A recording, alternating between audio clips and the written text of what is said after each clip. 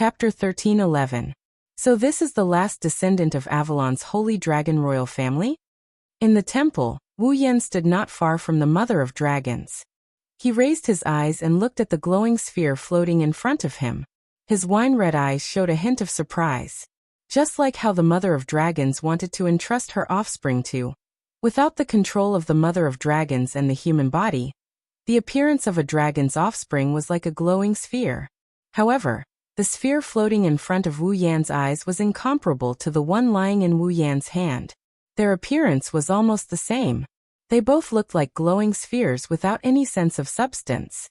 It was as if the sphere was formed by the light source itself. It even gave a feeling that it was impossible to touch. However, the sphere in Wu Yan's hand was only about the size of his palm. The sphere floating in front of him was bigger than his current height of 7 years old. It had a diameter of 1 meter. It was like a small sun. Even though it wasn't born yet, a rather strong mana was already fluctuating around the sphere.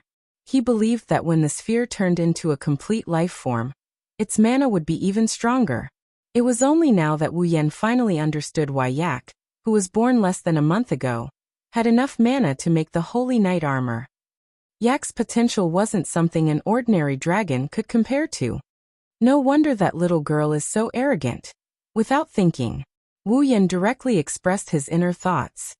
Looks like she does have the capital to be arrogant. The mother of dragons frowned when she heard Wu Yan's words. Little girl? Well, don't mind it. Realizing that he spilled the beans, Wu Yan bitterly laughed out loud. Seeing that Wu Yan didn't seem to have the intention to explain, the mother of dragons opened her mouth. She seemed to want to ask something, but in the end, she gave up and took a step back. You said that you have a way to obtain the blood of dragons when they are still in their infancy state. Then I'll leave it to you, she said as she spoke. The mother of dragons also nailed her gaze on Wu Yan like a steel nail. Her eyes were filled with unprecedented seriousness and vigilance. As the emotions in the dragon mother's heart changed, a strange ripple appeared in the surrounding space. Although Lin Li could not sense a drop of mana fluctuation from it, he could still feel it. Although there wasn't any mana fluctuations, Wu Yan felt like he was being stared at by many pairs of eyes. Even his skin was prickling. This space was directly constructed using the magic of the Dragon Clan. It didn't really exist in the world. It could be considered as a space of consciousness, or an illusion space. What was the use of this space? Wu Yan wasn't Mother of Dragons. Dragon Mother of Dragons was definitely able to monitor his movements from all aspects. To the Mother of Dragons, or rather to the dragon race, the last descendant of the Avalon Holy Dragon royal family was too important. She couldn't afford to be careless. Wu Yan could understand why the Mother of Dragons was so vigilant. He also didn't mind. He just walked forward and slowly extended his hand. The surrounding air seemed to have become sticky with Wu Yan's movements. His skin that was getting more and more painful from being stared at was also transmitting a message. However, Wu Yan turned a blind eye to all of this and put his hand on top of the glowing sphere. System. Closing his eyes and sinking his consciousness into his mind, Wu Yan silently issued an order to the system. Blood extraction. Beep. Blood extraction in progress. Extraction commencing. The system's notification tone flashed and disappeared, leaving an inexplicable echo in Wu Yan's mind. In the next second, a strange fluctuation was guided from Wu Yan's hand into the glowing sphere, and quickly took effect. Ding! Blood extraction successful. Obtained a drop of Avalon Holy Dragon Emperor's original blood. Avalon Holy Dragon Emperor's original blood, special item. The most original blood extracted from the last descendant of the Avalon Holy Dragon Emperor, before he was born. Due to the extraction by the system, it has a magical effect. If consumed by a vampire who relies on blood as their foundation, it can strengthen the vampire's ability. If consumed by a vampire's true ancestor, it can raise its level by 1. Note: due to the extraction by the system, it can only be effective if consumed by the system's user. The effective range is before level 90. Once the user reaches level 89, the consumption will be ineffective. Ding! Dungeon Quest 1 completed. Obtain 10,000 equipment points, item points, ability points, and summoning points. At the same time that the blood extraction was successful, the system's notification that the Dungeon Quest 1 was completed also rang and echoed in Wu Yan's mind. However, Wu Yan's thoughts were no longer on the system's notification, but on the Avalon Holy Dragon Emperor's original blood feedback. Special item? Magical effect? Vampire's true ancestor consumed it and raised its level by 1? His calm heart suddenly trembled and stirred up shocking waves. Wu Yan's consciousness confirmed the information about the Avalon Holy Dragon Emperor's original blood, over and over again. His heart was filled with disbelief. He was the vampire's true ancestor. In other words, if he consumed the Avalon Holy Dragon Emperor's original blood, his level would be raised by 1? And it would be effective until he reached level 90. His heart trembled fiercely. The disbelief in Wu Yan's heart gradually faded, and was replaced by indescribable ecstasy. Wu Yan made a prompt decision, and ordered in his mind again. System, extract blood. As soon as his voice fell, several notifications echoed one after another. Ing. Blood extraction successful. Obtained a drop of Avalon Holy Dragon Emperor's original blood. Ding. Blood extraction successful. Obtained a drop of Avalon Holy Dragon Emperor's original blood. Ding. Blood extraction successful. Obtained a drop of Avalon Holy Dragon Emperor's original blood. Ding. Blood extraction successful. Obtained a drop of Avalon Holy Dragon Emperor's original blood. 4 notifications sounded in succession, raising the excitement in Wu Yan's heart to a peak. It was not until the 4th system notification sounded that Wu Yan came back to his senses and hurriedly stopped extracting the blood, his heart blooming with joy. A total of 5 drops of Avalon Holy Dragon Emperor's original blood could raise Wu Yan's level by 5. Of course, when Wu Yan reaches level 89, consuming the original blood of the Avalon Saint Dragon Emperor will no longer be effective, so he can only consume 4 drops. But that would also raise his level to level 89. Level 89. That was the peak of Tier 9. 1 more level, and he would be a demigod. Thinking of this, Wu Yan's heart could not remain calm. With great difficulty, he suppressed his ecstasy, slowly opened his eyes, and retracted his hand from the sphere. All right. Returning his calm gaze to the vigilant mother of dragon, Wu Yan nodded gratefully. Thank you. It's only a transaction. Seeing Wu Yan let go of the sphere, the mother of dragons secretly sighed in relief and said indifferently, "Since the transaction is complete, then please leave." As if not wanting Wu Yan to come closer, the mother of dragon waved her hand forcefully. The surrounding air that had become viscous suddenly wrapped around Wu Yan's body and flashed with a dazzling light. As if repelling something, Wu Yan was sent out. Seeing Wu Yan disappear, the mother of dragon reached out her hand and stroked the huge sphere, and checked it over and over again. Only when she did not find anything out of the ordinary did she let out a big sigh of relief. Fortunately, this mysterious person's words were true. The vigilance and seriousness in the mother of dragon's green eyes gradually faded. Even though Wu Yan had already left, the mother of dragons still maintained her vigilance. Only when she confirmed that there was nothing out of the ordinary did she recover. It could be seen how nervous the mother of dragon was. If it wasn't for the fact that the breath of time was a rare treasure for the dragons, the mother of dragons would never risk exposing the last descendant of the Avalon Holy Dragon royal family to others before she was even born. However, I didn't think that the last descendant of the Avalon Holy Dragon royal family would appear again. Looks like in order to not increase the number of accidents, I can't continue to keep her. The mother of dragon raised her head and looked in a certain direction. Fortunately, a child with a holy grail appeared in the youngling ritual this time. Although it wasn't the initial choice, it's still a choice. Chapter 13:12. Abian Forest. In the sky, strange-looking wild birds flew across the sky with the same strange cries. The surroundings were filled with cicada-like cries. The sunlight gradually transitioned from an intense golden color to a somewhat dusky sunset. The shadows of the trees gradually elongated, and the color of the forest was gradually dyed with the overly sorrowful color of the setting sun. In the dim forest without any human presence, only the sounds of birds, beasts, and insects, Wu Yan stood there quietly as if he was asleep. He breathed rhythmically. Until a certain moment, Wu Yan, who seemed to be asleep, suddenly opened his eyes. His breathing quickened as if he had a nightmare. This place. Exhaling softly, Wu Yan looked around. Already back? Looking up at the setting sun, Wu Yan's lips slowly curled up. His trip back in time this time had not been in vain. Not only did he complete the first dungeon mission, but he also gained a lot. Before coming here, Wu Yan did not expect that he would be able to obtain an opportunity to level up here. With the newborn blood of the Avalon Saint Dragon Emperor, he could reach level 89, the pinnacle of rank 9, and have the qualifications to reach the demigod realm.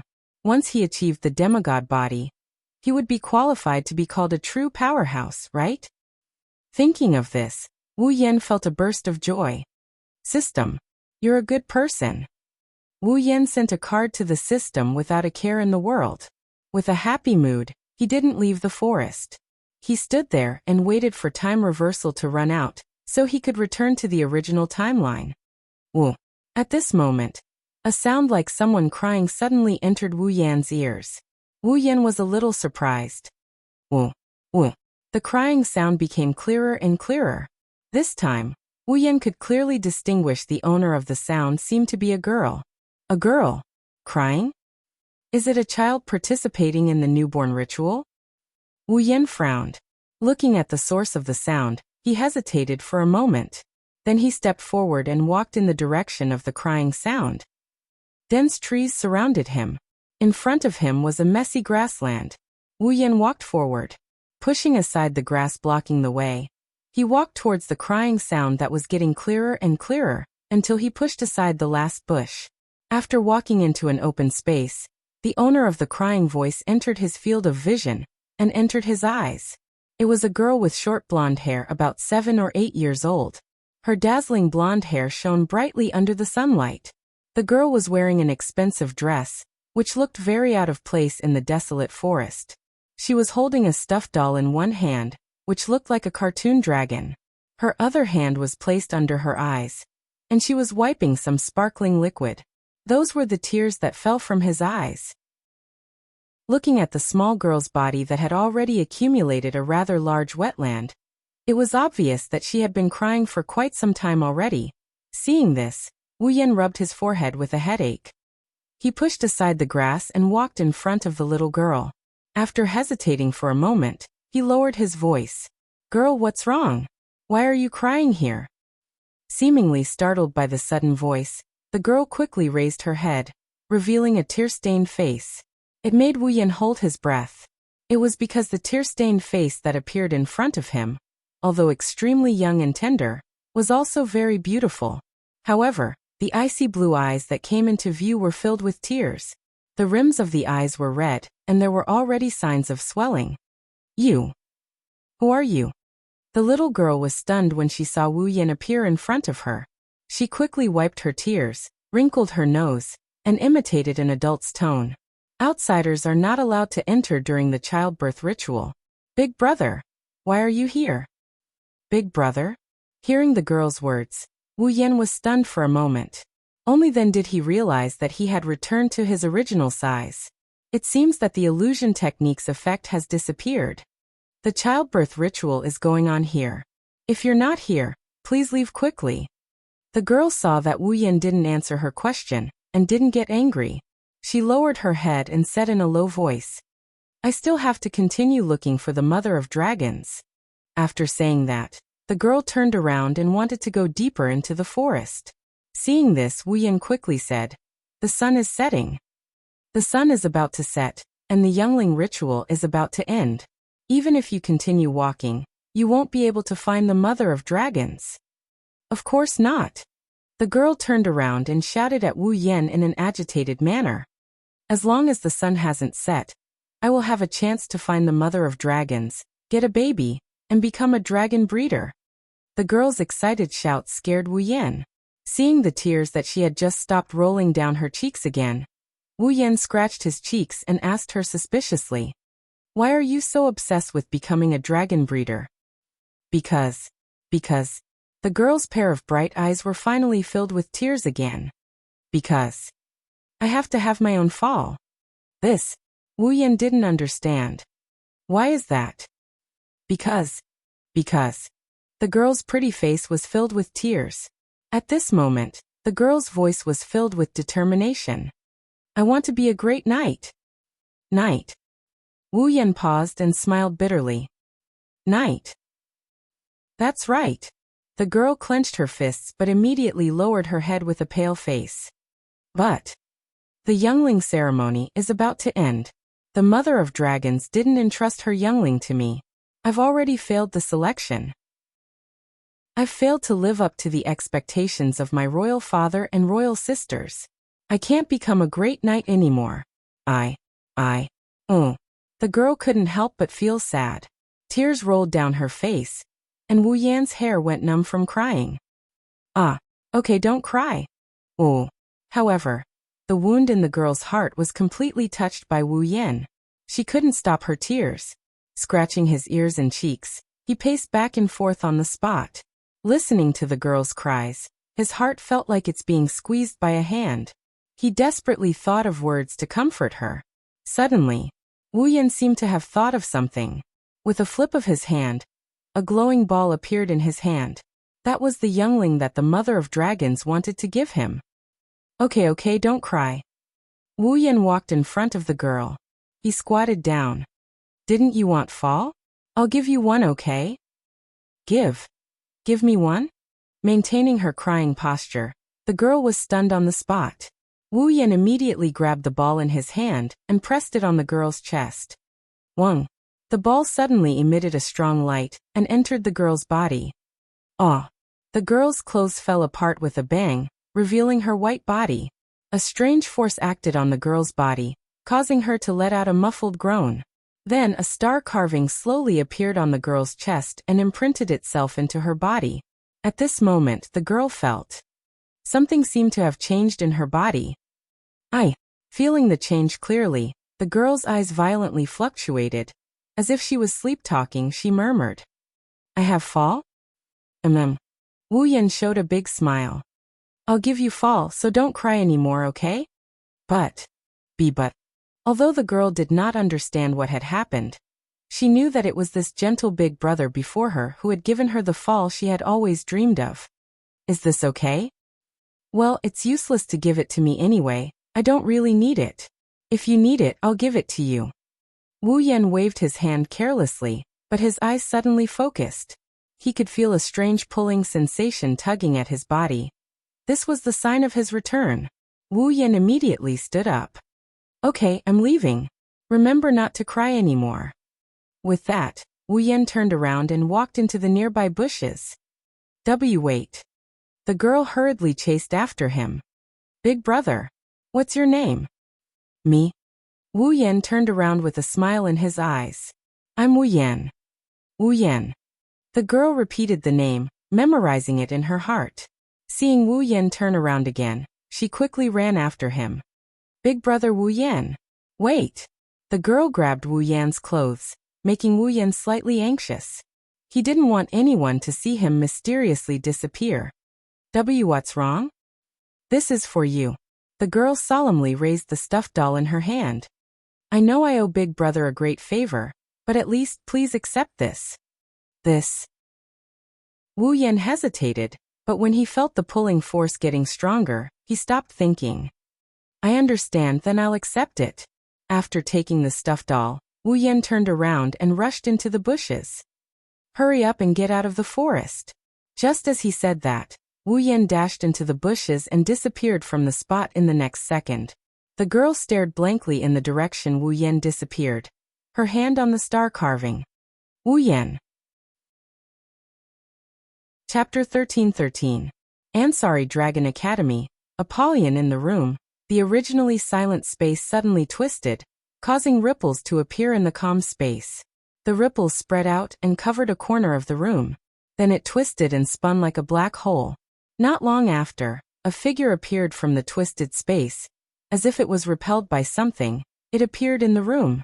Phew! Wiping the sweat off his forehead, he exhaled lightly. He looked at the dragon-shaped plushie in his hand and bitterly laughed. I almost disappeared in front of that little girl.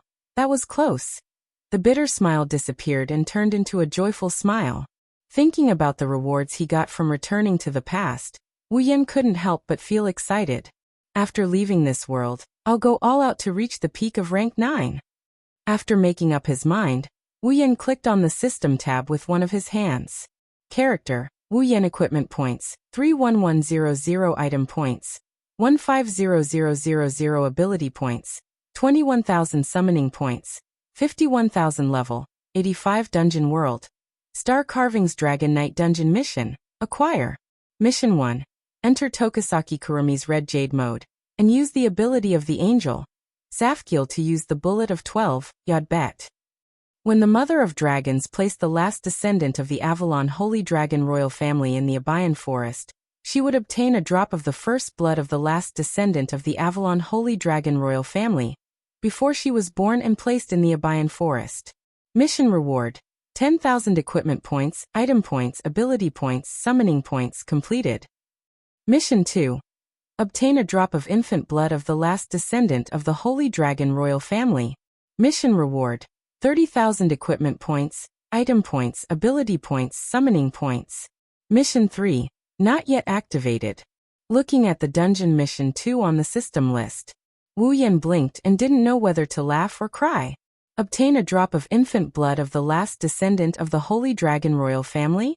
So it's asking me to obtain a drop of Aiko's blood? Isn't this giving me free points? Dungeon Mission 1 wasted so much time.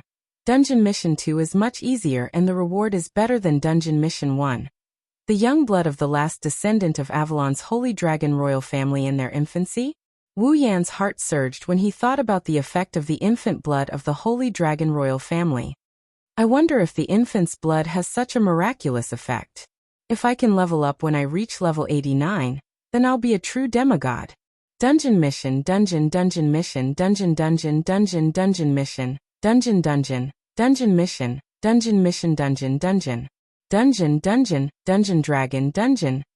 Dragon. This time Wu Yan was worried. He didn't reject the girl's request because he was in a hurry and accepted the Dungeon Dragon. But Wu Yan is a man. What's the use of holding a child's toy? Could it be the same as the girl? Hold it in your arms and walk around the school. That would definitely be a hotter topic than when I got the title of Horseman of the Gods. Lost it. That won't do. It's still a token of her goodwill. Sigh. Wu Yan sighed and scratched his head. He walked over to the bed and placed the stuffed dragon doll at the head of the bed. Lying on the bed and looking at the dragon-shaped plushie at the head of the bed, Wu Yan's expression turned sullen. People who don't know might think I'm pregnant with a girl. That definitely won't be cute. With that thought in mind, Wu Yan closed his eyes and fell into a dream. Vaguely, Wu Yan felt like his body is being pulled up by a pair of hands and he's floating around in the air.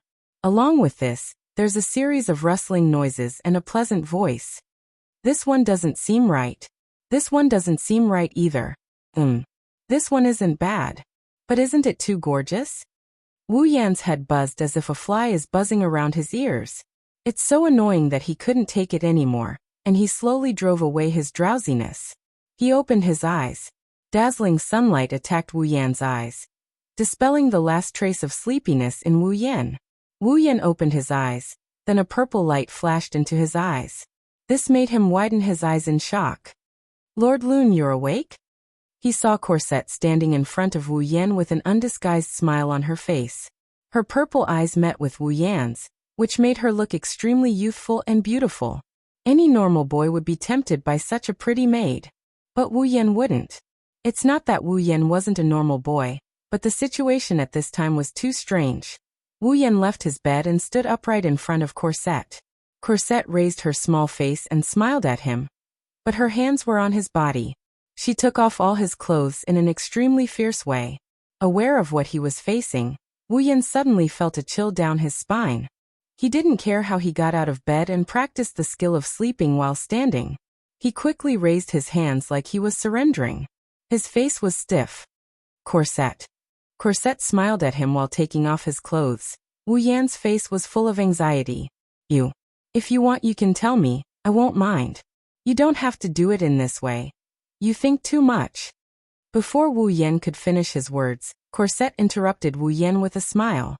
I'm just helping Lord Lun change his clothes. Change my clothes? Wu Yan was stunned for a moment. He found that the bed where he was supposed to be lying was now full of various styles of clothes. This. Wu Yan opened his mouth wide. Where did I get these clothes? I don't remember having so many clothes. I bought these on the street when I was bored. Originally, I wanted to let Her Royal Highness use them when she needs to dress up as a man. But now Lord Rune has taken advantage of them. Why? Why did you give me these clothes? Could it be that Lord Lune has forgotten that today is your date with Lady Lebecca? Hearing Corset's words, Wu Yan reacted abruptly. That seems to be the case. So, in order to prevent Lord Lune from being too abrupt, I took the initiative to bring these clothes. I also took the initiative to let Lord Lune get out of bed unconsciously, and help Lord Lune change into these clothes. You seem to have said something very important. Wu Yan's mouth twitched when he saw Corset's unchanging smile. Getting out of bed unconsciously. How did you do it? Being too formal will make a man's charm plummet. Corset smiled meaningfully. As a maid, how can I not master some special skills? In this era, maids are scary. Lord Lune, I'm sorry. Don't be shy, I'm not praising you, Wu Yan said weakly. Speaking of which, why are you here? Why did you help me change into these clothes? Did Lord Lune forget? Corset blushed. She held her small face with both hands and bashfully pinched it. From today onwards, Corset will be Lord Lune's maid. Although it's only in the morning. I only asked you to make breakfast for me. Wu Yan weakly defended himself, but he was stopped by Corset's smiling eyes. Lord Lune, are you dissatisfied with my service? Seeing Corset's smiling face, Wu Yan felt a chill in his heart. He quickly smiled awkwardly. How could that be? That's good. With a smile that did not change from the beginning to the end, Cosette stretched out his hand. Then, in order to not keep Lady Lebecca waiting, let's hurry up and get changed. Seeing Corset slowly approaching him like she's having some fun, Wu Yan suddenly felt like asking her to come over was the worst decision he's ever made since he came to this world. Chapter 13-14. 13-14. For the rest of my life, I dedicate this chapter to all the girls. Congratulations to Yunqi Qinggu for becoming the head of this book. Many thanks to 06066060 for the 8,888 renminbi tip. Thank you to book friend 140818222116994 and Yunqi Qinggu for the tip. Behemoth Forest Camp. I'm full. Wu Yan quickly cleaned up the food in front of him. He stood up and ran out of the tent. I have something to do. I need to go out for a bit. Wait. Chuju and Mikoto called out. Unfortunately, Wu Yan already ran out of the tent and disappeared from their sight. They were disappointed. Master. Shido. On the other side, Astria and Toka, who had been eating the most, didn't seem to be able to reduce the amount of food in front of them. Their expressions were downcast. It wasn't just Hinajiku, Mikoto, Astria, and Toka. Almost every girl in the tent had a gloomy expression on their faces. Well, they can't be blamed for it. Wu Yan has been behaving like this for a while now. He's been behaving strangely. In the past, if there's nothing going on, Wu Yan wouldn't wake up until the sun shines on his butt. But lately, not only has he stopped sleeping in, he's also waking up earlier than anyone else. At night.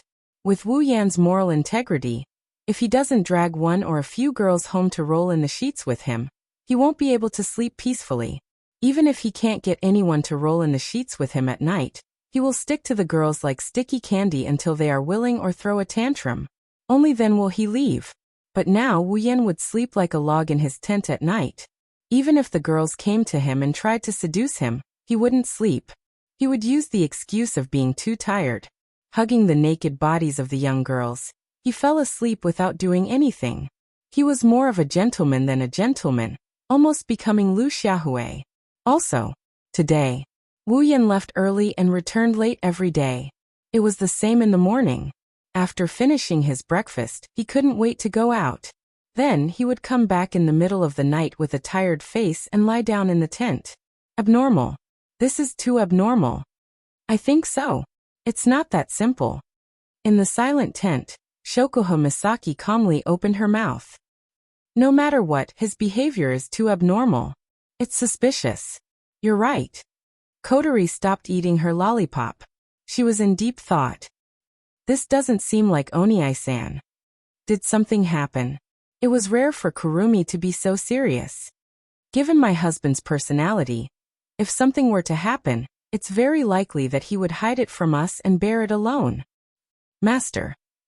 Ikaros raised her beautiful face. Her eyes were full of worry. Isn't that too despicable? Mikoto slammed the table and stood up after hearing Kurumi's words. Our lives are intertwined. We're a community with a shared destiny. If he still wants to bear everything alone, I won't forgive him. It's still too early to tell. Hinagiko hurriedly said upon seeing Mikoto's agitated expression. This is just our guess. Maybe Yen was delayed by something else. That's hard to say. I think so too. Shiro, who was sitting beside Flandre-chan, raised her hand with a cautious expression. I think Oniai-san must have his reasons. Even if that's the case, it's not impossible for him to negotiate with us. Frenda pulled the beret on her head and said with a lack of interest. Even if Misaka is right, we're a community with a shared destiny. Is there anything he needs to hide from us? That bastard, he doesn't care about us at all. Kinuhata Sai crossed her arms and snorted. That's why I hate male chauvinism. He thinks that standing in front of women is the right thing to do. What a bastard. Everyone has their own secrets. Takitsubu Riku shook her head and said to Kinuhata Sai. Kinuhata, do you dare say that you're not hiding anything from him? Of course. Of course. Kinuhata Sai wanted to insist, but she quickly deflated. Of course not. Is Oniai-san not in love with Flan and the sisters anymore? Flandre-chan laid her head on the table. She looked like she was about to cry. Oniai-san must have found someone cuter than Flan and the sisters and fell in love with her. He doesn't like us anymore. Once these words were spoken, the entire tent suddenly became silent. Soon after, the surrounding temperature continued to drop at a rate of 1 degree per second. No. No way. Astria smiled awkwardly. Master. Can't be that kind of person, right? However, none of the girls answered Astria's question with a dark expression. Astria shushed them and kept quiet. Shido. Toka said anxiously. Could it be that Shido doesn't like me anymore? Is that why he doesn't want to be with me? Looks like I can't sit back and do nothing anymore. Kotori stood up and looked at Ikaros with a cruel smile. Oniai-san shouldn't be too far away. Ikaros, can you scan Oniai-san's location? A glint of data flashed in Ikaros's eyes as she nodded. Master's location has been confirmed. Current coordinates, Behemoth Forest. Let's go. Mikoto and Chuju stood up with a cold smile on their faces. Let's see if he has fallen for some vixen or not. And so, the girls marched towards Behemoth Forest. Master's location has been confirmed. Ikaros pointed at an empty space in front of them. Over there. Slowly approach him. Shokuho Misaki ordered. Remember, don't let him see you. The group of young girls all nodded obediently. They tiptoed closer to the open space and hid in the bushes. Gently pushing aside a corner of the grass, he let his vision shoot into the open space. When the scene in the open space was imprinted in the eyes of all the girls, all of them were stunned. The scene of an affair they expected didn't happen. Instead, they saw something different. It was an unbelievable scene. This was because the girls saw a cake in the middle of the empty space. It was a huge cake. It was 3 to 4 meters in diameter. It was a huge cake that was more than 2 meters tall. Around the cake, Wu Yan was holding some utensils. While baking some small cakes, he added them to the big cake to increase the surface area of the big cake. This is... The girls looked at each other in dismay. What's going on? Who is it? The moment the girls made a move, Wu Yan noticed them. Who's there? It's us. Looking at Wu Yan's cold expression, the girls quickly came out from the bushes. Wu Yan was stunned and he exclaimed in surprise. Why are you here? It's all because of you. Hinajika's eyes drifted away embarrassedly, but soon her face tensed up again. What are you doing here? This. Wu Yan hesitated for a bit before bitterly laughing out loud when he saw the dissatisfied looks on the girls' faces. So we were exposed in the end? This cake. The girls came closer and their gazes shifted to the cake. What the hell is going on? You've been busy helping your sisters build the base recently. You haven't had time to rest. Wu Yan sighed helplessly. As for me, I'm not very good at this aspect. I can only throw everything to you guys. Looking at how busy you guys are every day, I don't know what to do. In the end, I can only think of this way to express my feelings. Wu Yan picked up a cream drawing tool used for writing and added 4 words on the cake. One life. Looking at the 4 words on the cake, the girls were stunned. Then, the expressions on their faces started to melt. A lifetime. That's the feeling Wu Yan wanted to express. Looking at the man whose face is covered in cream but still writing those words with a serious expression, the hearts of the young girls melted. Yan. Mikoto's tea-colored eyes started to water up, her expression turning into one of guilt. At the side, the other girls' expressions were more or less filled with guilt. It turned out that they suspected the reason why their other half, who was having an affair with another woman, left early and returned home late every day, no longer slept in, and came back at night with a tired face, was because he wanted to make this cake to express his feelings for them. Everything was for them. But they suspected that he was doing something bad. How disappointing. At the thought of this, the expressions of the girls were filled with sadness and guilt. Hey, what's wrong with you guys? Looking at how downcast the girls are, Wu Yan approached them with a nervous expression and asked anxiously, Did I do something wrong? No, you didn't do anything wrong. Seeing how uneasy Wu Yan is because of them, the girls felt even more guilty. The next moment, all of the girls threw themselves at Wu Yan. In the empty space, the young girls replied in unison, resounding through the air. We also want to be with you for the rest of our lives.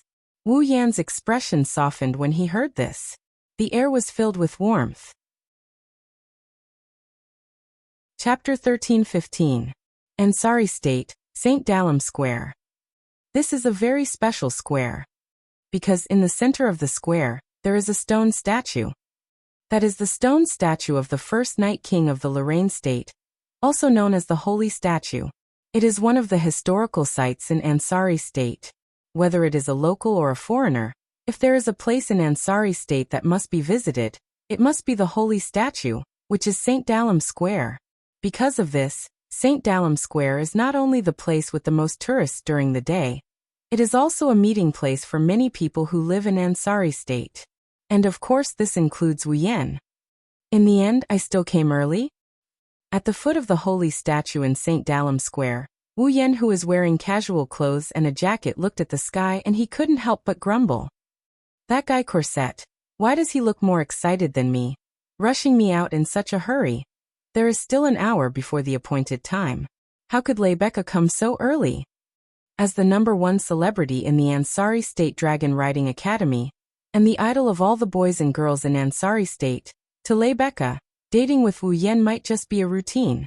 Although it didn't sound very nice, this date was still a reward for the winner of the Aries Dragon Rite. It couldn't be considered a real date, and Lebecca was only fulfilling her promise. She was definitely carrying out this date with a vague attitude. Therefore, with Lebecca's character, even if she won't be late, she shouldn't be too early, at least not as early as an hour in the morning. Wu Yan thought so.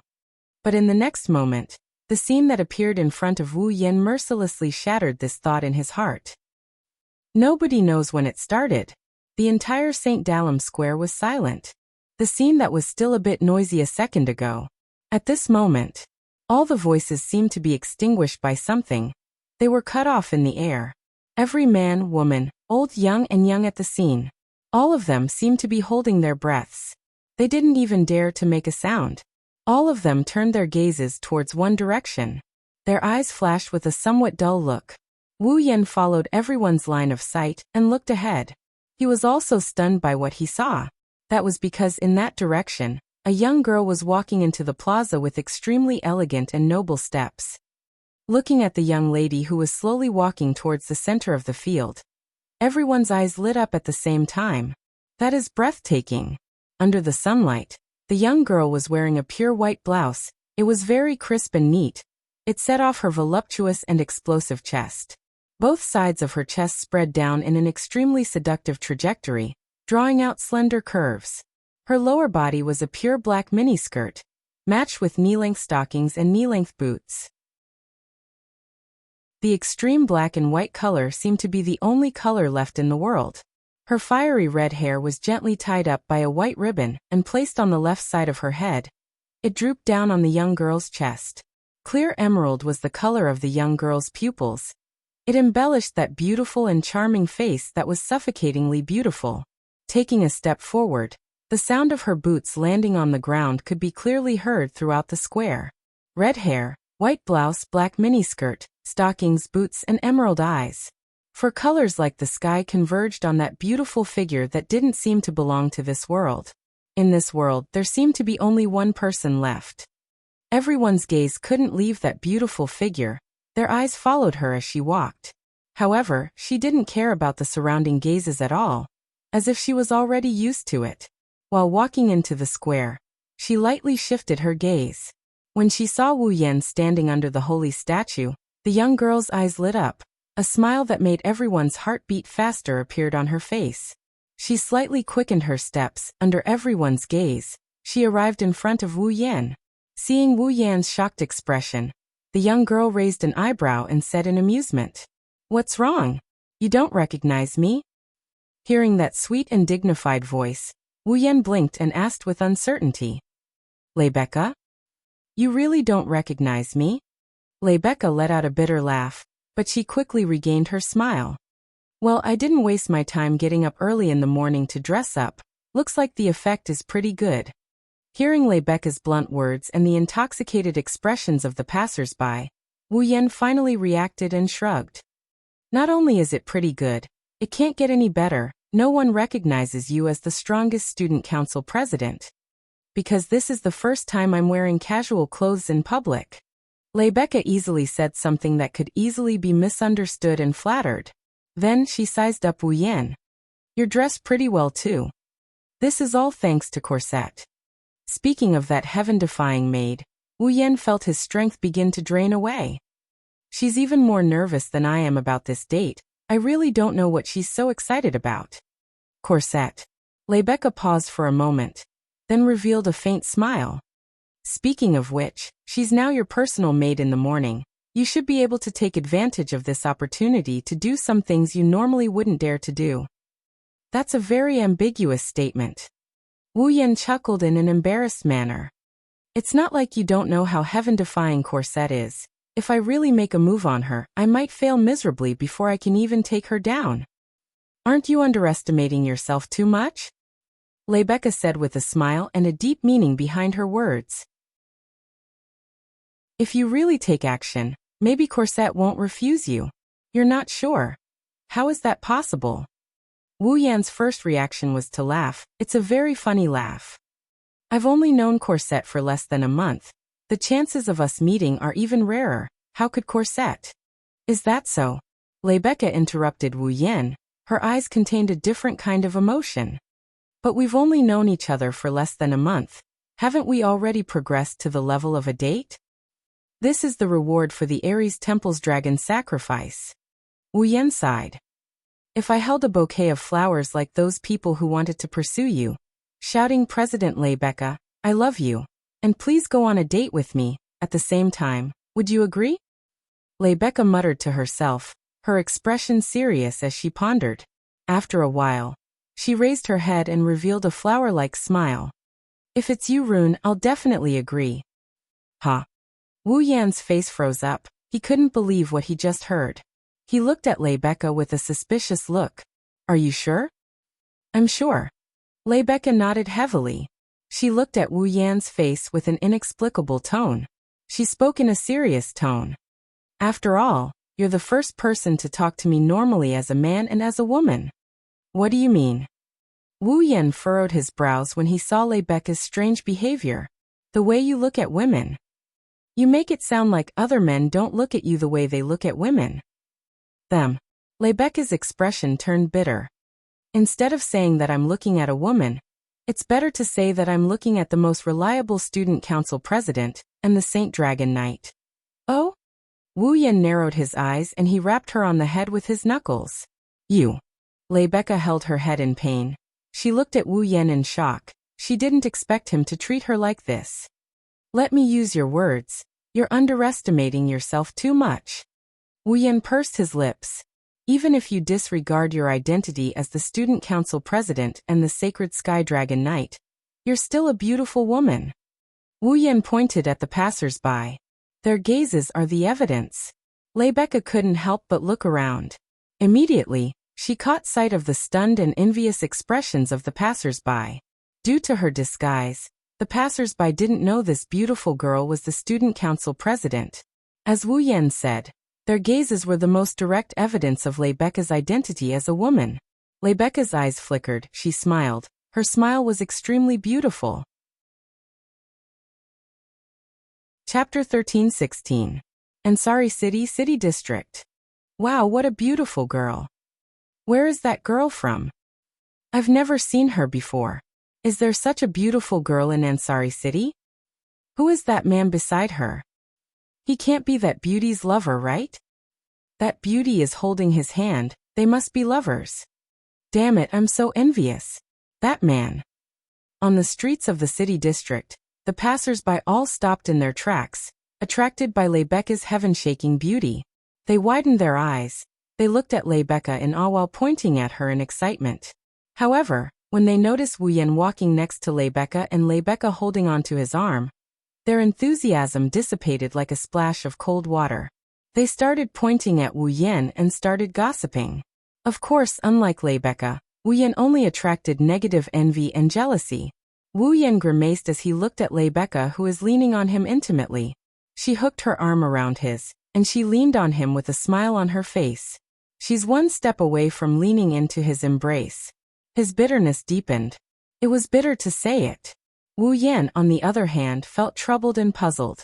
Naturally, he was annoyed by Rebecca's intimate actions.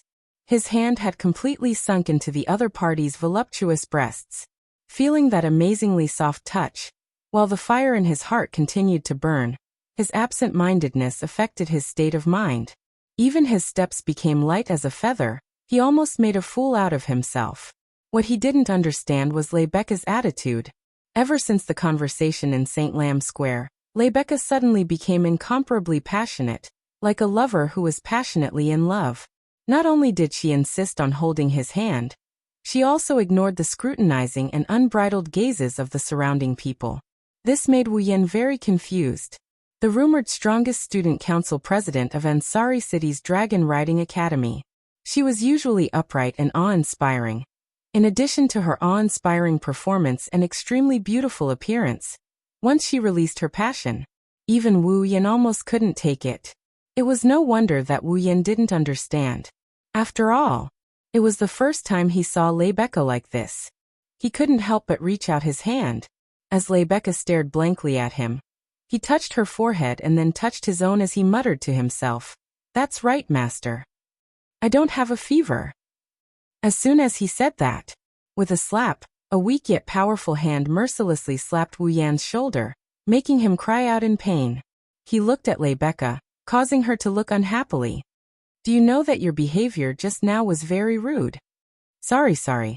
Wu Yan rubbed his shoulder and smiled apologetically. "I just didn't expect, Rebecca, you would be so passionate when you're on a date. When you're on a date, you must use a different way to interact with the opposite sex. That's the easiest way to arouse the resonance between both parties and show the warmth of your feelings." Rebecca's lips slowly curled up. "This is common knowledge for dating." "That's right." Wu Yan scratched his face. "It's not a problem for normal lovers or opposite sex who have feelings for each other to do this, but are we lovers or opposite sex who have feelings for each other?" His wine-red eyes met Rebecca's green eyes. Wu Yan said half-jokingly, "If you're so passionate, I'll misunderstand that you're interested in me." Oh. Hearing Wu Yan's words, Rebecca revealed a mischievous expression. Can't I be interested in you? I think you're hinting that you're very easy to capture. Wu Yan rolled his eyes. We've only known each other for less than a month, and you're already interested in me? Less than a month. Rebecca was silent for a moment before she suddenly said.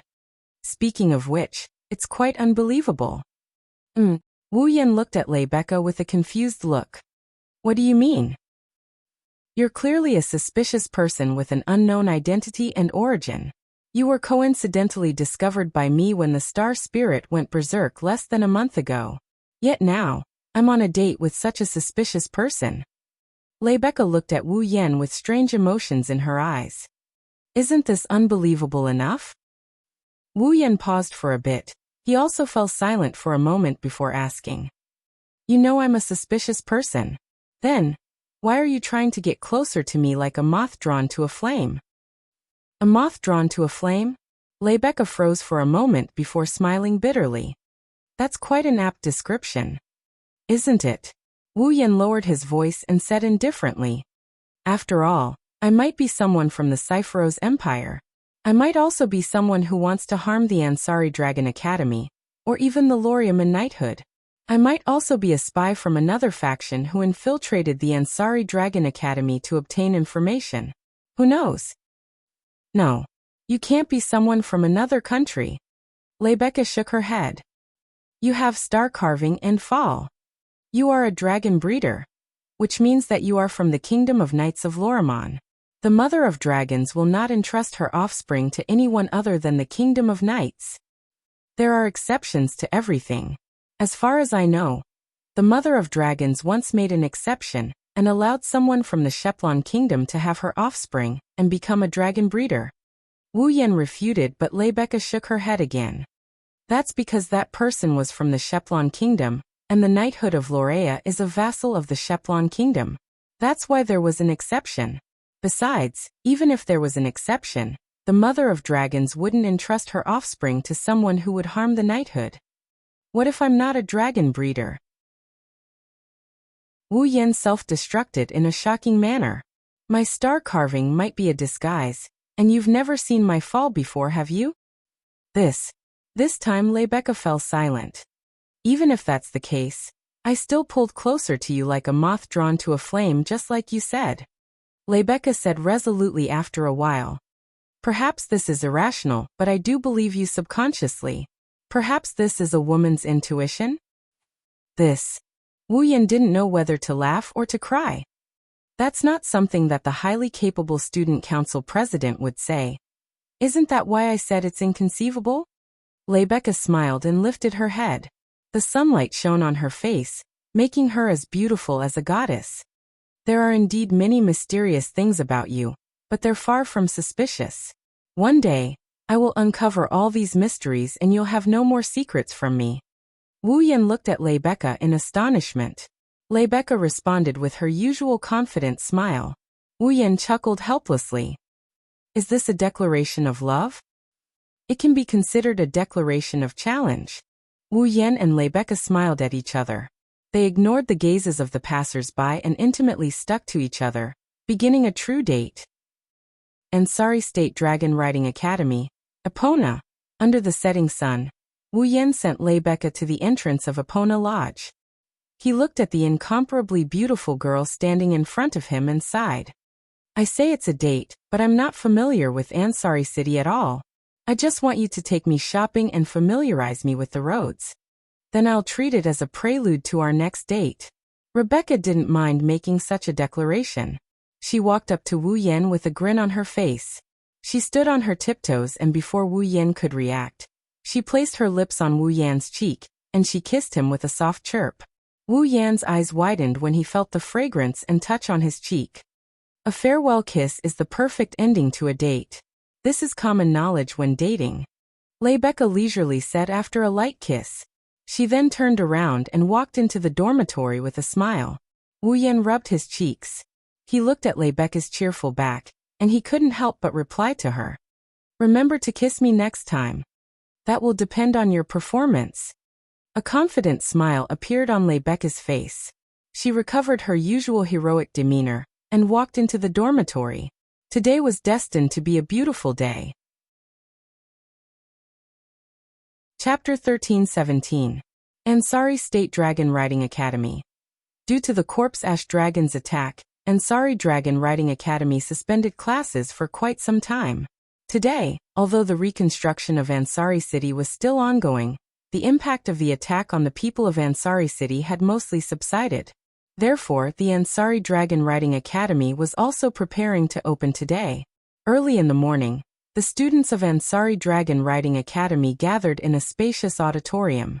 They lined up in an orderly manner and quietly waited for this little ceremony that resembled a school opening ceremony to begin.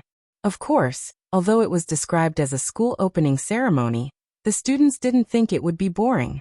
Because at this very moment, the one standing in the middle of the stage is the most popular goddess of the Ansari University's Dragon Riding Academy. This time, our Ansari Dragon Riding Academy Student Council has recruited 4 new Student Council members. On the high platform of the auditorium, Rebecca wore her usual confident smile as she leisurely spoke to all the students in a dignified and loud voice. Next, let me introduce the new members of the Student Council. Rebecca moved away from the stage where the microphone was placed and turned to the side. She extended her hand to the screen next to the stage. First, the Student Council's disciplinary committee member, Sylvia Loren. Sylvia Loren. Yes. Following a stern response, all the students began to hold their breaths. They couldn't help but look to the side. There, Sylvia, with her long blonde hair swinging, walked up to the podium with clear footsteps. Her face was full of coldness. Looking at Sylvia, who was standing on the podium, the students snorted in disdain. After all, Sylvia was famous for being unreasonable and arrogant. Even if she was extremely beautiful, she didn't want to arouse dissatisfaction from others. It was also very easy. Although it was a little hard to believe, this incomparably beautiful princess was indeed not very popular. She was not even close to anyone. However, Sylvia's subsequent performance caused all of the students' jaws to drop. I am the disciplinary committee member, Sylvia Loren. Loren. She had a solemn expression on her face. However, Sylvia's voice was no longer as cold and emotionless as before. Instead, it was much gentler. There were even beautiful ripples in her eyes. As a junior, I know that there are still many areas where I am immature, but I will do my best to assist the student union in its work. Maintain the discipline of the academy. With that, the corners of Sylvia's mouth slowly curled up. She took a step back, bent her waist, and gave a noble salute. From now on, please give me your guidance.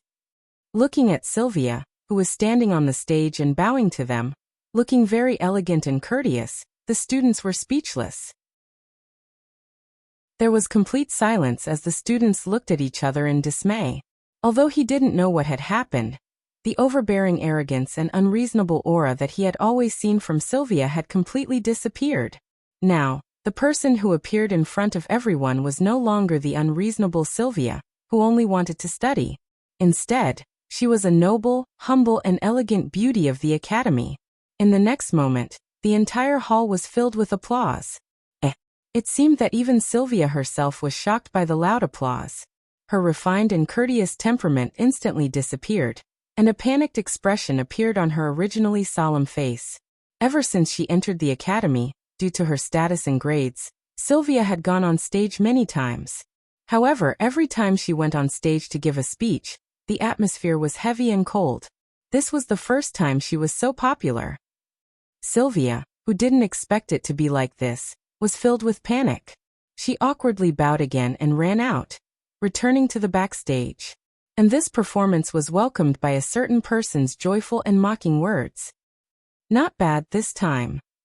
Hearing this voice, Sylvia suddenly felt angry. She raised her head and hatefully looked at Wu Yan, who had a detestable smile on his face, and angrily said, "It's all because of you. You said you didn't like the way I spoke in the past. You made me spend so much effort to study the etiquette of speaking. In the end, I became a laughingstock." "What are you talking about?" Wu Yan rolled his eyes at the angry Sylvia. "This applause represents the students' welcome to you. Who knows how many times better than before, but you still aren't satisfied. Roland is right, Your Highness. Yashur also spoke up. Her Highness is so much better now compared to before. Sylvia couldn't help but blush when she heard this, and she turned her face away. It's nothing. Looking at Sylvia's blushing face, Yashur couldn't help but laugh, but soon he couldn't laugh anymore. Next, the Academy's #1 problematic student, General Affairs Yashur? Blake. The entire hall went silent once more. Seeing this, Yashur's face turned bitter. Compared to Sylvia, you're not that popular. Wu Yan playfully patted Yashur's shoulder. Well, since Sylvia has turned over a new leaf, you won't be too bad either. Don't worry and go up. Can you not say I've turned over a new leaf? You're making it sound like I was a horrible person in the past. Sylvia voiced her opinion, but Wu Yan ignored it. However, Wu Yan's words gave Yashur a boost of confidence.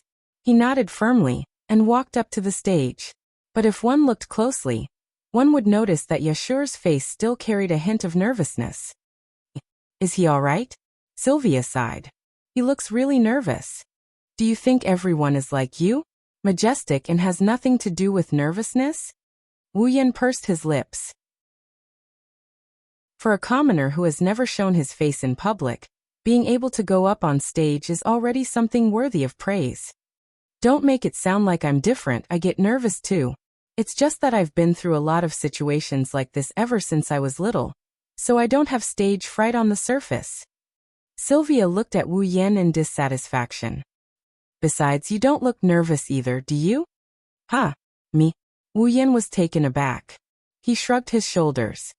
Even though we're on different sides, I've been through plenty of situations like this as well. Rather than saying that I'm not nervous, it's more accurate to say that I'm used to it. You've been through plenty of situations. Sylvia looked at Wu Yan with a frown. Do all guards have to go in and out of those situations? I'm talking about the past, not the present. Who told you that I used to be a guard? Wu Yan raised an eyebrow and said with a half-smile. Who knows, I might even be the fiancé of a princess. Is that so? Sylvia turned her head away. She didn't listen to Wu Yan. Wu Yan sighed helplessly. He wasn't lying. Even though they're not in this world, Sylph is still a princess and he is indeed her fiancé. Next up, let's welcome the genius dragon rider, the one who has never lost a single battle since he entered the school. He is known as the Divine Rider, and is now the assistant of the student council, Randall. Unknowingly, Yashur had also returned to the backstage and ended his speech. Rebecca made an introduction with slightly clearer words than before, causing a burst of applause in the auditorium. Compared to Sylvia and Yashur, Wu Yan is much more popular. I am Randall, the assistant of the student council. Randall. Standing on the podium, Wu Yan had a calm expression on his face. Originally, the student union didn't have the position of assistant, but since the vice president and secretary of the student union were often absent for no reason, the president created the position of assistant. I will take over the vice president and secretary's work and be responsible for assisting the president. If there's anything you need my help with, feel free to look for me. I will be more than happy to do so. Oh. As soon as he finished speaking, the students immediately clapped and cheered. Rebecca and Sylvia clapped their hands when they saw Wu Yan standing on the stage with a carefree expression on his face. They revealed heart-wrenching smiles. Chapter 13-18. Ansari Dragon Riding Academy, Student Council Office. Then, Rebecca looked at the people around her. It's a bit late, but let me say something. Welcome to the Student Council.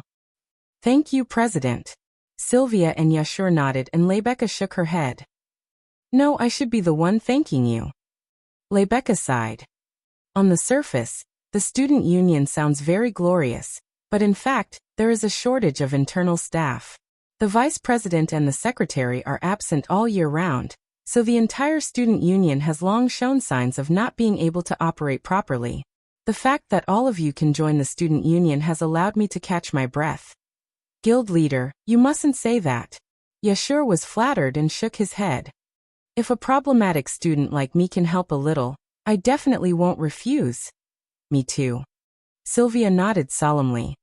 I've always thought that I can do what others can do with a little effort. But now I've completely realized that there are still many areas where my ability is lacking.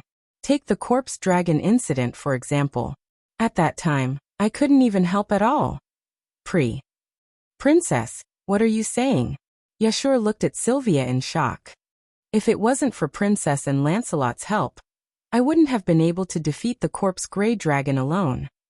However, Yashur's comforting words were met with Sylvia's sharp gaze. You bastard! Don't you know what you've done? Looking at Sylvia's somewhat angry expression, Yashu was stunned on the spot. Even if it's just a rushed holy knight armor, you're still wearing it. Sylvia clenched her teeth, unwilling to give up. In other words, you were a true sacred sky dragon knight back then. Hearing this, Yeshu opened his mouth and finally realized what kind of level he had reached at that time. Sacred Sky Dragon Knight. Not only was it the symbol of the highest level of power in Lorraine, it was also a symbol of high status. In Lorraine, no matter what kind of person they were, even if they were a commoner or a slave, once they became a Sacred Sky Dragon Knight, their status would be comparable to nobles. Sylvia was right. Even if it was a half-baked paladin armor, Yashur was still equipped with it. Then, he was a genuine Saint Heavenly Dragon Knight. You have the ability to ride any dragon and walk in front of everyone to become a Sacred Sky Dragon Knight. Do you know that I can't even get these things even if I wanted them? Sylvia's face was filled with anger. Since you have such outstanding talent, you should keep learning and make full use of your talent. Otherwise, how can a person like me, who has no talent and doesn't even know where to start working hard, feel satisfied? That. Yashur raised his hand tremblingly. I don't think Princess has no talent. Sylvia glared fiercely at Yashur, who immediately shut up. In short, you can't be as sloppy as you used to be. He's been labeled as a problematic student, Sylvia sternly said to Yashur. Even if it's for the sake of the student council's image, you have to produce results that everyone recognizes. Sylvia is right, Yashur. Wu Yan, who was sipping his tea, looked at Yashur. I know you don't have much self-awareness right now. After all, your fall wasn't even born not long ago. Now that you've suddenly become a noble-like, holy dragon knight, you definitely can't get used to it. However, you've indeed reached the top in one step. You can't act recklessly like before. Just like last time when you interfered in the battle with the corpse grey dragon. Let's not mention that time, Lebecca was almost hurt. Yashio lowered his head, his expression more or less filled with guilt. I'm sorry. I know you're worried about Yak, but there are more solutions in that situation. Wu Yan patted Yashur's shoulder. Like Sylvia said, she has her shortcomings and so do you. You have to train yourselves in the student council from now on. While you make up for your shortcomings, you have to make use of your strengths as well. Wu Yan glanced at Sylvia when he said this. Don't use your lack of talent as an excuse when you can't do something. Everyone has their own strengths. I hope you can understand this. Sylvia and Yashur's expressions instantly turned serious as they responded. Yes.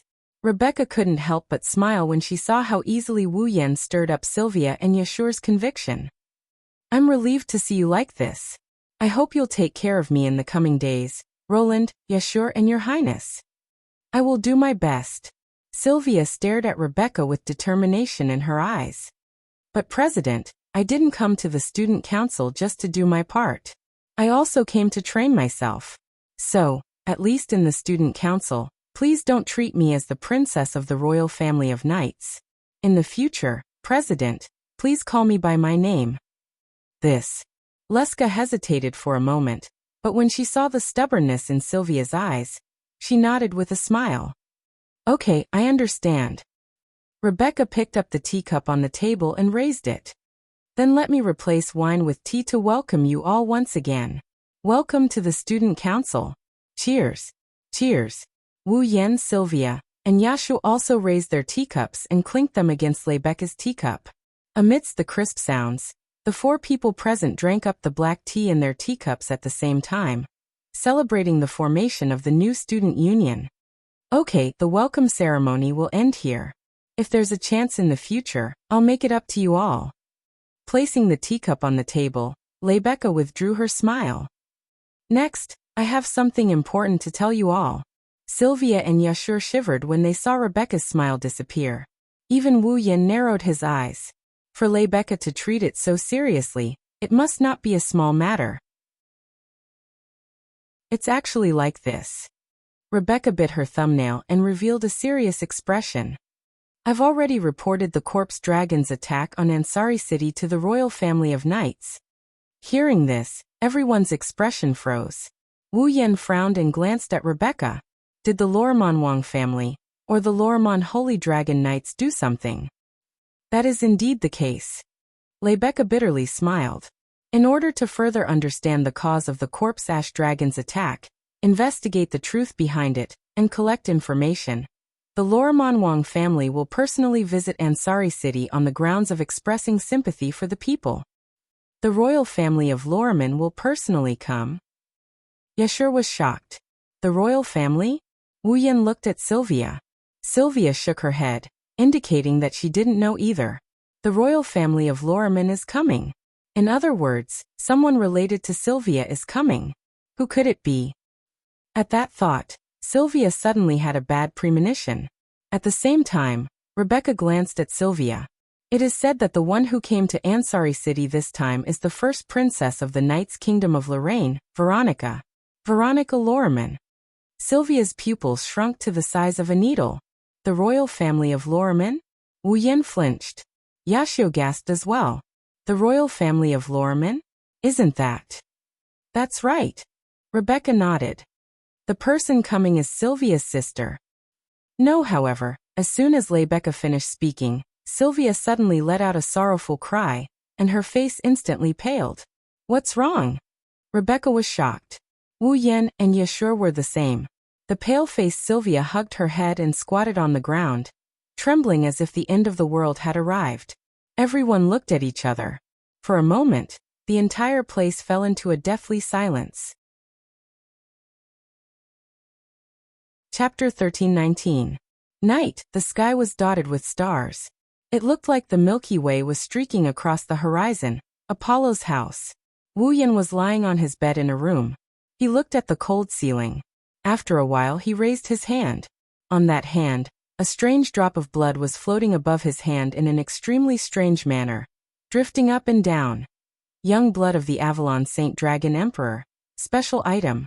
A special blood extracted from the last descendant of the Avalon Saint Dragon Emperor, when he was young. Due to the extraction by the system, it has a magical effect. If consumed by a vampire who relies on blood as their foundation, it can strengthen the vampire's ability. If consumed by a vampire's true ancestor, it can raise the level of the vampire by 1 level. Note: due to the extraction by the system, it can only be effective if consumed by the system's user. The effective range is before level 90. When the user reaches level 89, the consumption will be ineffective. This drop of blood is the one Wu Yen obtained from Ai Ke. It is also the prerequisite for Wu Yen to complete the second dungeon quest. The extraction process was very smooth. At least, it was much smoother than when he asked the Dragon Mother for a drop of blood.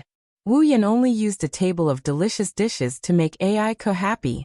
She agreed to Wu Yan's request for a drop of blood, and let Wu Yen extract it from her body. Wu Yan's second dungeon quest was successfully completed.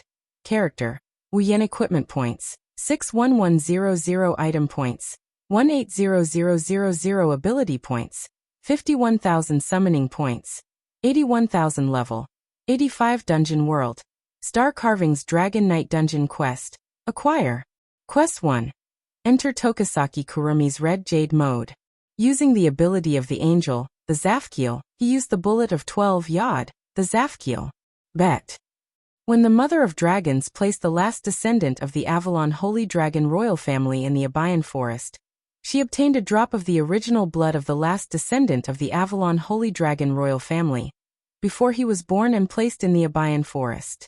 Quest reward: 10,000 equipment points, item points, ability points, summoning points completed. Mission 2. Obtain a drop of infant blood from the last descendant of Avalon's Holy Dragon royal family. Quest reward: 30,000 equipment points, item points, ability points, summoning points completed. Mission 3. Obtain a drop of awakening blood from the last descendant of Avalon's Holy Dragon royal family. Quest reward: 50,000 equipment points, item points, ability points, summoning points.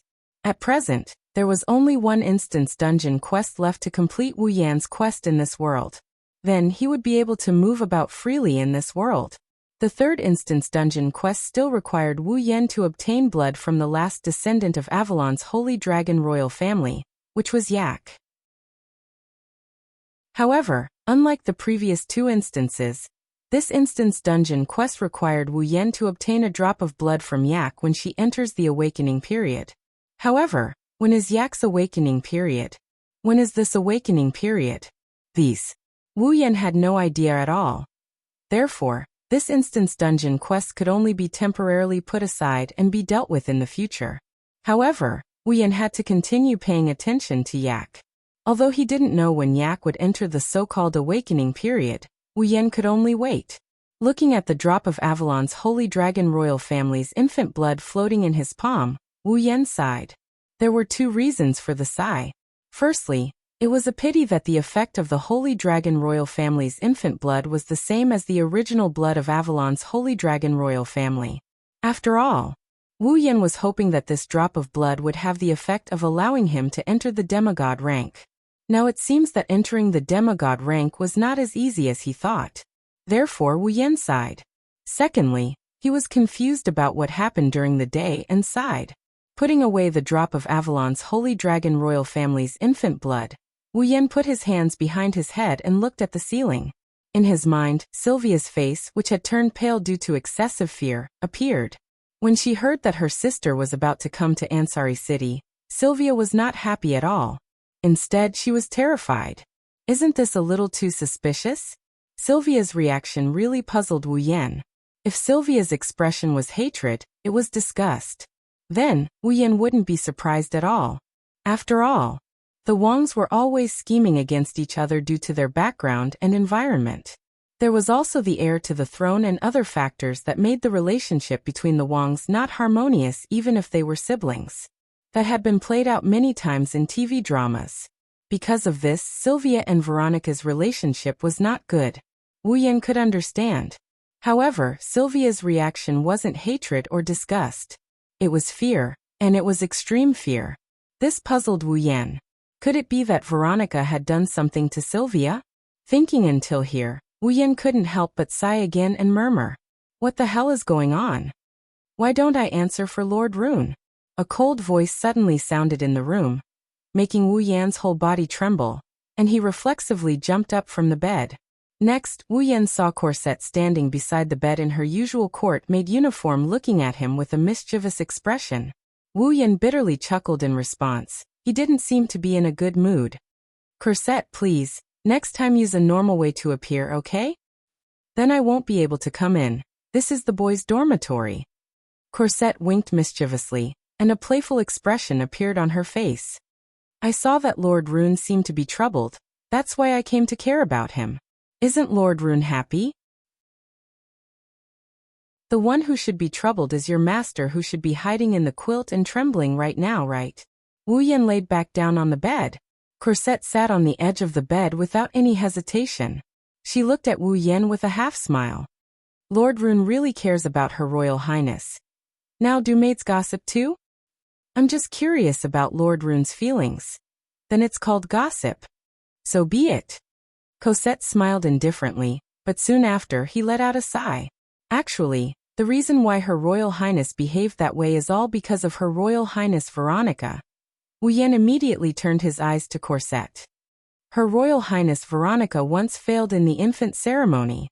Corset's face became expressionless. In order to make up for her shortcoming of not being able to become a dragon breeder, Her Highness Veronica has been training herself since she was young and developed a combative personality. However, because Her Highness Veronica has great expectations for Her Highness Princess, in order to prevent Her Highness Princess from becoming weak when she fails to be selected, Her Highness Veronica has done a lot of training for Her Highness Princess when Her Highness was still young. Training? Wu Yan's mouth twitched. You're not going to say that it's because Sylvia was trained by Veronica, that's why she was afraid of Veronica and reacted that way, right? Lord Rune underestimated Her Royal Highness Veronica's training. It's not an exaggeration to say that it's cruel. Cosette became serious. Not only did Her Royal Highness Veronica had to push her into the lake, but she also had to go to dangerous cliffs to retrieve specific items. She even had to go to a well-known haunted forest to train her courage while trying to survive. Wu Yan's heart twitched when he heard that. By the way, I was the one who pretended to be a ghost in the forest. Wu Yan almost fell to the ground.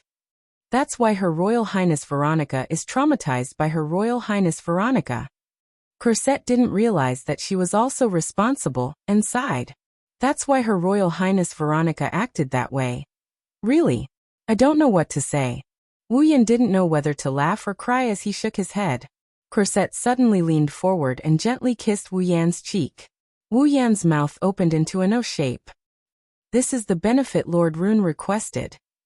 Cosette winked mischievously and whispered, if possible, Lord Rune, I hope you can help Her Royal Highness Veronica like last time. Wu Yan looked at Cosette in a daze and couldn't help but laugh. If you kiss the other side, then I'll agree.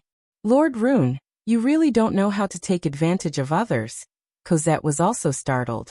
Then with a wry smile he moved his face closer to her once again. Chapter 1320. Ansari Dragon Riding Academy. Epona House. On the top floor of Epona House, Sylvia was wearing a white, revealing nightgown that barely covered half of her breasts and only reached her thighs. She was lying on her bed with a pair of ice-blue eyes that were filled with disappointment. Today, all the students of the Ansari Dragon Riding Academy got a holiday. Because the first princess of Lorea Knight's kingdom, Veronica Loriaman, would be visiting Ansari City today. Veronica Lorea Knight. This is a rather legendary figure. As the princess of the Night Kingdom of Lorea, in theory, she was the first in line to inherit the throne of the Night Kingdom of Lorea. However, this princess did not hide in a greenhouse all day long, enjoying the flattery of others and living a luxurious life like other princesses. Instead, she chose to become a brave and skilled female general on the battlefield. In the past, Veronica personally led the army and intervened in the disputes all over the Eruxtran continent. The number of times she went to the battlefield and quelled the flames of war was not few. It is said that when she went to war for the first time, she was only 12 years old. Although she wasn't able to become a dragon nurturer during the youngling ritual, Veronica chose to train her body, hone her sword skills, and become a general on the battlefield.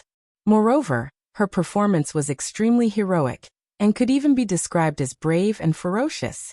It is said that, whenever Veronica waved the sword in her hand on the battlefield, there would be 3 heads flying in the sky at the same time. Is this true or not? No one has ever seen it with their own eyes. Even those who have seen it with their own eyes did not stand up for this matter. However, Veronica is indeed a brave and good fighter. Until now, she has never lost a battle and has never lost a battle. Her talent in military can be said to be number 1 in the entire Lorea Knight's kingdom. The sword skills that she has honed over the years can be said to be invincible. There is even a rumor that Veronica once used the sword in her hand to repel a winged lizard. Winged lizard. That is a ferocious large lizard. It is a close relative of the dragon race's earth dragon. In terms of combat strength, some weak dragons may not be its match. Veronica is not a Holy Sky Dragon Knight that can equip the Holy Knight armor. She is not even a dragon cultivator, yet she can do this. How strong is her combat strength? One can only imagine. And these are the achievements that Veronica had when she was in her teens. Now Veronica's fame is still the same, but her combat strength is definitely much higher. Such a brave female warrior made the citizens of Lorea Knight's kingdom admire Veronica. Her position in the hearts of the citizens Knight's kingdom's people's heart is far from Sylvia, who is still a student, can compare to her. People even thought Veronica's eyes. It was because the mother of dragons felt that Veronica's eyes were too scary when she was only 7 years old. Of course, there was no way to verify this. The famous Veronica was known as the Iron Blood Valkyrie. It refers to her powerful combat strength and ruthless mentality on the battlefield. Plus, she is the princess of the royal family. Such an existence is about to come to Ansari City. The upper echelons of Ansari City have already prepared a welcoming ceremony. Naturally, the Ansari Dragon Academy's board of directors, student council, and various high-ranking officials are also included. Under such circumstances, the Ansari Dragon Riding Academy was also on holiday. Now the relevant personnel of the academy should be there to welcome Veronica's arrival. Sylvia, on the other hand, was still in her pajamas and lying on her bed. Her heart was struggling to the extreme. Logically speaking, as Veronica's sister, the fourth princess of the royal family, and the student council's disciplinary committee member, Sylvia must be there no matter what. But the fear of Veronica in her heart overcame her reason. Sylvia can only lie on her bed, struggling in her heart and feeling disheartened by her current state. In the end, am I still a coward? Sylvia laughed self-deprecatingly, her hand involuntarily touching the star carving on her chest. This star carving, and even Lancelot, were given to Sylvia by someone else. Originally, Sylvia should have failed in the youngling ceremony. But in the end, she met a benefactor and received his help to obtain a youngling, becoming a dragon cultivator. Sylvia doesn't know why that big brother of hers also had a youngling that only the mother of dragons can entrust to him, and even gave it to her. But when Sylvia expressed her gratitude to him, she already made a decision in her heart. She won't let him down. But now, such a cowardly person like her would only stain the big brother who had bestowed her with such a great favor. Sylvia can even imagine the disappointment on his face when he sees her current state. This made Sylvia's heart tighten. No. Sylvia clenched her teeth and sat up. At least, I have to face it bravely. That's right. Sylvia's voice suddenly rang out in the originally empty room, causing the resolute expression on Sylvia's face to collapse. She held back her tears and covered her eyes in fear. What are you doing? Then a speechless voice entered Sylvia's ears. Only then did Sylvia realize how familiar that voice was. She raised her head and looked at the source of the voice. In the next moment, Sylvia saw Wu Yan is standing beside her with a helpless expression on his face. You. Sylvia was stunned. Why are you here? Nothing. It's nothing. Wu Yan crossed his arms and looked down at Sylvia. I'm just here to see how the great fourth princess is a coward. Sylvia raised an eyebrow but quickly deflated. After all, what Wu Yan said was the truth. I don't want to teach you a lesson anymore. Wu Yan closed his eyes. I just want to ask you, are you really willing to live under Veronica's shadow for the rest of your life? Sylvia opened her mouth and wanted to refute, but when she remembered what Veronica did to her, her voice seemed to be stuck in her throat, and she couldn't force it out. Didn't you already decide to train yourself after joining the student council? Wu Yan looked at Sylvia with disdain, causing Sylvia's heart to skip a beat. She felt a faint sense of fear. This wasn't the first time Wu Yan taught Sylvia a lesson. Every time he hit the bullseye and Sylvia was convinced in the end. That's why even though Sylvia didn't say it out loud, she was still afraid of Wu Yan. This kind of fear was different from the fear she felt towards Veronica. If Veronica was the devil to Sylvia, then Wu Yan was her teacher. When a teacher is teaching a student a lesson, the student would naturally feel more or less afraid. In the past, you were unreasonable and loved to go down a dead end. I also taught you a lesson. Now you have changed very well. In the speech in the auditorium, you won the recognition of everyone for the first time. You are no longer alone. With the student union and us by your side, what do you have to be afraid of? Wu Yan relaxed his tone. Have you forgotten about the corpse dragon incident? Didn't that prove that the thing you fear in your heart is nothing more than that? Sister Veronica is different, Sylvia weakly retorted, but Wu Yan's expression turned cold, and she closed her eyes in fear. You also said that Lancelot was no match for the corpse ash dragon the last time he faced it. What happened? Sylvia remained silent. Looking at Sylvia's silence, Wu Yan sighed and extended his hand towards Sylvia. Here you go. Wu Yan said to Sylvia, who is still in a daze. Hold it. No matter what happens, I'll protect you. Then, You don't have to be afraid anymore, right? Sylvia's eyes shone with a strange light. She looked at the hand in front of her and blushed slightly. She hesitated for a moment before finally putting her hand on his. Wu Yan chuckled. It was a very seductive laugh. But can you please change your clothes first? Sylvia blinked her eyes in confusion. Only then did she realize that she was still wearing her revealing pajamas. Other than her upper body being slightly exposed, her entire pair of voluptuous breasts that should be exposed were completely exposed. Her underwear was also exposed. Yuwa. The next moment, the room was filled with sorrowful cries. Chapter 13:21. Ansari Dragon Riding Academy, the first school building. Today, Princess Veronica, who had come to Ansari City to express her condolences, would use this place as her first stop on her visit to Ansari City. Early in the morning, led by the mayor of Ansari and the dean of the Ansari Dragon Riding Academy, there were more than 20 important figures from the city council, the academy council, and the student union as well as the upper echelons. They formed a welcoming group and lined up in front of the first school building entrance, waiting for Veronica's arrival. Among these people, Yashur and Yak, who were members of the student council, were also present. The student council president, Lebecca, stood at the very front and was even in front of the mayor of Ansari City and the dean of the Ansari Dragon Riding Academy. Like the leader of the welcoming party, she stood with her head held high and her chest puffed out. Her body emitted a radiance that made people not dare to look straight at her. It could be said that this welcoming party of about 20 people had gathered the most representative figures of the entire Ansari state. Who knows how many years it had been since the Ansari city had set up such a welcoming party to welcome the guest.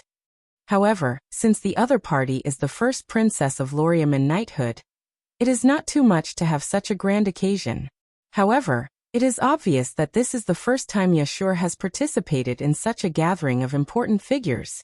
His face was filled with nervousness that was difficult to dispel, and his forehead was covered with a small amount of sweat. It made him feel like the temperature around him had risen a lot. In order to divert his attention, Yashur could only take a deep breath. Taking advantage of the fact that Veronica has yet to arrive, he talked to Yak, who was much calmer than him. Yak, are you really going to welcome Princess Veronica as a member of the welcoming party? What? Yak glanced at Yashur. Her attitude was as bad as always. Do you have a problem with that? And no. Yashur quickly shook his head. But haven't you always looked down on humans? Why would you want to welcome Princess Veronica? Yak snorted. She put her hands on her hips. Since you are all participating, as a member of the holy and noble dragon clan, isn't it shameful to be left behind by you? What kind of reasoning is that? Yashur couldn't help but sweat. However, with the bombardment of Yak's bandit theory, the tension in Yashur's heart eased a lot. He looked around and furrowed his brows. By the way, even Yak is here. Was it really okay if the princess didn't come? Upon hearing Yashur's words, Lebecca smiled bitterly without turning her head. You saw how scared she was before. We can't force her to participate, can we? That's true. Yashur also showed a helpless expression. It's just that I keep feeling that this is very inappropriate. After all, the one who came is my own sister. You don't have to worry about that. Corset, who had appeared behind Lebecca and Yashu at some point in time, ignored their shocked expressions. He smiled faintly. Her Highness will definitely come. Corset. Seeing Corset's mysterious smile, Lebecca became uncertain. Are you confident? Of course, Cosette said meaningfully. I have a trump card too. Trump card? Lebecca and Yashur both flinched. If he shows up, Her Highness the Princess will definitely come. Cosette could not help but touch his lips as he muttered. Otherwise my payment will be in vain. Him? They didn't hear the rest of Corset's words. Yashur scratched his head, clearly not understanding who this him was. Lebecca, on the other hand, seemed to have thought of something. She looked around and smiled helplessly. I see, I almost forgot that he isn't here yet. Yashur and Yak looked at each other when they saw that Lebecca seemed to have realized something. Just as they were about to ask, a voice interrupted them. He's here. At the same time, Everyone present could feel that the surrounding light was gradually dimming. A huge shadow covered the sunlight that was pouring down from the sky and descended upon this world. Everyone hurriedly raised their heads and looked towards the sky. Soon after, their eyes widened in succession. At the end of the azure sky, a huge shadow that seemed to be able to blot out the sun slowly appeared and imprinted itself into everyone's eyes. It's a warship in the sky. A dragon-shaped warship in the sky. It looked like a holy dragon that had evolved from an earth dragon, a pterosaur, and a water dragon. However, it was at least 100 times larger than the largest dragon in the Ansari Dragon Riding Academy, Gufran. It was not an exaggeration to say that it could blot out the sun in Leibeka and the others' field of vision. The warship in the sky was a silver-white color that flickered with a silver luster, like cold steel. It was surrounded by bright red lines and covered with white armor. Its appearance was extremely magnificent, and around the space warship were clearly visible cannons, making its magnificent appearance full of deterrence.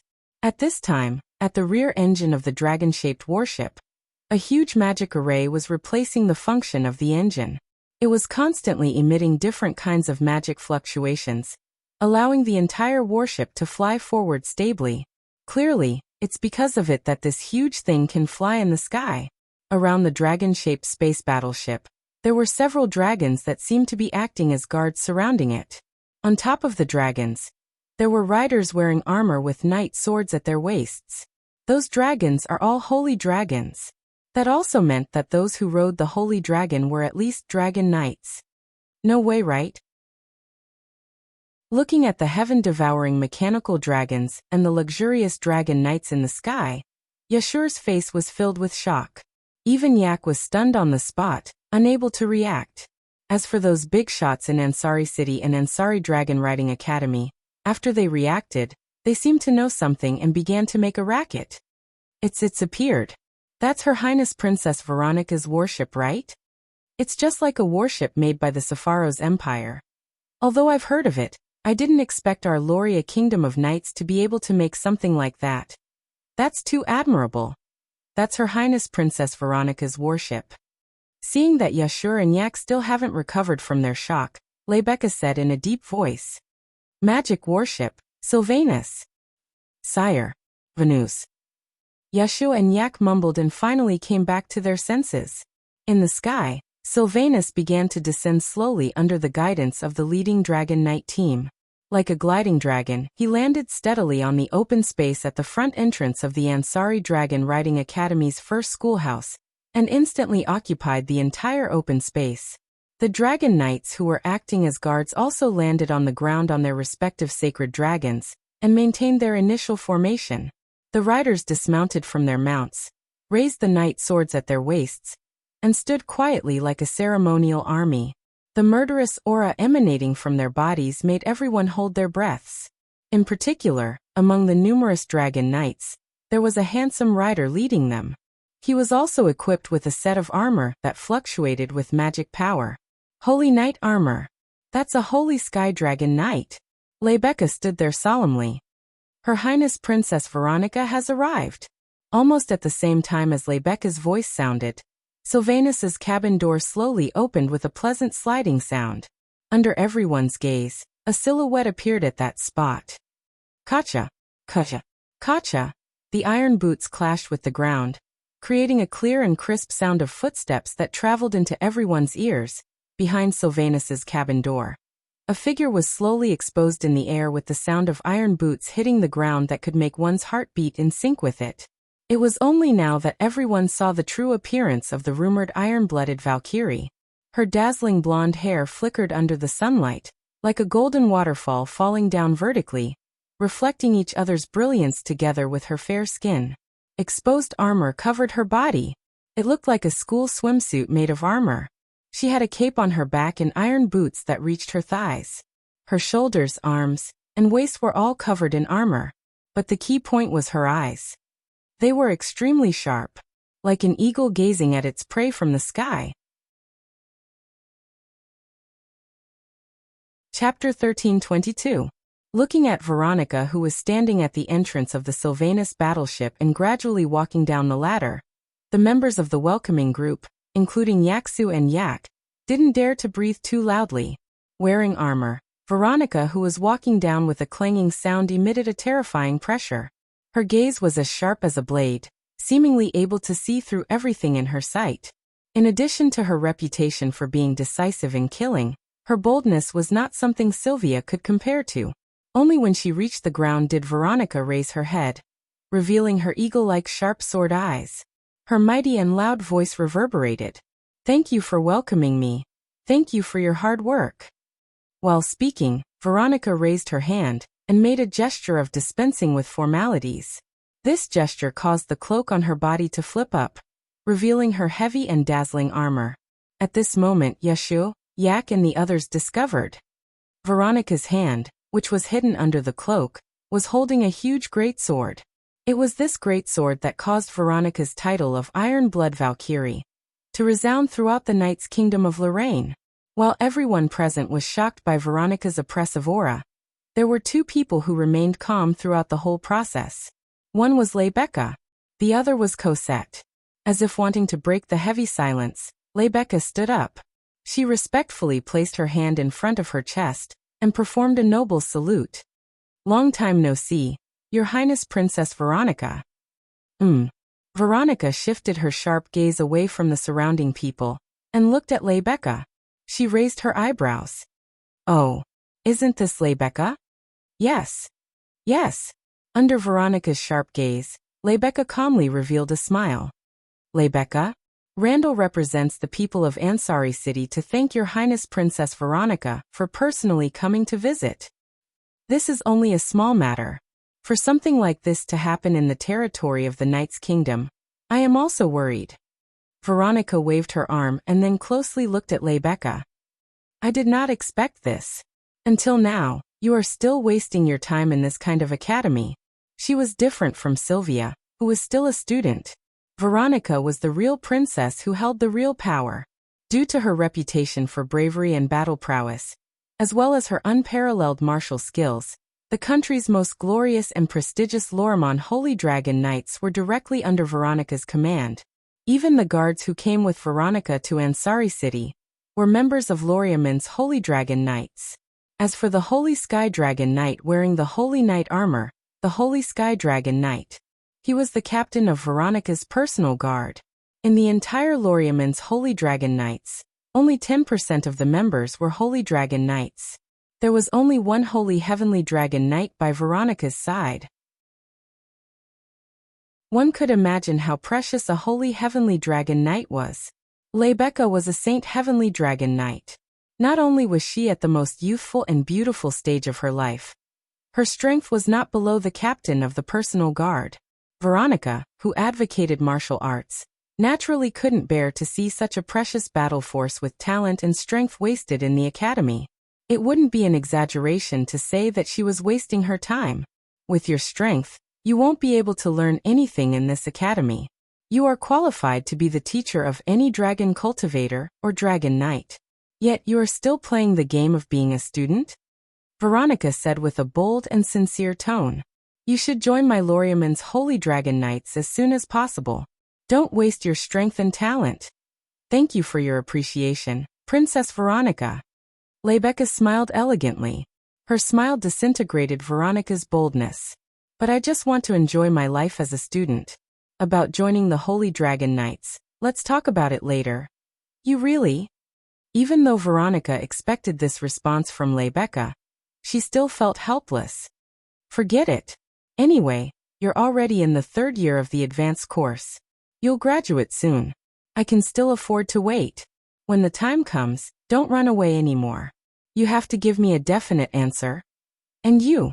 Veronica suddenly turned around. Her gaze shot to a corner like an arrow. It landed on Corset, who was wearing a palace-made uniform with a leisurely smile on her face. You should be tired of playing house as a maid, Corset. Veronica looked straight at Corset. Many people looked at each other in confusion. They could understand why Veronica valued Rebecca. After all, Rebecca was a rare Holy Heavenly Dragon Knight. She was very precious. But what was the matter with this maid? An outstanding talent like you can help me even more than Rebecca. Veronica ignored the stunned expressions of the people around her and said matter-of-factly, "Someone like you is actually willing to be a maid. I am more confused than Rebecca, who wants to continue being a student." The Shirley family was originally a maid family. In a more natural manner than Rebecca, Corsette respectfully lifted the corner of her skirt and bowed to Veronica. "And the person I serve has already been decided." Veronica frowned and snorted when she heard Corsette's words, which were tantamount to rejection. "Both of you are like this. I really don't understand why you don't put your talents to good use. Especially you, Corsette. I don't even know what's so attractive about the so-called girl that you're serving." "About that?" Cosette blinked his eyes and said meaningfully, "I believe your Highness Veronica should know better than me." "Humph." Veronica turned her head and remained silent. At the side, Yashur looked at Veronica confronting Cosette, and a trace of admiration finally emerged in his heart. Although he didn't understand what was so special about Cosette, he was sure that Cosette wasn't an ordinary maid. "The person you serve?" Aika tilted her head in confusion. She ignored everyone at the scene and her voice echoed clearly in the air. "The person she serves. Is it Sylvia or Rohan?" Yak ignored everyone's words. Yashur was so scared that he almost peed his pants. He quickly covered Yak's mouth and blocked her words. "Rohan." Veronica was startled. She looked at Corsette in surprise. "Could it be that other than serving Sylvia, you've served other people as well?" "Yak." Cosette immediately closed his eyes, lowered his head, and remained silent, tacitly agreeing to it. "Interesting." Veronica didn't feel discouraged. Instead, she showed an interested expression. "You've rejected countless invitations from royalty, and even me since you were young. You only have eyes for Sylvia. Now you're serving someone else. How interesting. Then where is he?" Veronica began to look around. "Let me see what kind of ability someone who can subdue even you has." Cosette showed a complicated expression. She opened her mouth as if she wanted to say something, but another voice interrupted her. Royal sister." His trembling voice echoed in the air, instantly attracting the attention of everyone present. Sylvia, in her uniform, stood at the entrance of the first school dormitory. She walked over with trembling steps and a stiff expression on her pretty face. Beside Sylvia was Wu Yan, who was also in uniform. He looked at Corsette and winked. Corsette couldn't help but smile. "Sylvia." Veronica narrowed her eyes when she saw Sylvia appear in front of her. Her sharp eyes were filled with killing intent. Sylvia was shocked and couldn't help but take a step back. Veronica's gaze sharpened when she saw Sylvia's pathetic performance in front of everyone. She suddenly raised the great sword in her hand and mercilessly slashed at Sylvia amidst the horrified expressions of the bystanders. Sylvia's pupils constricted. Just as she was about to scream, a figure appeared in her vision and stood in front of her. Veronica stared blankly at the figure that suddenly appeared in front of Sylvia. Her greatsword abruptly stopped in its tracks. However, the moment Veronica's greatsword stopped, another longsword shot through the air and stabbed at Wu Yan. Chapter 13:23. Whoosh! Wu Yan's fringe fluttered in the wind as he stood in front of Sylvia. Wu Yan's expression froze when he saw Veronica's greatsword coming at him. Without any warning, Wu Yan tilted his body to the side, and he reached out with his hand towards the knight's sword that is coming at him with a sharp sound of breaking wind. His sword collided with the knight's sword. Ding! With a crisp sound, a ferocious chi burst out from Wu Yan's body. It blew in all directions, waking up the members of the welcoming party, who didn't know what to do due to the sudden development of the situation. At this time, the crowd finally saw the scene. The captain of the personal guard, the Saint Heavenly Dragon Knight, who was supposed to be guarding Veronica, picked up his sword and maintained a stabbing posture as he came to Veronica's side. Wu Yan used two of his fingers to block the knight's sword. He blocked the knight's sword with 2 fingers. The guard captain didn't expect this outcome. He looked at Wu Yan with a shocked expression. Not only the captain, even Veronica, Sylvia, Rebecca, Cosette, Yashur, Yak and the others were shocked. That wasn't an ordinary captain of the guards, but a Holy Sky Dragon Knight equipped with the Holy Knight armor. Although he didn't use the Holy Knight Armor's greatest strength, he still didn't use the Holy Knight Armor.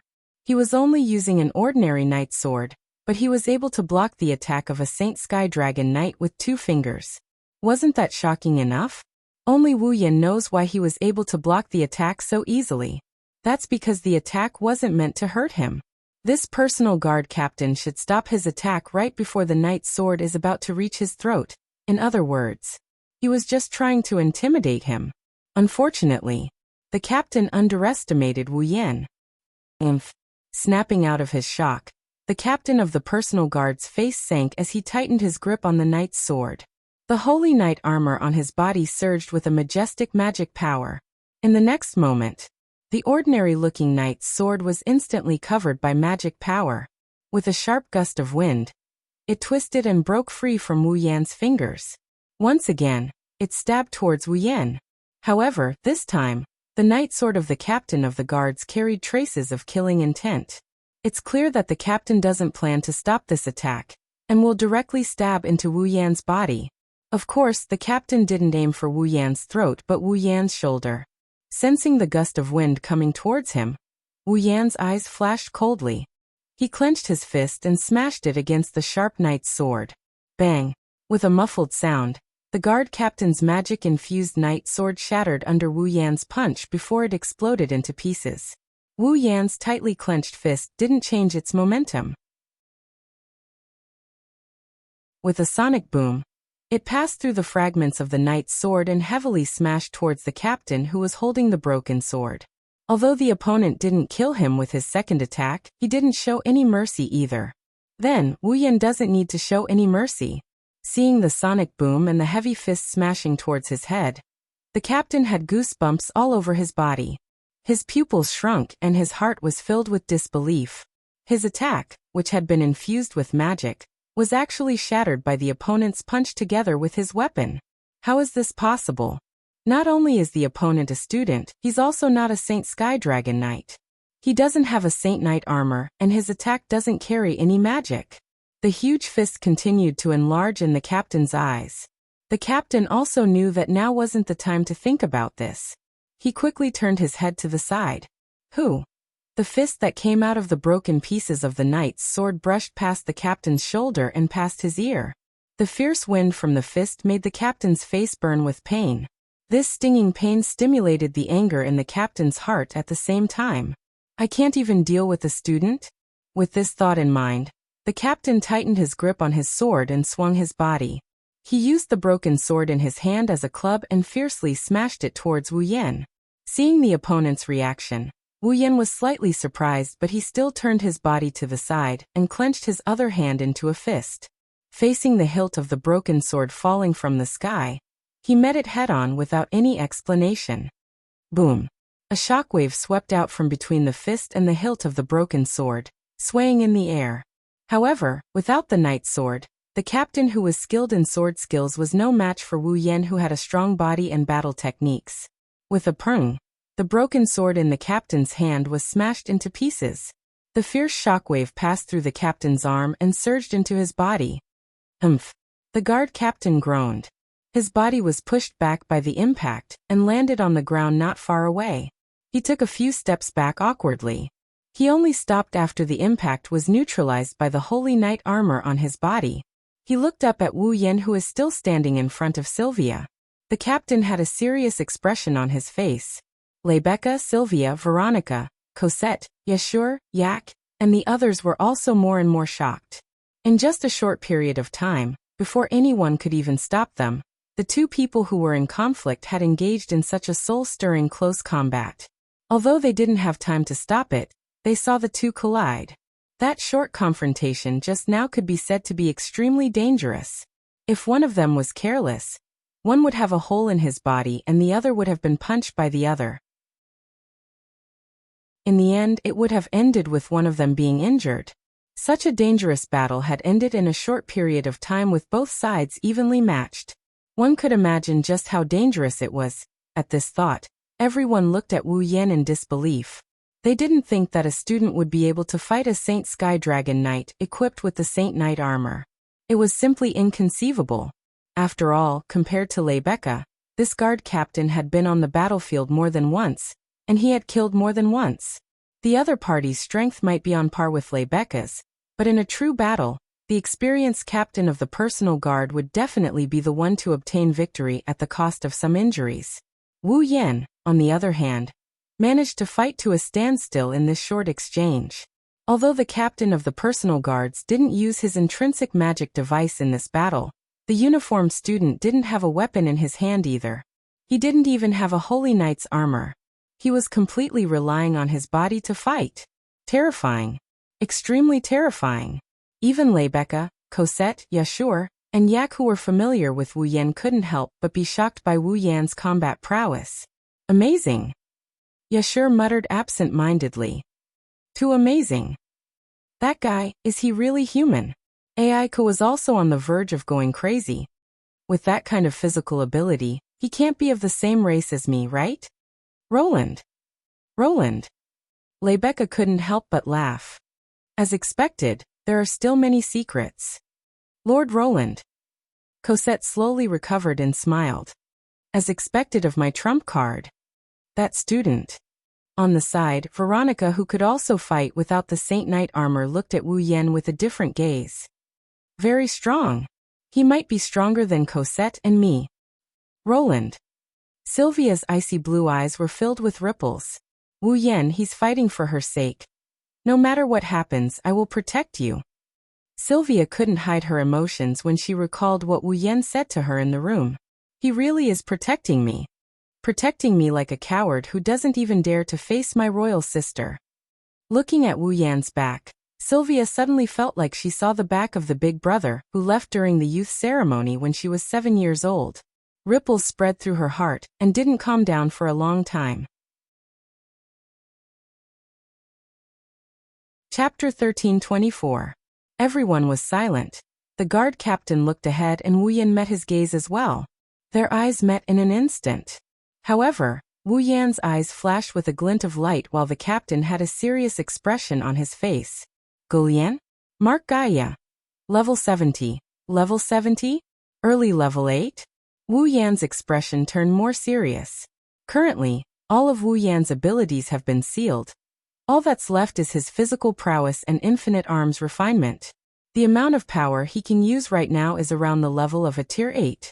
If he really fought with the captain of the personal guards called Gulian, he would probably still be evenly matched like before. Of course, once the battle starts, every factor will become the key to victory. Wu Yan has the body of a true ancestor. Even if he doesn't have the immortal body, he still has a lot of stamina left in him. In an evenly matched fight like this, he is sure to emerge victorious. Moreover, Wu Yan can remove the seal on his body at any time. When the time comes, dealing with someone who just entered level 8 will be a piece of cake. Even if he doesn't completely remove the seal, he only needs to extract a bit of mana from the seal, use a spell, or use a superpower. Winning against Gulian is just a matter of time. Therefore, there is no need to worry too much. Gulian. At most, it will make Wu Yan, who has his power sealed, get serious. Unfortunately, the other party doesn't think so. You. Gulian looked at Wu Yan with an emotionless pair of eyes as he questioned him in a cold tone. Who are you? Me. Wu Yan grinned. He tossed the sword shard in his hand that he smashed into the ground. As you can see, I am just a student. Is that so? Gulian nodded indifferently. Soon after, his eyes turned cold once again. However, no matter who you are, I will not allow you to offend Her Highness Veronica. Finished. Gulian reached out his hand. Above, a magic formation rippled. Devil Sword of Swift Wind and Swift Thunder. As Gulian spoke, dazzling lights radiated from the magic array. Cracks spread across the magic array, making it look like a spiderweb. It spread out. Seeing this, the surrounding people were shocked. Gulian. He finally decided to use the inherent magic equipment of the Holy Knight armor. Wu Yan narrowed his eyes and sneered. He waved his hand. The fragment of the knight's sword in his hand shot out violently, hitting the knight's sword at the waist of one of Veronica's personal guards. Pa! The guard didn't even have time to react. The knight's sword flew out of the scabbard and flew towards Wu Yan. Wu Yan held it in his hand. With a slight tilt of his body, The knight's sword in his hand suddenly vibrated, creating a circle of ripples. Wherever the ripples passed, the atmosphere gradually rotated and strangely jumped away. The surging airflow condensed on the knight's sword and formed a halo. The air currents swirled around Wu Yan's sword as if they have a mind of their own. As the air currents swirled around Wu Yan's sword glowed brighter and brighter. Everyone around him had a look of shock on their faces. That's a pure sword skill? Veronica's eyes widened in shock. That man has such a miraculous sword skill? Veronica called Wu Yan a man instead of a student. Is he going to use that move? Rebecca and Corset raised their hands to block the strong wind caused by the rapid flow of air. Their expressions were grave. A sense of crisis emerged in Gulien's heart. This time he realized it too. He underestimated this student who dared to face him head-on. Putting away the contempt in his heart, Gulien mobilized all the magic power of the Holy Knight armor on his body and gathered it all into the intrinsic magic device that was about to condense. Wu Yan's lips curled into a smile. He also accelerated the airflow around him to increase the power of chaotic return to horizon dance. The surging magic power and the turbulent airflow worked together in this space, forming a dense air force. Whether it was the welcoming party or the personal guards, they all retreated step by step with faces full of horror. Wu Yan and Gulien narrowed their eyes at the same time. Just as one of them was about to unleash a sure-kill skill, while the other was about to take out his intrinsic magic device and unleash his full power, Veronica stopped watching. With a leap, Veronica arrived between Wu Yan and Gulien. She opened her palms and faced the two who are going all out with their palms. All of you stop. Wu Yan and Gulien were shocked when they saw Veronica jumping out of nowhere. They quickly canceled their attacks and calmed down their magic power and the turbulence around them. Roland, Rebecca and the others sighed in relief. Sylvia ran to Wu Yan's side and looked at him. Art, are you all right? I'm fine. Wu Yan shook his head and told Sylvia not to worry before looking at Veronica. Unexpectedly, Veronica also looked at him with an interested expression on her face. What's your name? Roland? Randall. Wu Yan hesitated for a moment before giving an answer. He glanced at Rebecca and smiled mischievously. Rebecca? Lord Randall's guard? Rebecca smiled bitterly when she heard that. Rebecca's guard? Veronica paused and Wu Yan shrugged. Well, I'm on leave now. I'm temporarily acting as the cowardly princess's guard. Sylvia lowered her head in shame when she heard the words cowardly princess. Is that so? Veronica took a deep look at Sylvia before turning to Gulien. Gulien, you can leave for now. Your Highness Veronica. Gulien frowned. But this Roland? Randall just offended you. It's not considered offending. Veronica waved her hand nonchalantly. Didn't you hear him say he's the cowardly princess's guard? He only intervened because I attacked Sylvia. Not only can we not blame him, we have to reward him for his loyalty. Gulien's frown deepened. But, what? Veronica's sharp eyes were filled with an unquestionable determination. You have a problem with that? No, I've offended you. Gulien's heart clenched. He quickly bowed and apologized before leaving. However, before he left, Gulien took a deep look at Wu Yan. I didn't expect such a surprise in Ansari City. Veronica looked at Wu Yan. She glanced at the star carving on the back of Wu Yan's hand before asking. You're a dragon cultivator, right? Wu Yan nodded. Veronica's lips slowly curled up. A dragon cultivator actually managed to train your body to such a degree. You're not bad. Do you want to join my Lormon Holy Dragon Knights? Everyone was shocked when they heard Veronica's words. Join Lormon Holy Dragon Knights? That was the glory that everyone yearned for even in their dreams. Even Wu Yan was stunned by the sudden invitation. He didn't know whether to laugh or cry. I'm sorry, Your Highness Veronica. I don't have any plans to leave the academy yet. Rejected? The surrounding people widened their eyes once again. Veronica's smile disappeared. Her face was filled with dissatisfaction. Why do all of you want to stay in such a greenhouse? Is this place that good? With that, Veronica looked at Rebecca. Rebecca, your guard has such abilities. Don't you want him to reach a higher level? Rebecca smiled helplessly. She whispered something into Veronica's ear. Veronica's eyes lit up. Then let's talk inside. Veronica glanced at the surroundings, looked at Gullian, and then pointed at the stunned Yashur. Gullian, capture that brat for me. Yes, Your Highness. Without the slightest hesitation, Gullian leaped out and grabbed Yashio, placing him on his shoulder. What are you doing? Only then did Yashio react, and he hurriedly struggled. Go in. Ignoring Yashur's struggle, Veronica left all the people in the welcoming group and personal guards present, and walked towards the school building. Wu Yan, Sylvia, Rebecca, Cosette, and the others exchanged glances with each other. They didn't know what to say. Her Royal Highness, the first princess, is truly capable of doing things her own way. Chapter 1325. Ansari State Dragon Riding Academy. The first school building, with Veronica at the front. Julian, who was carrying the struggling Yashur, stood at the back. Wu Yan, Rebecca, Sylvia, Corset, and the others followed behind Veronica.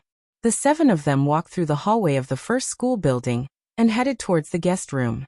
Along the way, except for Gullian, the rest of Veronica's personal guards dispersed silently. They must have gone to check if there were any suspicious people in the school and secretly protected Veronica. After all, unlike Sylvia, Veronica had been on the battlefield for a long time. Her illustrious achievements had brought about the hatred of her enemies. Countless people wanted to get rid of Veronica as soon as possible. Therefore, Veronica's safety couldn't be taken lightly. Because if they were not careful, this princess with the title of Iron Blood Valkyrie would lose her life. Losing such a valiant Valkyrie like Veronica would be a huge loss to the entire Knight's Kingdom of Lorimon. It could even cause unrest in the kingdom. Although she was unwilling to admit it, Sylvia did vaguely mention to Wu Yan that the current Lorimon Knight's Kingdom of Lorimon was a good-for-nothing. There was nothing outstanding about him. Other than being born in the royal family and having the royal bloodline, the Night King was useless. The princess had already passed away many years ago. The second and third princesses also lacked interest in the kingdom, due to their own personalities and hobbies. They were not even in Lorimon Knight's kingdom. Sylvia, the fourth princess, was only a student. She could not share the burden of the kingdom's affairs. Under such circumstances, it could be said that, right now, the entire Knight's Kingdom of Lorimon was supported by Veronica alone. One could imagine what would happen to Lorimon Knight's kingdom if Veronica were to die. In the kingdom, Veronica's importance could be said to be the greatest, even above the Night King. It was also because of this that Lorimon's Holy Dragon Knights became Veronica's direct knights. Her personal guards were also carefully selected from Lorimon's Holy Dragon Knights. From a certain perspective, Gullian acting rashly because of Wu Yan's rebuttal was not only a display of Gullian's loyalty to Veronica, it also proved that Veronica's authority could not be undermined. It was obviously not Veronica's first visit to the Ansari Dragon Academy. Although they were guests, Veronica took the lead and led everyone to the door of the reception room. She pushed the door open and walked in. Because the Ansari State Dragon Riding Academy was a dragon cultivator academy, status was very special. Naturally, many royal family and nobles from home and country and abroad would come to visit here to visit. Because of this reason, the guest room in the Ansari Dragon Riding Academy could only be described with the word gorgeous. It was much more luxurious than Sylvia's royal room. Veronica boldly walked to the sofa and lifted her cloak. She waved her. She waving her. She wah. Tie that boy to chair. Yes. Gullian answered expressionlessly. Ignoring the struggling Yashur, he threw him to a chair nearby and tied him up. You. What are you trying to do? Yashu wanted to cry but had no tears. He used up all his strength. He tried to resist with all his might. Unfortunately for Gullian, who had been through hundreds of battles and was equipped with holy knight armor, this resistance was basically nothing. Hey, you guys. What are you trying to do to my watchdog? Almost at the same time that Yashur was tied to the chair, Yak rushed in while gasping for breath. Like an angry cat, she glared fiercely at Gullian, and the hair all over her body stood up. Yak. Seeing Yak rush in and care about him, Yashur was moved. But in the next moment, Yashur's emotions disappeared because of Yak's words. Even if you want to make a move on him, you have to get my permission first. You only need to say a word and I will give it to you. What are you doing here? To give me the final blow. Yashur's face was full of tears. Seeing Yashio and Yak starting to quarrel in front of Veronica, Gulien's cold face wrinkled deeper and deeper. But since Veronica herself didn't say anything, he didn't do anything either. Sigh. Wu Yan shook his head helplessly. Without asking for Veronica's permission, he sat down under Gulien and Veronica's gaze and waved at Corset. Corset, black tea? Yes. Corset answered naturally. With her usual playful smile, she began to make black tea. This scene is actually not very strange. Since Corset was in charge of Wu Yan's breakfast, almost every morning Wu Yan would ask for a cup of black tea. Corset didn't refuse, so over time, she got used to it. However, Veronica was stunned when she saw this scene, which had become a part of her nature. You. Veronica's hawk-like sharp eyes shifted to Wu Yan. Don't tell me the other person Corset is serving is you. Corset's hand paused in the middle of making black tea. Wu Yan also frowned in confusion. It's too much to say that she served me. Corset only took care of me for a short period of time. Is that so? Veronica gave Corset a meaningful look. Then, she looked at Wu Yan and nodded. She didn't ask any further questions. Sylvia. Yes. Yes. Sylvia's delicate body trembled violently as she stuttered in response. Veronica narrowed her eyes and sneered. I have already read the report of the corpse dragon attack. Sylvia, don't you have anything to say to me? Sylvia's breathing became a little hurried. It seemed like her fear of Veronica wasn't just a little bit big. Veronica didn't seem to expect Sylvia to answer, so she continued with her own explanation. When the corpse ash dragon first appeared, Lebeka was the first to stand up and protect the Ansari kingdom from being destroyed by the corpse ash dragon. The mysterious holy dragon knight that appeared later also dealt with the corpse ash dragon almost perfectly and dispersed it. During this process, there were witnesses who saw Lancelot taking over Lebeka and suppressing the corpse ash dragon with his amazing dragon riding skills. He almost defeated it with his own hands. From this point alone, as Lancelot's master, Sylvia, you are indeed worthy of praise. That. But Sylvia. Just as Sylvia was about to step forward to explain, Veronica interrupted her with a cold voice and said, Don't worry about it. I don't believe you have such ability. Sylvia choked on her words. Her delicate body trembled and her eyes dimmed. You. Seeing that Veronica had actually denied the ability of his own sister, Yashur's heart was burning with rage. He wanted to flare up, but Gulien, who was by the side, was staring at him coldly, causing him to not dare to move. Wu Yan looked at this scene indifferently. He didn't say anything. He accepted the black tea from the silent Corset. While drinking, he tapped the table rhythmically. Compared to believing you can defeat the corpse dragon with your own strength, I'd rather believe someone else is riding your fall. Veronica said coldly. Don't tell me there's someone who can ride someone else's fall and use Lancelot to suppress the corpse dragon. And you're just watching helplessly from the side, aren't you? Sylvia's pretty face instantly turned pale. She was right. Veronica was right about everything. Looks like I was right. Veronica didn't hide her disappointment. Even if you have the title of Dragon Knight, you're still a coward. You've ruined the reputation of the royal family of knights. Veronica's words pierced Sylvia's heart like a sharp arrow. Her knees went weak, and she wanted to kneel on the spot. However, a nonchalant voice reverberated in Sylvia's ears. If you can't even take the insults, how will you mature? Sylvia's heart skipped a beat. She used all her strength to support her body and stood on the spot with great difficulty. Wu Yan, the initiator, couldn't help but smile. Veronica's eyes also flashed with subtle praise. Chapter 13:26. Well, it's not like you haven't improved at all. Veronica looked at Sylvia, who was biting her lips to prevent her legs from falling to the ground. She retracted the praise in her eyes and looked at Wu Yan. Your words are quite effective as a guardian. I'm just talking to myself. I won't flatter her just because she's a princess. Wu Yan looked at Veronica with a faint smile. So if you want to recruit me, you better think it through. Even if you're the Iron Valkyrie, if you make a mistake, I'll still slap you. Ha ha ha ha. Gu Lian's eyes were filled with murderous intent, while Veronica laughed out loud. I'll be happy if that's the case. Very good, I lack people like you by my side. How about it? You really won't consider joining me? Well, we'll see. Wu Yan felt a headache coming on when he saw Veronica not only wasn't angry, but she also seemed to be more interested in him. All right, let's stop here. Veronica stopped laughing and crossed her legs. She looked around at everyone with a sharp gaze that was full of oppression. I'm sure all of you know what I'm doing. I didn't come to Ansari just to express my condolences. Rebecca, who had been quietly watching the development of the situation, lifted her head.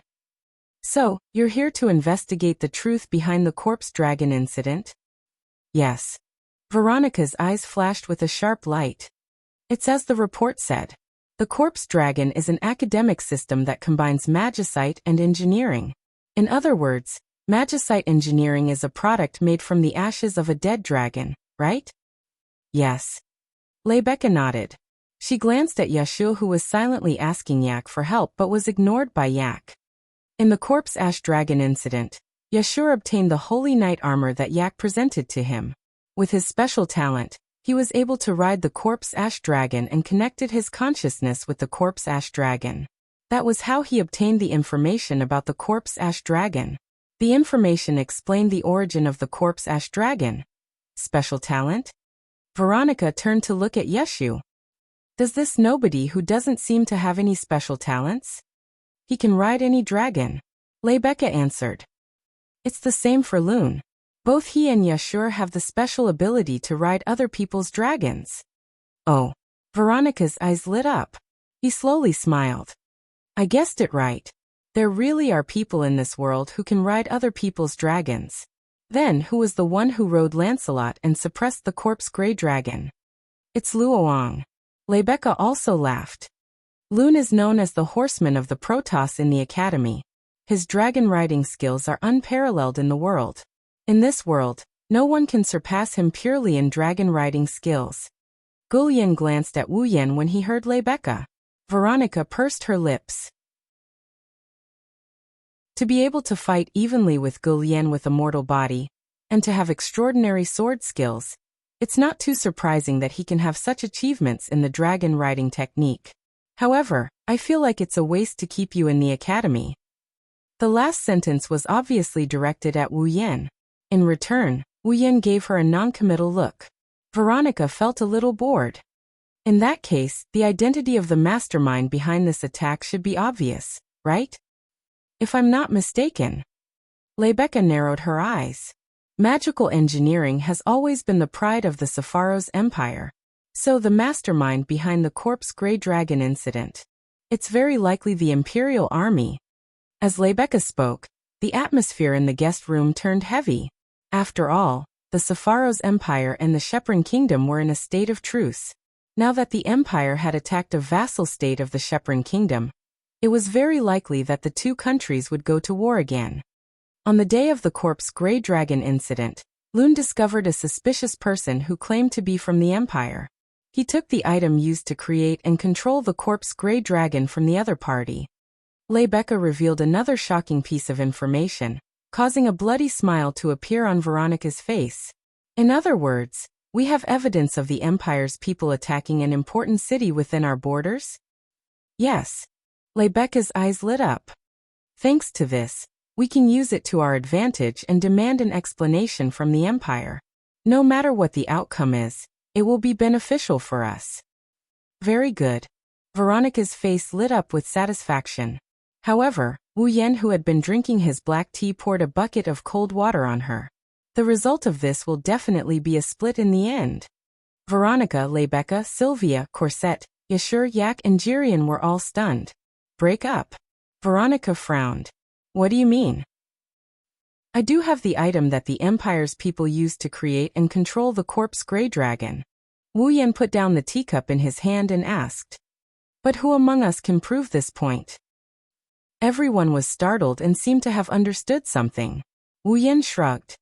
That's right. In the end, that sword still belongs to someone else. We have no way of controlling it at all. Even if we can prove that it's a product of the Empire's magical engineering, we won't be able to use its effects. The Empire can easily cover it up by saying that the Knight's Kingdom somehow got their hands on something that belongs to the Empire and insult them. Also, don't forget that the corpse gray dragon is still a dragon. Wu Yan looked at everyone who was in deep thought. Everyone in the world knows that the Lorimon knighthood is the dragon-breeding nation. The mother of dragons loves the knighthood so much that she only gave the knighthood the right to control dragons. But now, a dragon is causing trouble in the dragon-breeding nation. No matter how you look at it, it seems that the knighthood did something wrong and made the dragon go crazy. The Empire doesn't have the right to become the dragon-breeding kingdom. They don't have the ability to control any dragons. Wu Yan shook his head. Therefore, even if you say that the Empire controlled a dead dragon to cause trouble in the knighthood kingdom, no one will believe you. Everyone looked at each other and laughed bitterly. I have to say, what you said makes a lot of sense. Veronica snorted unwillingly. Looks like we can only continue investigating this attack and see if we can find any evidence. Veronica looked at Wu Yan after she said that. Then where's the sword? It's still in my hands. Wu Yan gritted his teeth. I've tried all sorts of methods, but I still can't find a way to revive a dead dragon. If you have an expert over there, I'll give this sword to you. If you can find a way to control it, then the people of the Empire will have nothing to say, right? All right. Then it's settled. Veronica nodded decisively and stood up. I've rushed all the way to Ansari. I should go take a bath. Veronica looked at Rebecca and Sylvia. Rebecca, Sylvia, you two come as well. Yes. Why yes. The two were startled at first. Then one nodded in agreement while the other trembled in fear. Oh right. Veronica looked at Wu Yan. You come with me. Cough, cough, cough. Wu Yan coughed the tea back into the teacup. Cosette started patting him on the back in a panic. He looked at Veronica with a shocked expression. What did you just say? What? You don't even dare to take a bath with me? Veronica said with a matter-of-fact expression. If that's the case, my evaluation of you will have to be lowered. Don't dare. Wu Yan raised an eyebrow. It doesn't look like I'm at a disadvantage, does it? Why wouldn't I dare? All right then. That's it then. Veronica was as decisive as ever. She waved at Gulian as she walked out. Gulian, take that kid to the training ground for a bit. Even if it's a rushed paladin armor and there's a time limit, it's still a valuable asset. Yes. Yes, my ass. Seeing that Gulian had agreed, Yasha grew agitated. What do you think? Gulian ignored Yasha and carried him outside. Yasha yelled and chased after him. Wu Yan pursed his lips and stood up with a sigh. Rebecca and Sylvia followed behind Wu Yan. Their expressions were unnatural and their heartbeats quickened. After all, they're going to take a bath together. Chapter 13:27. Sylvanus. Veronica led Wu Yan, Rebecca, Sylvia, and Cosette to the interior of the battleship. They all walked towards the bathroom with mixed feelings. According to Veronica, the only one who remained calm the entire time, Sylvanus had a spacious bathroom that was suitable for many people to bathe in. Thus, a group of people rushed toward the bathroom with complicated expressions. In terms of size, Sylvanus was about the same size as Fraxinus, but he was much more cautious than Fraxinus. Unlike Fraxinus, who had a permanent terratio tori, Sylvanus had to rely on its own defense. Therefore, not only was Sylvanus equipped with multiple magic cannons, but the hull of the ship was also extremely sturdy, allowing it to withstand quite a lot of impact. The interior and the surroundings of the battleship were filled with personal guards, standing guard at intervals. If anyone wanted to break into Sylvanus, they would have to more or less consider their own abilities. It was also because of this that Veronica wanted to return to Sylvanus to take a bath. It wasn't that the Ansari Dragon Academy didn't have a spacious bathroom. There were even a lot of bathrooms that were bigger than the one in Sylvanus. But for Veronica, there shouldn't be any other place safer than Sylvanus' ship. After all, many rebels had their eyes on Veronica's life. Veronica's strength wasn't to be underestimated, so she wasn't afraid of some rebels trying to assassinate her. But bathing was different. She had to remove all her armor. Veronica wore armor all year round. To her, armor wasn't just a form of beauty, it also gave her a sense of security. Without it, Veronica felt her fighting strength drop. Therefore, only when taking a bath would Veronica more or less put away her strong woman side and accept the careful protection of others. Of course, the decrease in combat power was just Veronica's psychological effect. The armor was not the paladin armor. It was just ordinary armor. It couldn't increase Veronica's fighting strength. At most it would let her take a few more hits in battle. Not long after, the 5 of them arrived at the bathroom inside the Sylvanus battleship. You don't have to be so reserved. Veronica hung her great sword to the side. It's too bad we can't relax in the bathroom, so let's all go. While speaking, Veronica began to remove the armor on her body.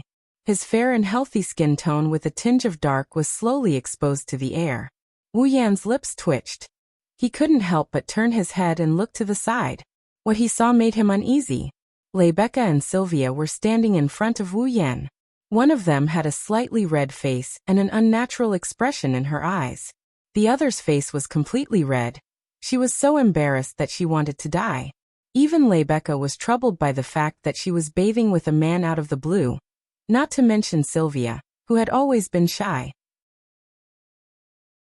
If it wasn't for Veronica leading the way, Sylvia would have gone berserk. Veronica, who was completely naked, looked at the motionless trio and raised an eyebrow. What? Are you dissatisfied with something? And no. Under Veronica's fierce gaze, Sylvia was the first to retreat. She clenched her teeth and turned around as if she was going to throw caution to the wind. Corset clothes, yes. Corset blinked at Wu Yan with interest before walking to Sylvia with a smile and helping her take off her clothes. Sigh. Rebecca sighed. She rolled her eyes at Wu Yan with a half-smile. Well, it's a rare opportunity, you should enjoy it. She didn't turn around like Sylvia did. Instead, she started taking off her clothes in front of Wu Yan. The unnatural look on her face and eyes disappeared as if they were never there in the first place. Looking at the 3 white and tender bodies burning hot in his field of vision, those 3 pairs of voluptuous breasts gradually exposed to the air, he couldn't help but gulp down his saliva. With a bitter expression, he started taking off his clothes. However, he did it with his back turned. Otherwise, a certain part of his body that had already expanded its presence would definitely greet the group of young girls, unwilling to be left out. Fortunately, the bathroom in Sylvanus was indeed frighteningly large. Apart from the bathtub that was the size and shape of a hot spring, there were also plants that looked like a tropical rainforest around it. It was said that these plants could release a fragrance that calmed one's mind and soothed one's mood. Being in such a bathroom, even Sylvia, who had a towel wrapped tightly around her body, couldn't help but let down her guard. She even dared to take off her towel while soaking in the water. The surroundings were filled with hot smoke, causing one's vision to become blurry. The hot water had also become murky due to the special bathing agent. If one were to soak in the water, one would not have to worry about being seen by others. As such, Sylvia was able to relax and soak herself in the water. Even Rebecca had dispelled the last bit of strange feeling in her heart and returned to her usual heroic self. Veronica was also a true tomboy, and she didn't care about trifling matters at all. She didn't mind at all that her naked body was exposed to the eyes of the opposite sex. Only Wu Yan was the one soaking in the water. His expression was unsettled. Isn't that nonsense? Although he couldn't see what was under the water, Rebecca and Sylvia's figures were simply too voluptuous. They couldn't be covered no matter how hard he tried, and more than half of them were floating above the water. Looking at the 2 pairs of seductive semicircles blushing under the influence of the heat, their master is also exuding an irresistible seduction, Wu Yan's heart felt bitter. Wasn't it torturing him to be able to see but not be able to eat? Compared to Rebecca and Sylvia, Veronica's figure was also very alluring. However, her unfeminine personality didn't cause any ripples in Wu Yan's heart. Instead, he was able to face her calmly. Apart from the three girls who stepped into the water, Corset was also present. Kneeling on a dazzling marble, Corset poured the bathing agent into the water while glancing at Wu Yan with her purple eyes. Her eyes were filled with amusement. When Wu Yan looked at Cosette, Cosette didn't avoid his gaze. Instead, she grinned slyly and opened her mouth to say something without making a sound. I didn't expect Lord Rune's figure to be so good as well. Wu Yan got pissed off when he read Corset's words from her mouth. He replied with a silent reply. One day, I'll strip you naked and admire your figure. Corset raised her eyebrows. She wasn't shy and looked at Wu Yan with a provocative gaze. Then I'll be looking forward to it.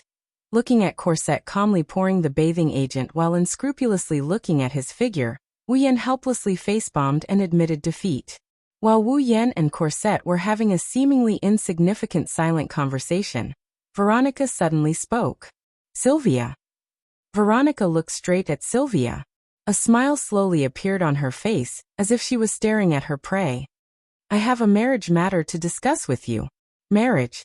Sylvia was stunned. Marriage? Corset turned her head and looked over. Marriage.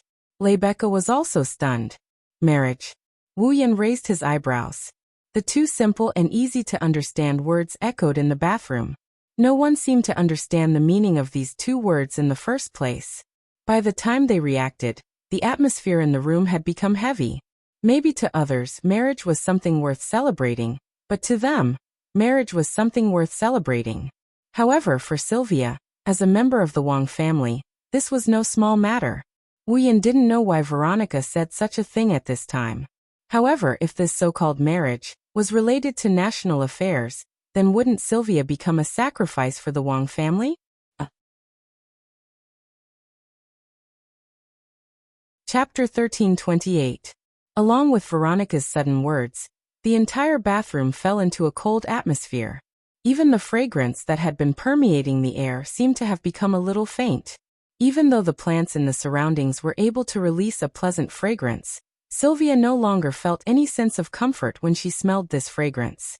The only feeling that remained in her heart was heaviness. At that moment, Sylvia forced a smile. Royal sister. Are you joking? Joking. Veronica smirked at Sylvia. Have you ever seen me crack a joke? Sylvia finally started to panic when she saw the genuine expression on Veronica's face. Marriage. Rebecca frowned. Isn't this too sudden? Sudden? Veronica shook her head. It's a little sudden for all of you who are still students in the academy, but Sylvia is already 16 years old. Getting married and having children at this age should be a very normal thing, right? Wu Yan couldn't help but feel sorrowful when he heard Veronica. Veronica seemed to be older than Sylvia. She should be at least 20 years old. Why didn't Veronica get married and have children? Your Highness Veronica, why do you want Sylvia to get married all of a sudden? Rebecca asked in confusion. Logically speaking, there's no need for her to get married at 16, right? That's true. However, there are only benefits to having Sylvia get married now. Veronica said in a ruthless tone. Or rather, she explained from a bystander's point of view. Currently, the situation of the knight's royal family isn't looking good. You all know that the one sitting on the throne is a good-for-nothing.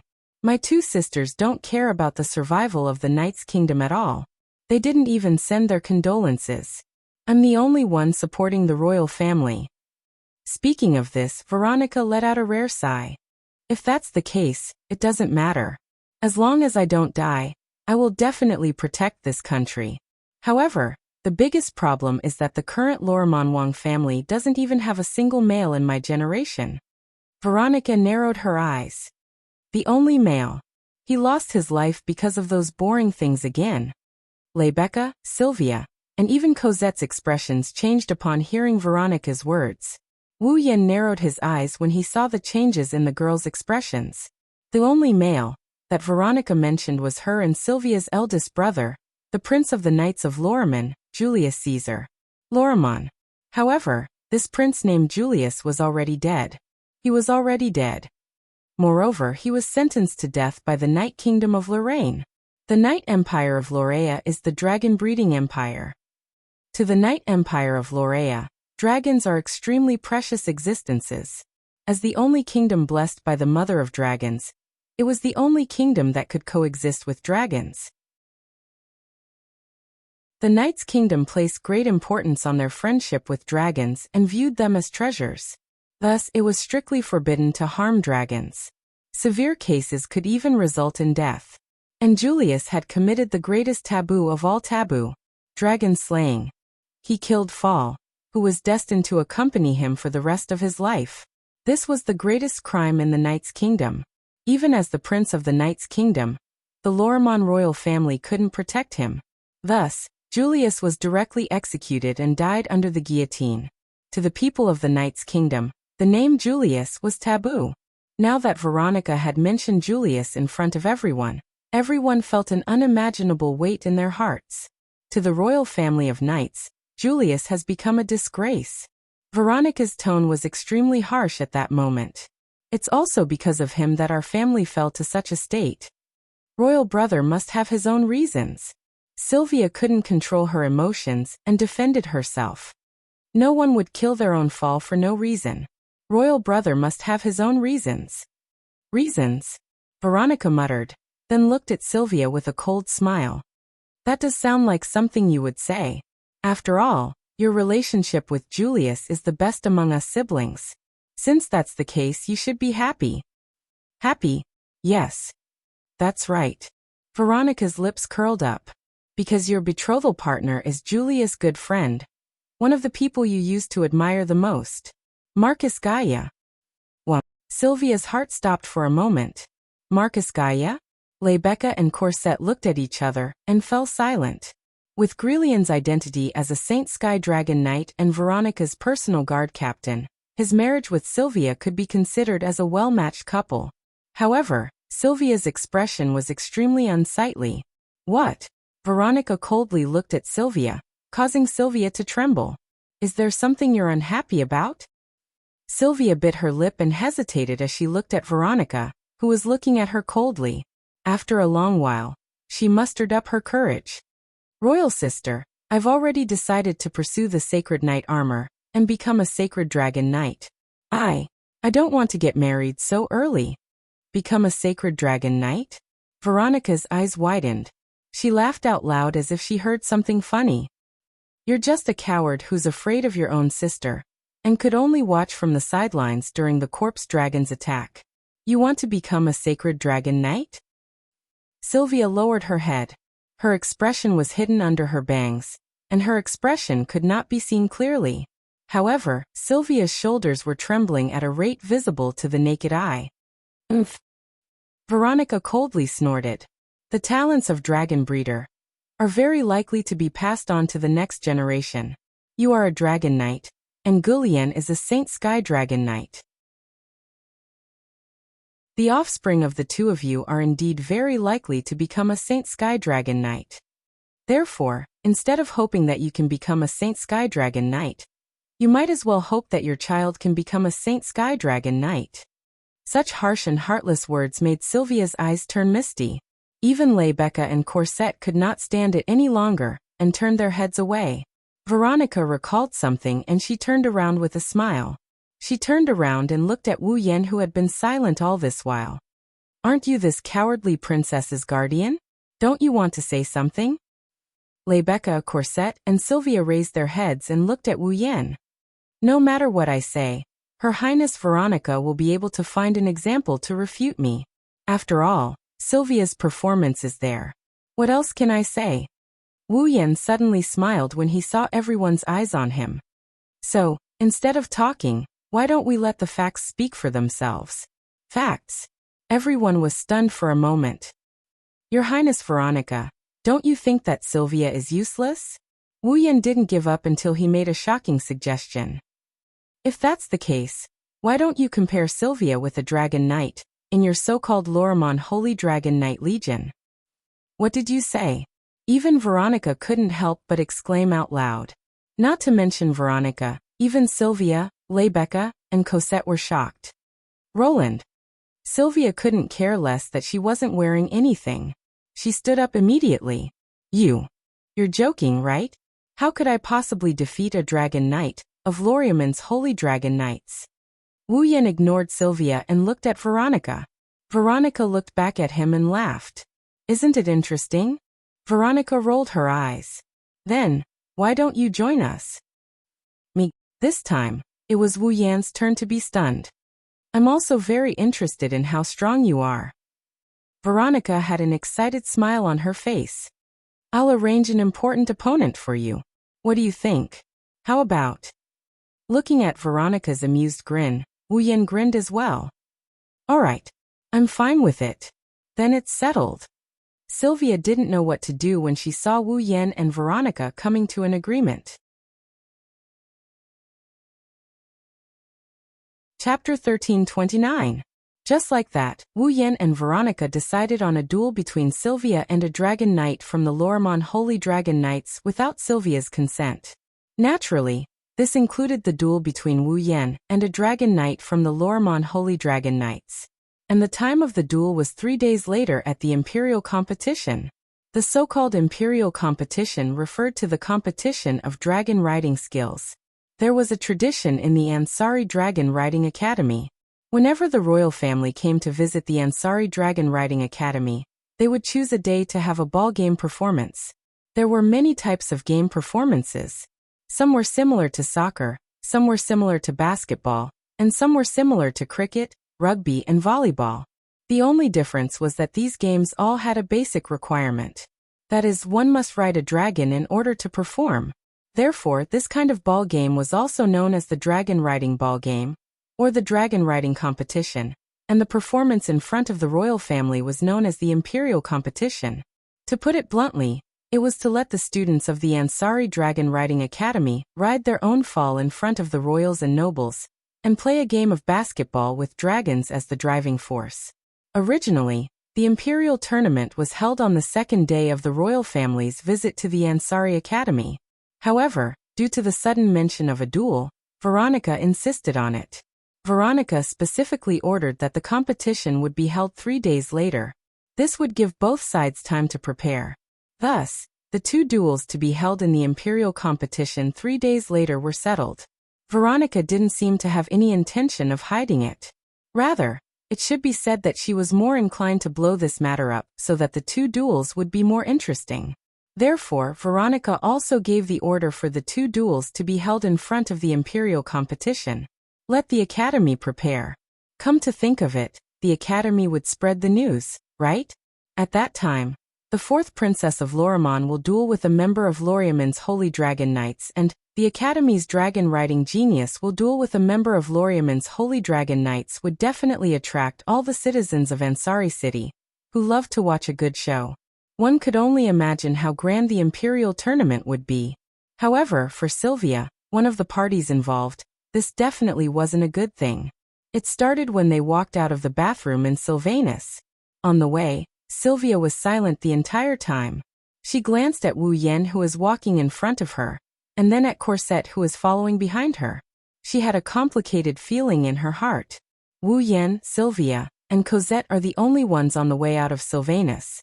Veronica asked Rebecca to stay behind. They were discussing the details of the corpse dragon incident. Veronica originally wanted Wu Yan to participate.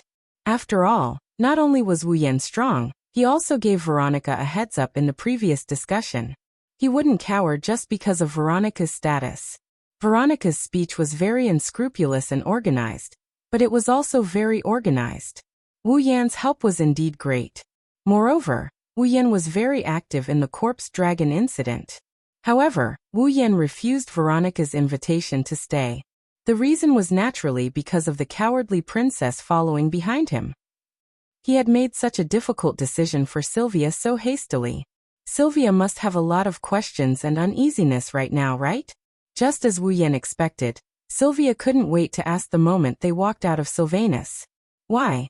It was a simple 3 words, but Sylvia voiced out all her thoughts. Why do you want me to duel with Royal Sisters Dragon Knight Legion? Loriman's knighthood is the dragon-breeding nation. Therefore, the knighthood of this nation is different from that of other nations. In Loriman's knighthood, the knights in the knighthood are all dragon knights who have a dragon as their mate. Among the knighthood, Lorimen's Holy Dragon Knight Legion is the strongest and most glorious one. In other words, Lorimen's Holy Dragon Knight Legion's Dragon Knight Legion is ranked at the top of all Dragon Knights. The Legion commander of Lorimen's Holy Dragon Knight Legion even has the reputation of being the strongest in the world in one-on-one duels. Under such circumstances, even if it's not a Holy Dragon Knight, it's easy to imagine how strong a Dragon Knight Legion's Dragon Knight Legion is. Sylvia is very strong. At the mere age of 16, Lancelot has already grown into a holy dragon. Even though she's still a young dragon, she's already a dragon knight that everyone respects. But no matter how strong she is, she's still a student and Lancelot is still a young dragon. Compared to the dragon knights who had fully grown up and had the ability to join the strongest knights in the kingdom of Lorien, the difference was not just a little bit. Perhaps when it came to Lancelot, who was also a holy dragon, might be behind in terms of growth rate, but his power shouldn't be too far off from However, when it came to the ability of a rider, Sylvia was definitely immature. In that case, Fall's strength should be above Lancelot's. Even if Fall is weaker than Lancelot, Sylvia still won't be able to win. This is something that Wu Yan has proven more than once by having the weak defeat the strong. That was why Sylvia didn't even need to guess the outcome of a duel between her and the Dragon Knight of Lorimen's Holy Dragon Knight Legion. Sylvia doesn't understand why Wu Yan wants her to duel a Dragon Knight Legion's Dragon Knight Legion. She doesn't believe that Wu Yan doesn't know her strength, nor does she believe that Wu Yan doesn't know that her chances of winning are minuscule. Yet Wu Yan still made such a decision. It really puzzles her. Wu Yan stopped in front of her and slowly turned around to face Sylvia. His wine-red eyes shone with a profound light under the moonlight. Sylvia and Corset almost lost themselves in them. What else can I do? Wu Yan let out a long breath and rubbed his forehead. Do you want to marry that Jirian? No. Of course I don't. Even though Jirian was the person she idolized when she was young, Sylvia denied it so quickly and decisively that it shocked even herself. Although Sir Gulian is an outstanding knight and a respected holy heavenly dragon knight, I do not have any intention of marrying him. Isn't that enough? Wu Yan turned around and continued walking towards the dormitory. Sylvia and Corset hurriedly followed after him. Didn't your sister doubt your ability, deny your dreams, and think that you're useless? That's why she wants to use you as a tool to reproduce. Wu Yan said without turning around. Then, other than proving your ability in front of her, proving that you have the qualifications to fulfill your dreams, do you have any other way? But. Sylvia clenched her fists, unwilling to give up. With my current strength, it's impossible for me to win against the Dragon Knight Legion under my sister's command. This again. Wu Yan sneered. Every time, you use impossible as an excuse. To you, just because your opponent is stronger than you can only stop moving forward? Hearing this, heart-wrenching sadness surfaced in Sylvia's eyes, and her voice became downcast. Then, do you think I have a chance of winning? Right now, I don't have a chance at all. Sylvia laughed at herself when she heard Wu Yan's words. However, Wu Yan's next words stunned her. But I don't know after 3 days. Sylvia was confused. What do you mean? Lancelot may still be in his infancy, but he's still a holy dragon. His strength shouldn't be much weaker than his opponent. The key lies in you, the rider. Wu Yan glanced at Sylvia and his lips curled up. Do you want to control your own fate? Control my own fate? Sylvia's eyes flashed and her face was filled with determination. Of course. Since that's the case, leave it to me. Wu Yan suddenly turned around.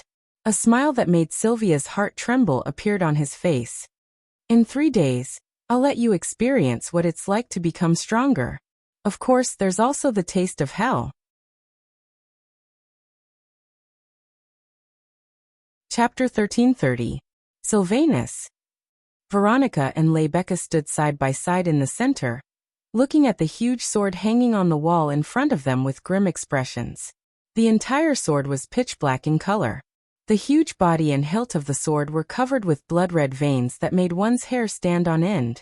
They emitted a blood-like luster, as if they were alive.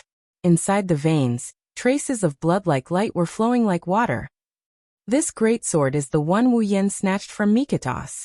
It can resurrect dead dragons, it can create corpse dragons, and it's a product of magicite engineering. Is this the giant sword that can control the corpse gray dragon? Even the fearless Veronica was looking at the giant sword in front of her with fear in her eyes. The sword itself seems to be made of precious metal, but those red veins. Yes. Rebecca nodded solemnly. They are all made of Dragon Chi magnificent crystals. As expected. Veronica's expression darkened. Dragon Chi crystals. That was a special crystal that only dragons could produce. Almost every dragon in the dragon race would secrete crystals that contained magic power at regular intervals. These crystals were known as Dragon Chi Splendor crystals. Because the Dragon Chi magnificent crystal contained some excess magic power in the bodies of the dragons of the dragon race. People also began to make use of these Dragon Chi magnificent crystals. Those who held the Dragon Chi magnificent crystal could use the magic power contained within to cast dragon magic that only the dragon race could cast. At the same time, they could also do some things that only magic could do.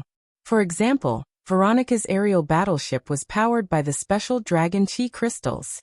It was also because of this that the Dragon Chi magnificent crystal might only be a physiological substance that was secreted regularly to the dragon race, just like the metabolism of humans. Normally, they might not even take a look at it, but to humans it was a very important thing.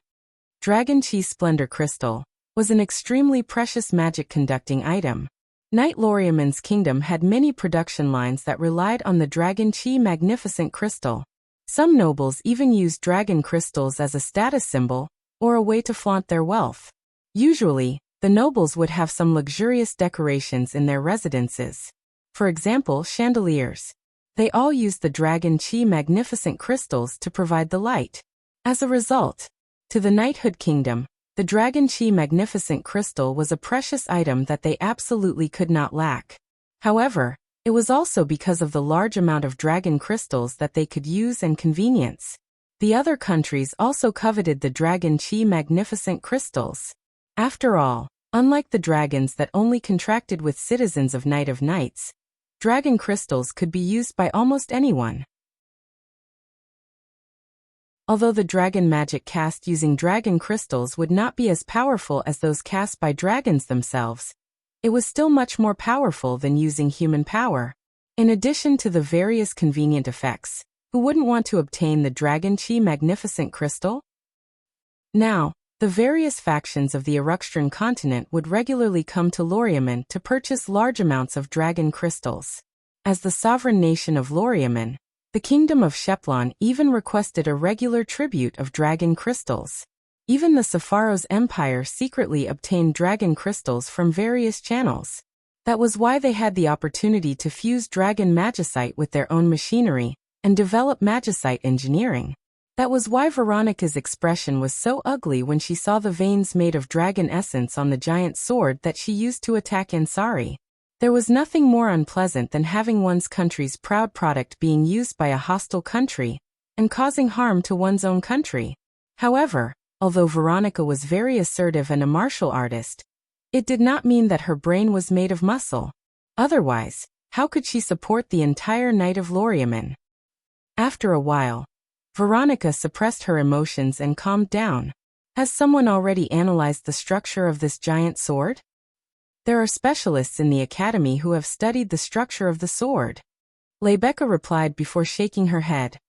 The experts are already analyzing the function of the veins made from the Dragon Chi magnificent crystal. However, the progress of the engineering research is not enough. That's inevitable. Veronica did not blame Rebecca for her incompetence. She nodded in understanding. Magic engineering is the specialty of the Knight's Kingdom. However, engineering is the domain of the Empire. Regarding engineering, the Knight's Kingdom basically knows nothing about it. It's only natural that such a result would occur. Veronica looked at Rebecca. Leave this sword to me. I will arrange for someone to study it. Understood. Rebecca replied. Then, let's put the matter of the corpse dragon aside for now and wait for the progress. Veronica's tense expression relaxed and a smile appeared on her face. Hey Rebecca, What do you think of the duel in 3 days? This. Rebecca hesitated for a moment before speaking with some uncertainty. Is Princess Veronica referring to Sylvia or Loon? Both sides. Veronica waved her cloak and sat on the sofa. To be honest, compared to Sylvia, I'm more curious about that Loon kid. Veronica's eyes glinted. He's on par with Gulian, who's equipped with the Holy Knight armor, with his own strength. He has the special ability to ride other people's dragons, and the dragon riding skill that even you call unparalleled. Other than that, he's also a dragon breeder. We still don't know how powerful Fall is, and it's still a secret as to what level he's at. He's a man full of mysteries. He's not simple. Hearing this, Rebecca was stunned. Veronica was a proud and arrogant person. This could be seen from the way she mercilessly denied her own sister. To be able to gain the recognition of the proud and arrogant Veronica was definitely an incomparably glorious thing. However, no one has ever been able to make Veronica call someone not simple. Even the commander of the world's strongest Lormon Holy Dragon Knights under Veronica's command. Although Veronica valued him highly, she didn't give him such a serious evaluation. From a certain point of view, Wu Yan received a different kind of honor. Strangely enough, Rebecca felt that it was only right and proper at the same time. Even she felt that Wu Yan was worthy of such an evaluation. Therefore, Rebecca could only smile helplessly at Veronica's words. Actually, I'm also curious about how many secrets he's hiding. Veronica paused for a moment and said in surprise, "But isn't he your guard?" It's a long story. This so-called guard is nothing more than a cover-up. Rebecca sighed. I've only met him recently. I gave him the name Rune, but I don't even know his real name, identity, or background. I thought I could get some information if I kept him by my side, but every time I thought he finally revealed something, he would reveal an even more shocking secret the next time I met him. I'm ashamed to say this. If he hadn't fought Captain Jirian today, I wouldn't have known he had such frightening strength. Rebecca's tone turned complicated. I only had a sliver of hope for him at first, wondering if he had a potential that even I couldn't help but sigh in admiration.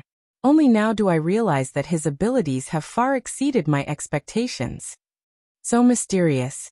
Veronica narrowed her eyes. Looks like I'll have to prepare a strong opponent for him this time. Does your Highness plan to have Captain Jirian fight? No. Veronica shook her head. Although Jirian's strength is unquestionable, I think it's still not enough to force that brat to reveal everything. After saying that, Veronica suddenly laughed out loud. I plan to have her fight. Her? Rebecca was taken aback and her expression changed. Could it be? Veronica snorted, her eyes filled with excitement. That brat, what kind of shocking ability can he display? Let's wait and see. Chapter 1331. The next day, in the 7th Dragon's dormitory. In front of Lancelot's dragon house, Wu Yan stood at the door while Sylvia stood in front of Wu Yan. She looked like a student about to be taught by a knowledgeable professor. Or perhaps it should be said that she looked like a student participating in military training. Her body was ramrod straight and her face was solemn. Looking at this strange scene, Cosette, who was holding a plate with a teapot and teacups, couldn't help laughing. However, she didn't dare to laugh out loud on this occasion, so she could only try her best to hold it in. For the first time in her life, Cosette felt that she was having a hard time.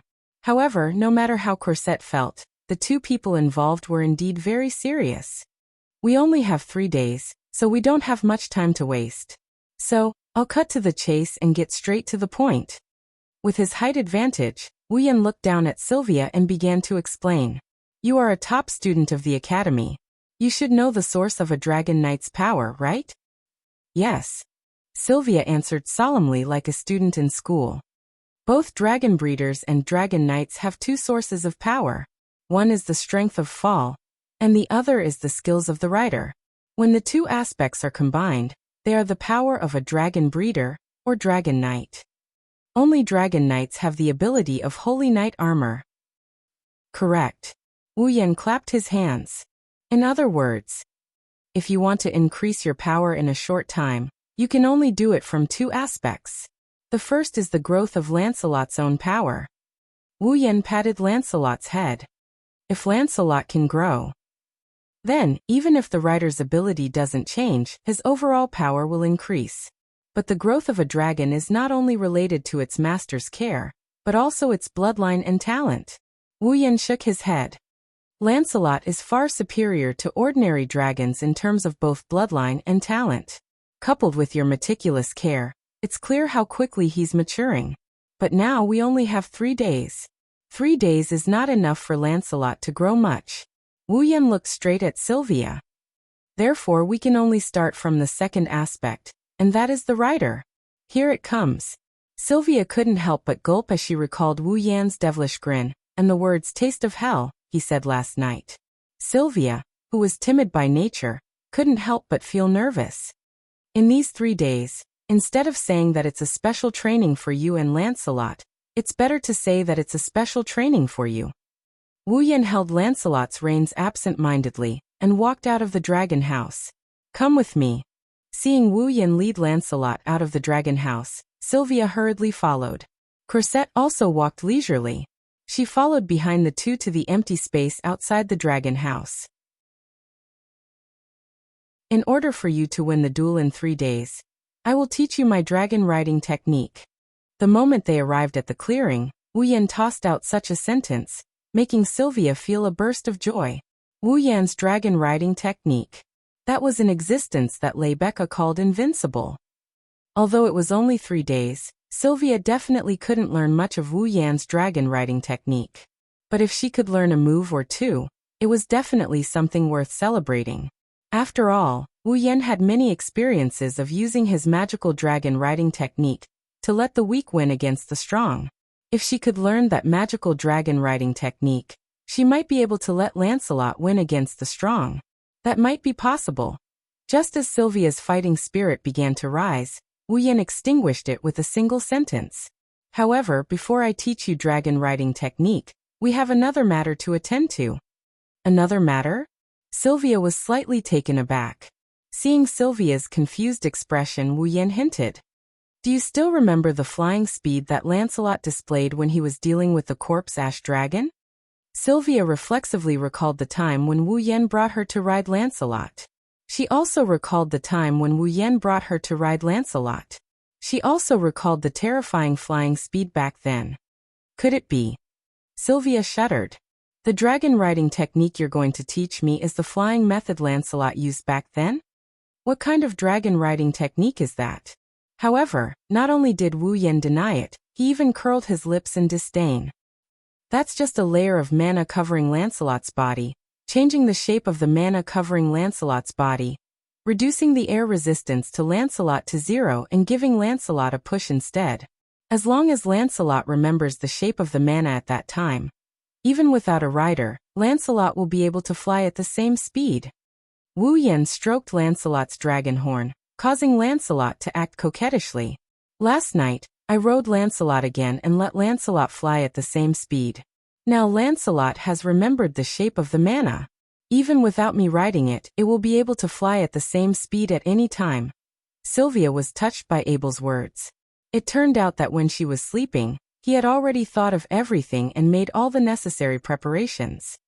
He helped me so much. I can't let him down. With such conviction, Sylvia became serious. Then what should I do? Very simple. Wu Yan once again revealed that smile that made Sylvia tremble in fear.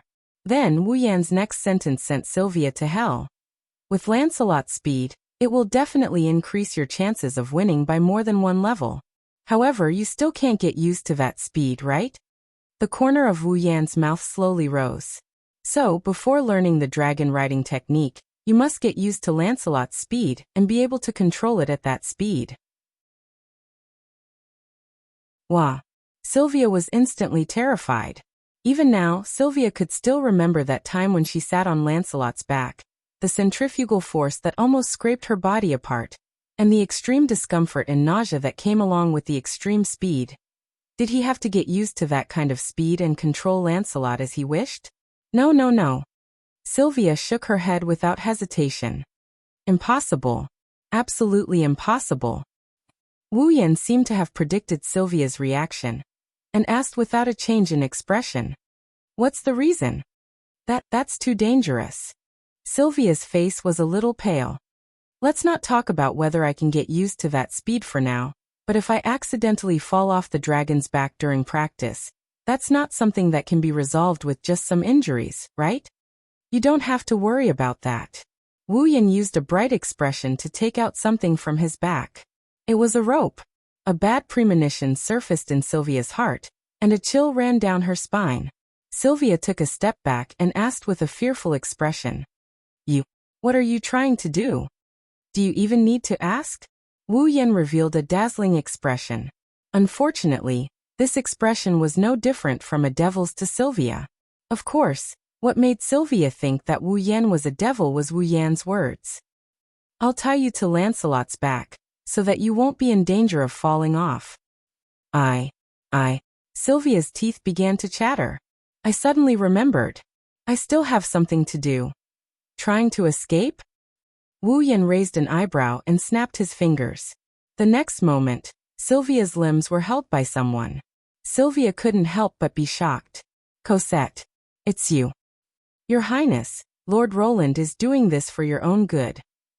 Cosette's face had the same dazzling smile as Wu Yan's. For the sake of your Highness, I can only offend this lowly maid. You just think it's fun. Sylvia struggled with all her might. Let me go. Don't worry. Wu Yan grabbed the rope and approached with a ferocious expression. I'll be very gentle, I won't hurt you. Sylvia's pretty face turned ghastly pale in an instant. Then Wu Yan pounced on her. No, a sorrowful cry echoed through the sky.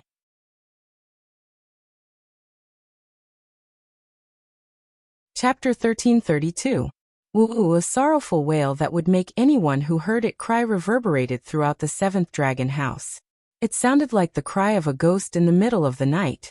Whoosh, a sharp sound accompanied by a sorrowful wail echoed throughout the sky. A streak of light flashed through the sky above the seventh dragon house, causing a series of incessant shrieks.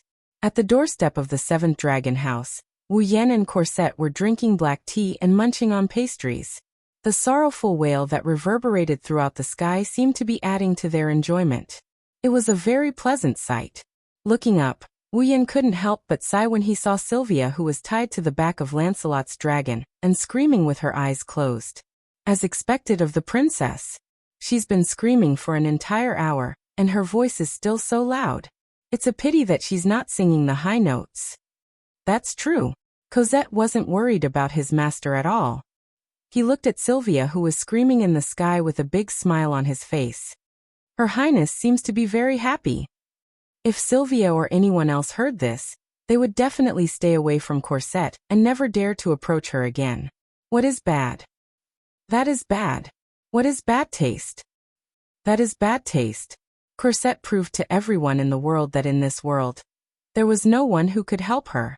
There was actually a maid who would feel happy for her mistress' misfortune.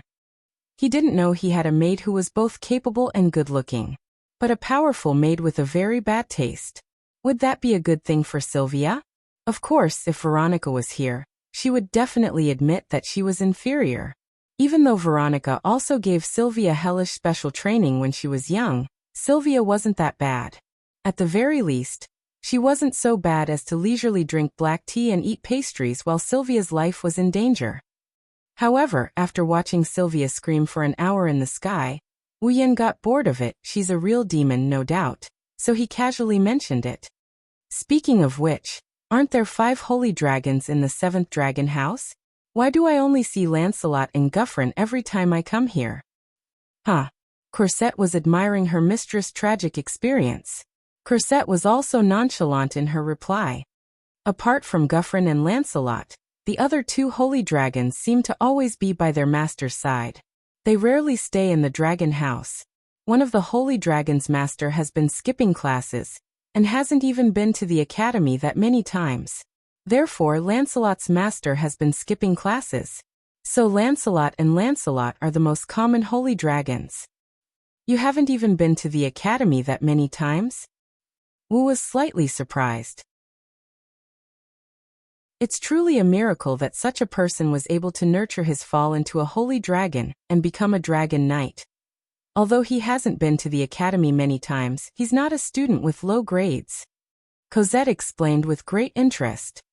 I heard that this student often skips his classes and school activities. She once aroused the dissatisfaction of many people in the academy. However, her grades are always among the best.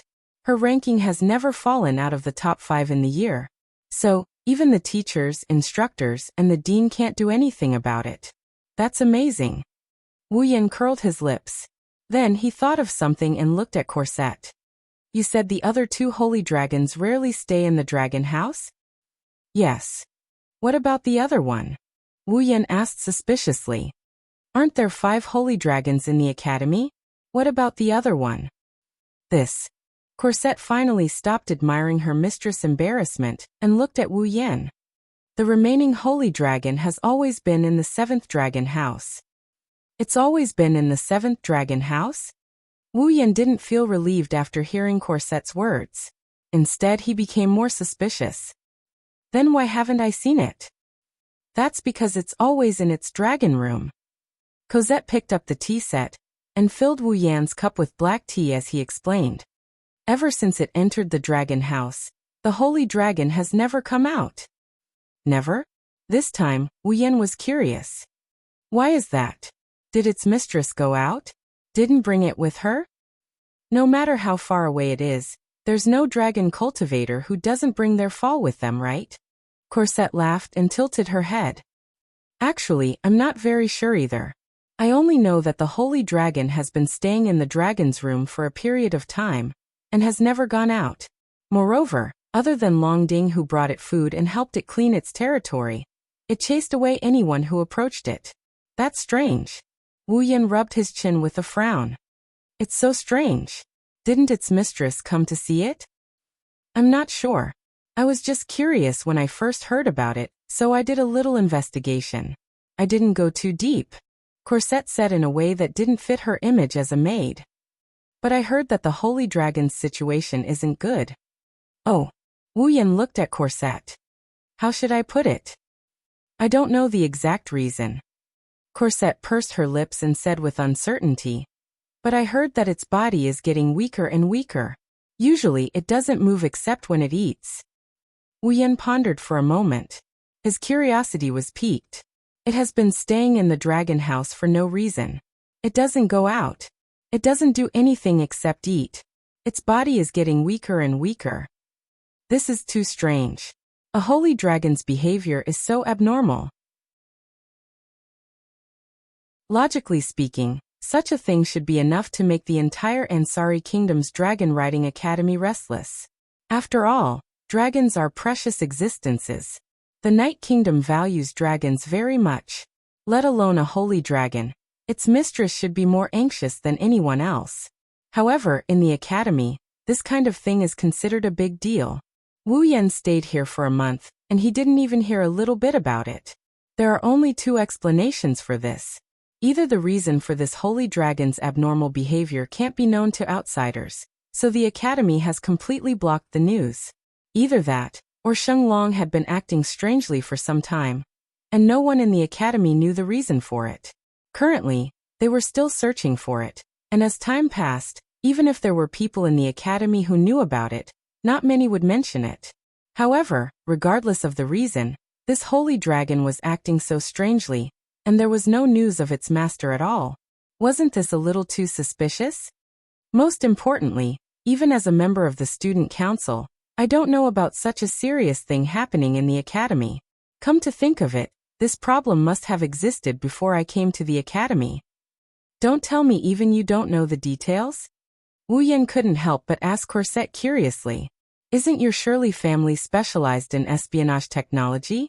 With Cosette's ability, you should be able to investigate this matter in minutes, right?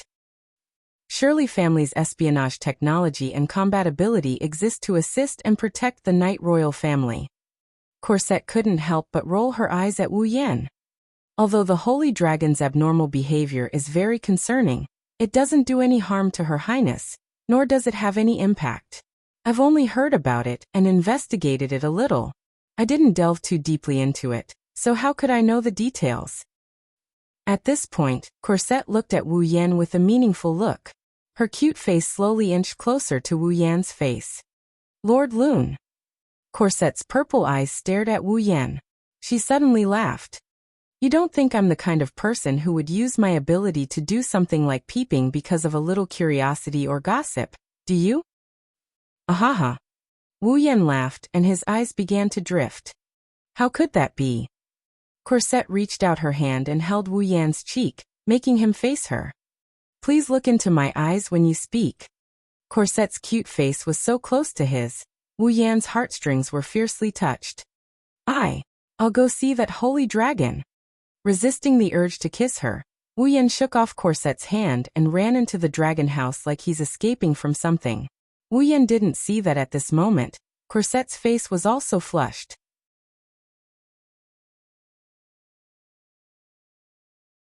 Chapter 1333.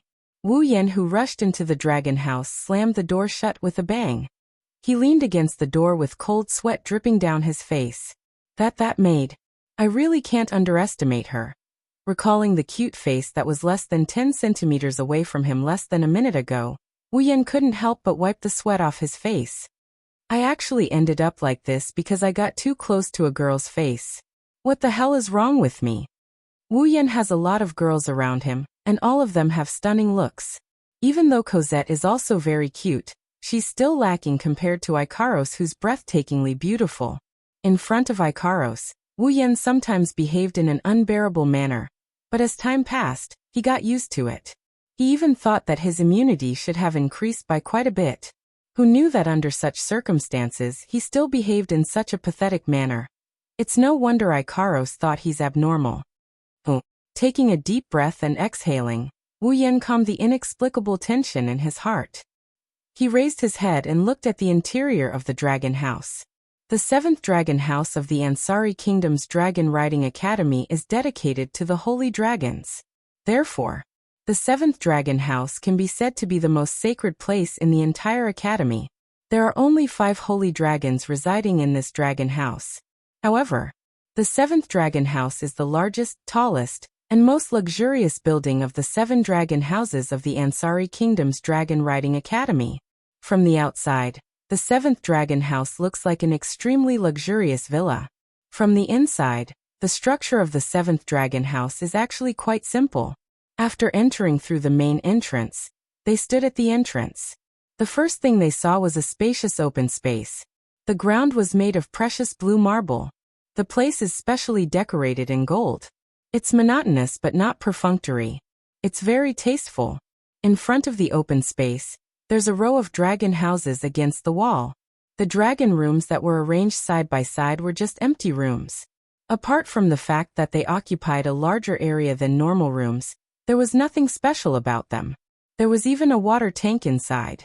The holy dragons that resided inside replenished their water supply from the water trough. As for food, the dragons were responsible for providing it on time. Because each dragon room only had a small door that could only cover about 1/5 of the area, no one would think of locking the dragon up. Therefore, even if one stood at the door of the dragon house, they would not be able to see through it. Wu Yan could also clearly see the situation in each dragon room. The first thing that caught Wu Yan's attention was Guflin, who is sitting in the center of the 7th dragon house. He's sitting in the most spacious dragon room of the 7th dragon house. As the strongest holy dragon in the academy, as well as Lebecca's holy dragon knight, Guflin could be said to be the most eye-catching dragon in the entire academy. There was no one who could compare to him. His enormous body, which could be ranked at the forefront of the entire dragon clan, could not be ignored. After all, in the dragon clan, basically, if there were no surprises, size represented a dragon's strength. The larger a dragon was, the greater its growth potential, the more power it accumulated and the stronger it would be. That's why most people's understanding of a dragon's strength was based on their size. Guflin's size was ranked at the top of the dragon clan, so there was no doubt about its strength. Compared to Guflin's enormous body, even the dragon room of the 7th dragon house, which was designed to fit an adult dragon's body, felt a lot smaller. It didn't fit Guflin. Roar! Perhaps sensing someone's gaze on it, Guffalin opened its eyes. When it saw Wu Yan standing in front of the dragon house, a trace of joy flashed through its solemn dragon eyes. It then let out a joyful roar. To Guffalin, Wu Yan was not only the only other person it acknowledged aside from Rebecca who could ride on its back, he was also its benefactor, who took care of its meals every day and provided it with delicacies several hundred times more delicious than before. In Guffalin's heart, Wu Yan's position might not be as high as Rebecca's, who had already received the holy knight armor from Guffalin and swore to be its master. However, Wu Yan was the person Guffalin was most willing to get close to. If Rebecca were here, Guffalin would obediently lower its head to show its submission. However, if Wu Yan were here, Guffalin would roar in a way that didn't match its image to show its closeness. This made Rebecca extremely jealous. After all, she wasn't someone who liked to be above others. Rather than simply submitting, she wanted Guffalin to be closer to her. Of course, Rebecca was still alright. Sylvia was the one who suffered. Unlike Guffalin, who had already presented his holy knight armor and swore to be his master, Lancelot, who hadn't presented his armor to Sylvia, was much closer to Wu Yan than Guffalin. Similarly, because Lancelot hadn't presented his holy knight armor to Sylvia, it meant that Sylvia wasn't worthy enough for Lancelot to pledge his everything to her. Her loyalty wasn't as high as Guffalin's towards Rebecca. Therefore, to Lancelot, Wu Yan's position in his heart might even be higher than Sylvia's. Fortunately, Sylvia didn't know about this. Otherwise, she would have suffered a heavy blow. At this thought, Wu Yan couldn't help but smile and beckon Guffalin over. It's not time to eat yet. Rest first. When it's time to eat, I'll bring you something good to eat. Roar! Guffalin let out another roar of joy before obediently lying on the ground and sleeping comfortably. It seemed that he was looking forward to Wu Yan's cooking. Dragons were able to eat 5 meals a day, and they had a special desire for delicious food. As an incredibly intelligent species, dragons weren't only capable of creating holy knight armor and researching dragon-related magic. Their desire for beautiful things far surpassed that of humans. In the hearts of dragons like Guffalin and Lancelot, Wu Yan's cooking was the pursuit of good food. Shaking his head, Wu Yan couldn't help but laugh. He then began to look around the dragon house. Lancelot was accompanying Sylvia in her special training outside. Corset had also said that the other 2 holy dragons were always by their master's side and rarely entered the 7th dragon house. Thus, in the entire 7th dragon house, other than Guffrin, there should only be that holy dragon with abnormal behavior left. In the quiet 7th dragon house, Wu Yan could clearly hear that other than Guffalin, there was also a relatively weak breathing sound echoing in this space. Following this breathing sound, Wu Yan walked to the innermost part of the 7th dragon house and arrived at a rather remote dragon house. The next moment, he saw in this dragon house, a dragon was lying on the ground. It was a holy dragon about the same size as Lancelot. It was obvious that it was still in its infancy. It had the same white fur as Lancelot, but it had a faint purple glow. It looked like a purplish-white color and was much more elegant. The dragon's horns were extremely well developed, just like those of a buck. They were sharp, but not rough. A pair of purple dragon eyes without pupils were suffused with a rich luster, adding a bit of ferocity to its elegance, but it was not too frightening. Clearly, this was an extremely extraordinary holy dragon. Even though it was still in its infancy, one could still feel the immense pressure from its body that only holy dragons of the dragon race possessed. However, this sacred dragon, which should have exuded immense pressure, was currently lying limply on the ground, looking listless. Even its white fur, which was glowing with a purple glow, seemed to have dimmed significantly. Its purple eyes were filled with weakness, without any luster. Seeing this scene, Wu Yan immediately frowned. It's as Corset said, this dragon's situation is not good. Although he didn't know what happened to this dragon, Wu Yan could clearly sense that its aura was gradually weakening. From the looks of it, it probably won't be long before this dragon's life comes to an end. Staring at the weak holy dragon, Wu Yan closed his eyes. When he opened them again, there was a flash of light. Wu Yan lifted his foot and walked towards the holy dragon in the dragon house. Yu. When Wu Yan was 5 meters away from the holy dragon, it suddenly turned its head and looked at Wu Yan. The pair of purple dragon eyes were filled with warning.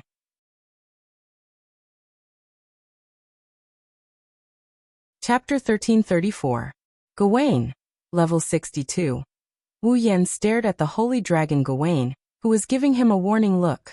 He hesitated for a moment before speaking to Gawain. I don't mean any harm, I just wanted to check on you.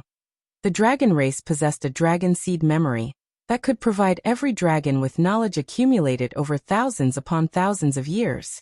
That was why the dragon race was known as an extremely intelligent race. Every dragon possessed the accumulated knowledge of the dragon race from the moment they were born. And in the dragon species memory of the dragon race, there would definitely be records of the human language. Although the dragon race couldn't rely on it to speak the human language, it would be easy for them to understand the human language. That was why Gawain could definitely understand Wu Yan's words. However, even after Wu Yan finished speaking, Gawain still looked at him with vigilance. There was even a hint of hostility in his eyes.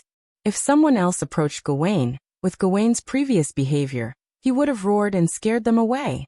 However, Gawain could feel a trace of pressure from Wu Yan's body that was different from ordinary people.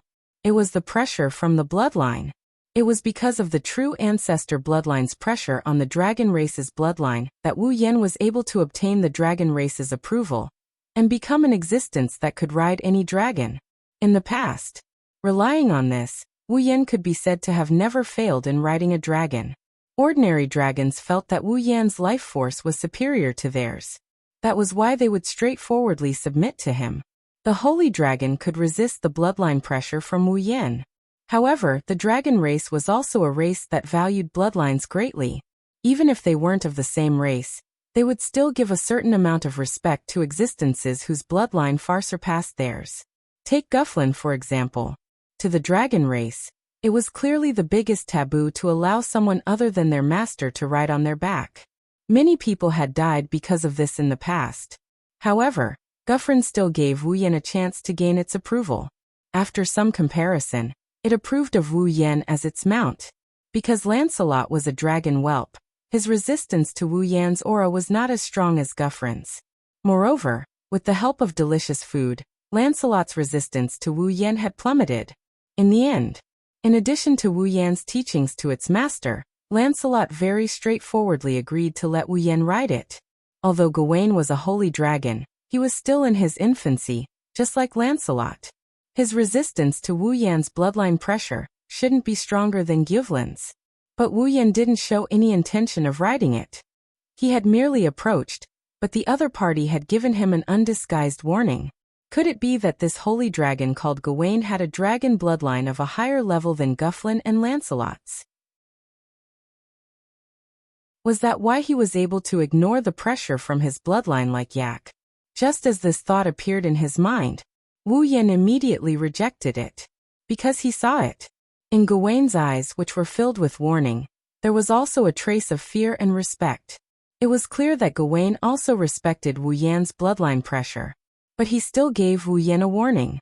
This proved that even though Gawain was respectful, he still didn't want Wu Yan to get close to him. That was why Gawain didn't even give existences of a higher level a chance to get close to him. This was a dragon with quite a personality, and also a difficult one to deal with. Almost instantly, Wu Yan had such an impression of Gawain. However, this only aroused Wu Yan's competitive spirit.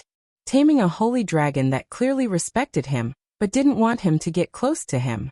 It forcefully resisted his bloodline pressure, and even showed obvious hostility. This was a very unique holy dragon.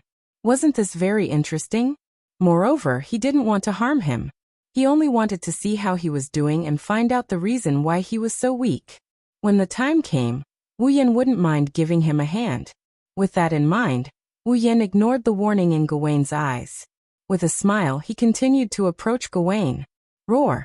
At this moment, the warning, respect, and fear in Gawain's eyes all turned into pure hostility. Roar! Gawain's originally listless appearance instantly disappeared. He stood up abruptly and placed his forelimbs on the ground. He raised his large dragon head and let out a warning roar at Wu Yan. The ferocious roar stirred up a dense shockwave that reverberated in all directions of Gawain's room. It caused the ceiling to tremble slightly and dust particles to fall down. From Gawain's roar, Wu Yan could sense his intentions. If you come any closer, I will attack. That was Gawain's intention. Wu Yan's wine-red eyes flashed. With a smile on his face, he ignored Gawain's warning and finally stepped into Gawain's room. A fierce glint flashed across Gawain's dragon eyes. Whoosh! In the next moment, a sharp sound of something breaking through the air echoed throughout the room. A blurry black shadow that caused the atmosphere to tremble violently flew out and viciously whipped towards Wu Yan, who had just walked into the room. That was Gawain's tail. Bang! A muffled sound that sounded like a direct hit to the heart rang out. A cloud of smoke exploded in a corner of the room and rose into the air. Seeing that his attack seemed to be effective, Gawain exerted a bit of force and immediately tried to pull back his tail. However, an extremely strong force restricted his dragon tail and prevented him from pulling it back. Gawain's dragon eyes suddenly widened. He raised a dragon claw and forcefully smashed it towards the center of the rising cloud of smoke. Bang! Another muffled sound rang out. This time, Gawain's attack scattered the cloud of smoke in all directions, exposing the situation within to the air and allowing Gawain to clearly see his current situation. He saw that the dragon tail he had just wildly swung out was tightly grasped by a relatively thin and small hand. The force that restricted his dragon tail came from this small hand. The dragon claw he had just smashed down was lifted up high by another hand as if it was supporting the heavens and earth, blocking it. Gawain's dragon eyes trembled. His immature mind was momentarily stunned by this unrealistic scene. With one hand grabbing Gawain's dragon tail, and the other raised to block Gawain's sharp front claw, Wu Yan raised his head and met Gawain's eyes. I've said it before, I have no ill intentions. I just wanted to check on your situation. Roar! Gawain growled, his voice filled with intimidation. He didn't care about Wu Yan's kindness at all. Seeing this, Wu Yan furrowed his brows and said in confusion, I'm not even trying to ride you. Why are you so hostile? Roar! For a moment, a trace of hesitation appeared in Gawain's voice. However, it quickly became the same as before, filled with intimidation. It was as if he was condescending and saying, If you don't leave now, I won't be merciful anymore. Heh. Seeing Gawain growling at him, Wu Yan sneered. You're young, but your temper is quite big. Gawain was enraged when he heard this. Roar! A ferocious roar shook the atmosphere. Gawain opened his mouth wide, and a light blue magic formation suddenly appeared in front of his dragon mouth. It carried a dense magic fluctuation as it slightly rotated. Wu Yan's expression froze. Inside the magic formation, a frightening amount of magic power stirred up a storm. Dragon breath that contained terrifying wind pressure and heat burst out like flames. It tore through space and went straight for Wu Yan without giving him a chance to explain himself. Seeing the dragon's breath rushing towards him, Wu Yan's expression turned cold. He suddenly tightened his grip on Gawain's dragon tail and claws, causing the veins on his hands to bulge. Then Wu Yan fiercely pulled on the dragon tail and claws in his hands and lifted. Roar! Gawain let out a roar that caught him off guard. That was because his 3-meter-tall body was lifted into the air by Wu Yan. Gawain's huge body was lifted into the air as if he was falling down. His mouth, which was spitting out dragon breath, was involuntarily facing upwards. The dragon breath that was shooting out was deflected as Gawain fell on his back. It shot upwards and landed on top of the dragon room with a bang. Lifting Gawain's huge body, Wu Yan roared and used all his strength to grab Gawain's dragon tail and claws. He lifted them high above his head and smashed them down with all his might. Boom! A muffled sound like a drum echoed in the dragon room, followed by Gawain's painful groan.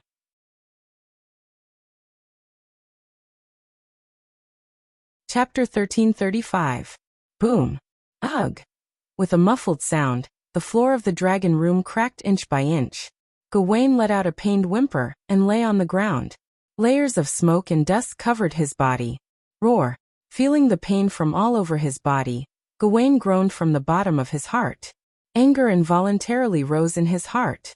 As a member of the dragon race, he was actually defeated by a human? Even if this human seemed to have a higher bloodline than him, was he so weak that he couldn't even compete with him in strength? How was that possible? Gawain climbed up from the ground with anger in his heart. However, as soon as he moved, he realized that something was wrong. On Gawain's chest, the person who had just put him down was standing there, looking down at him disdainfully. His wine-red eyes were filled with a sense of oppression that made Gawain's heart palpitate. "I wasn't kidding when I said you had a bad temper." Standing on Gawain's chest, Wu Yan slowly raised the corners of his mouth. "How is it? Have you calmed down? If you've calmed down, let's talk." With that, Wu Yan let his consciousness take root along his feet and enter Gawain's body. He attempted to connect with Gawain's consciousness as a rider, and see if he could obtain any information from it. Gawain could clearly sense Wu Yan's consciousness spreading into his body. He realized that the other party wanted to ride him as a rider. Gawain's dragon eyes opened wide, and he began to struggle wildly. Roar! A dragon's roar rang out, carrying a strong sense of unyielding will as it reverberated in the air of the dragon room. Gawain's consciousness fiercely rejected Wu Yan's consciousness, rejecting it and not allowing it to connect with his consciousness. At the same time, he began to struggle. Unfortunately, just as Gawain had the thought to struggle, Wu Yan, who was standing on his chest, suddenly stomped down with great force. Gawain was heavily trampled under his feet. Gawain was of the dragon race. Furthermore, he had the powerful physical strength of a sacred dragon. He was unable to resist. As if a heavy mountain was pressing down on his body, Gawain only felt that his body had become incomparably heavy. He couldn't even lift his body. His limbs could only move about randomly. He couldn't move his body even an inch, let alone get up. The consciousness with Wu Yan as the source was drilling into Gawain's consciousness. Once it succeeded, then Gawain would truly be ridden. Roar! Gawain raised his head and roared. Not only was his voice unyielding, but it was also louder than any of the previous roars.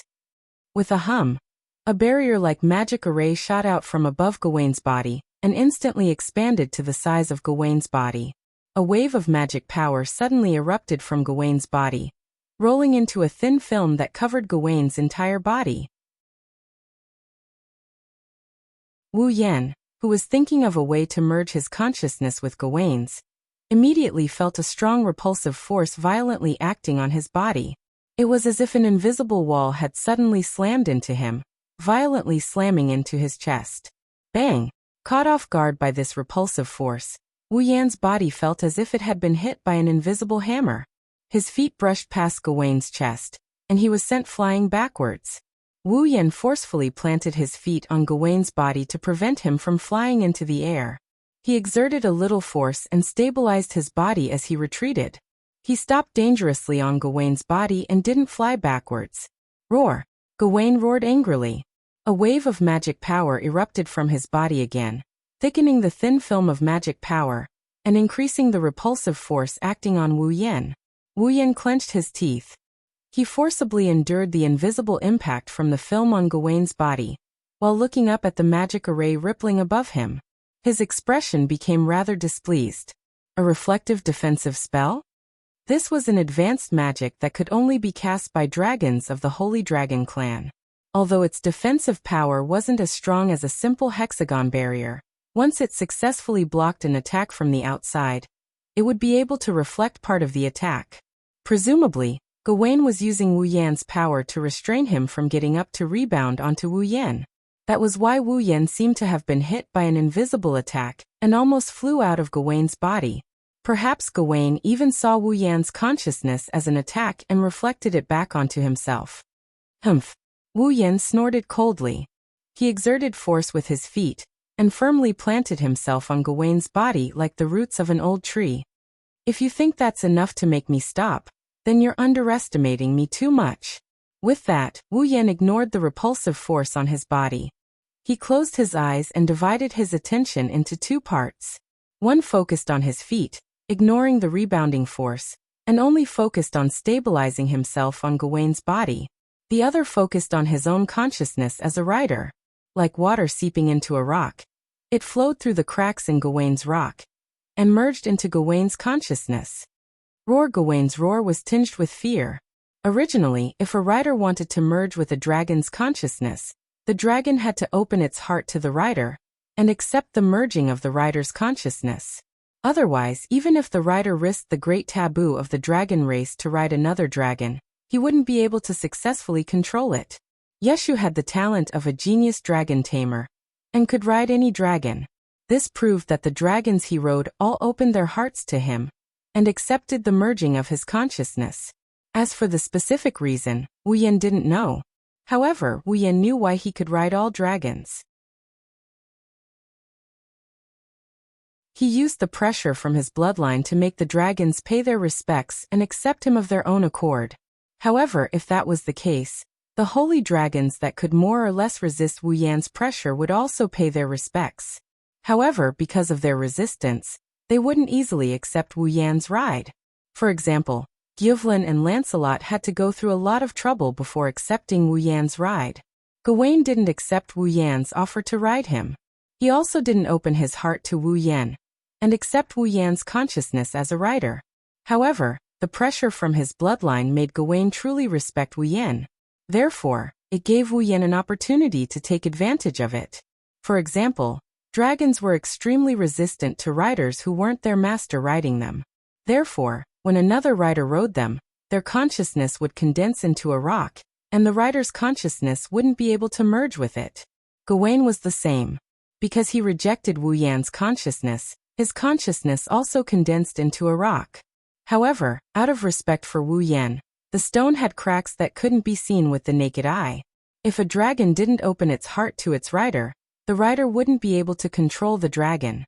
However, because of this crack in Gawain's consciousness, although Wu Yan didn't successfully merge with his consciousness and control Gawain, he obtained a part of Gawain's memories from the depths of his consciousness, just like Yaksa did when he controlled the corpse ash dragon. Thus, Wu Yan saw a scene of Gawain flying freely in the sky.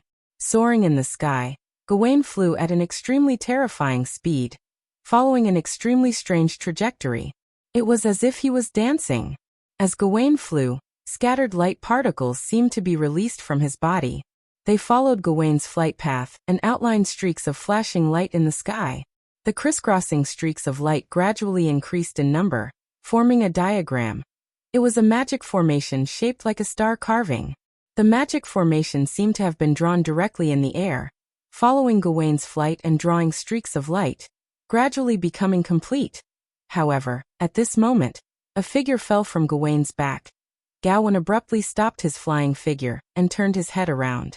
However, the figure that fell from his back had already landed helplessly on the ground. Gawain could only watch in despair as the figure fell.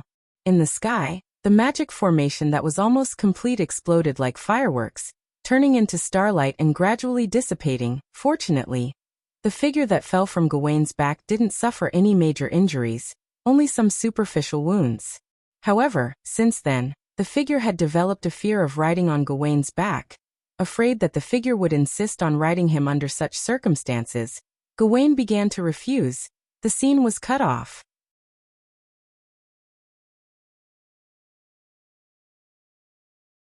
Chapter 1336. The memory fragments replayed clearly in his mind. Wu Yan lowered his head and looked at Gawain, who was still struggling at his feet. His expression changed slightly. In the end, he sighed and withdrew his consciousness from Gawain's body. Ugh. Gawain was startled when he sensed Wu Yan withdrawing his consciousness. He stopped struggling and raised his head, meeting Wu Yan's gaze. Heh. Wu Yan smiled helplessly. He shrugged and jumped down from Gawain's body, landing on the ground. Gawain came to his senses and hurriedly got up from the ground. He landed on all fours, wisps of magic flowing through his body. He stared at Wu Yan with vigilance and doubt. Gawain didn't understand. This mysterious existence seemed to have surpassed him in power. Why would he suddenly give up? As long as Gawain didn't open his heart to Wu Yan and accept Wu Yan's consciousness, Wu Yan wouldn't be able to control him. However, Gawain was well aware of his own situation. He couldn't beat him. If that was the case, there was no reason for him to give up. Even if he couldn't control him for the time being, who knew when he'd given if he persisted? Of course, Gawain had made his own decision. He definitely wouldn't give in. Could it be that he gave up because he knew he wouldn't give in? Seeing the doubt in Gawain's eyes, Wu Yan sighed. He stretched out his hand. Gawain was slightly stunned. Gawain was stunned. You've had a hard time as well. Hearing this, Gawain was stunned once more, and then he fell silent. This sentence sounded a little strange, but Gawain unexpectedly understood it. Maybe this person already knows about my situation. Just as Gawain had guessed, Wu Yan had learned why Gawain had become so weak from the memory fragments in the depths of Gawain's consciousness. The reason why he'd stayed in the dragon house. Simply put, Gawain was refusing his master's ride. The reason was naturally related to the memory fragment from before. From that memory fragment, Wu Yan learned that Gawain's master seemed to be carrying Gawain through some kind of strange training. This exercise was the magic circle that Gawain had drawn in the sky in the memory fragment. Wu Yan didn't know what that magic array was. Gawain and his master were practicing something, but this practice seemed to require a terrifying flying speed and trajectory. Apart from the flying method that Lancelot had mastered to change the shape of magic power, that speed was undoubtedly the fastest flying speed that Wu Yan had ever seen. Not to mention the fact that it required an extremely fast flight speed. Gawain was also able to fly according to the flight trajectory in a posture and angle that was as difficult as ascending to the heavens. Because of this, an accident happened. Gawain's master fell off Gawain's back. Although Gawain's master was lucky enough to only suffer some light injuries in that accident, Gawain's master was lucky enough to only suffer some minor injuries. However, falling from Gao Wenlong's back had left a psychological shadow on Gao Wenlong's master, and it had a great impact on his heart. So, ever since Gawain's master fell off Gawain's back, Gawain's master had always been afraid of Gawain. A horseman is afraid of riding his own par? Ignoring the impact that this would have on Gawain, it was obvious that a rider was afraid of his par. If he continued to ride Gawain, he would definitely end up in a miserable state. If he continued to ride Gawain while traumatized, the same thing would definitely happen again. The first time he was lucky and only suffered some light injuries. What about the second time? The third time? If he continued to ride Gawain while in that state of mind, Gawain's master would sooner or later be seriously injured or even killed. Therefore, to protect his master, Gawain began to refuse his master and no longer allowed him to ride him. That was where the problem came from. Due to the virtuous dragon magic Abayan, dragons were able to contract with humans and obtain a slim chance of survival. However, this also caused dragons to be restricted in many aspects. After all, the contract between a dragon and a human was to recognize the contractor as the master and obtain a channel to replenish star essence to survive. If the dragon could wantonly disobey the orders of the contractor, then what was the point of the human contracting with the dragon? Therefore, after contracting with humans, dragons could no longer disobey their master's orders. If dragons disobeyed their master, then the star essence channel, established by the star carvings, would automatically be cut off. Dragons would no longer be able to replenish their star essence from their master. Therefore, ever since Gawain began to refuse his master's ride, the star essence channel between Gawain and his master was cut off. Gawain could no longer obtain star essence from his master. Star essence was a type of energy that life forms could not lack.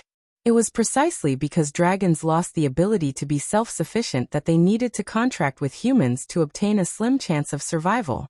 Without the supply of star essence, Gawain naturally grew weaker and weaker. When the remaining star essence in his body was completely used up, Gawain would only have one path left to take.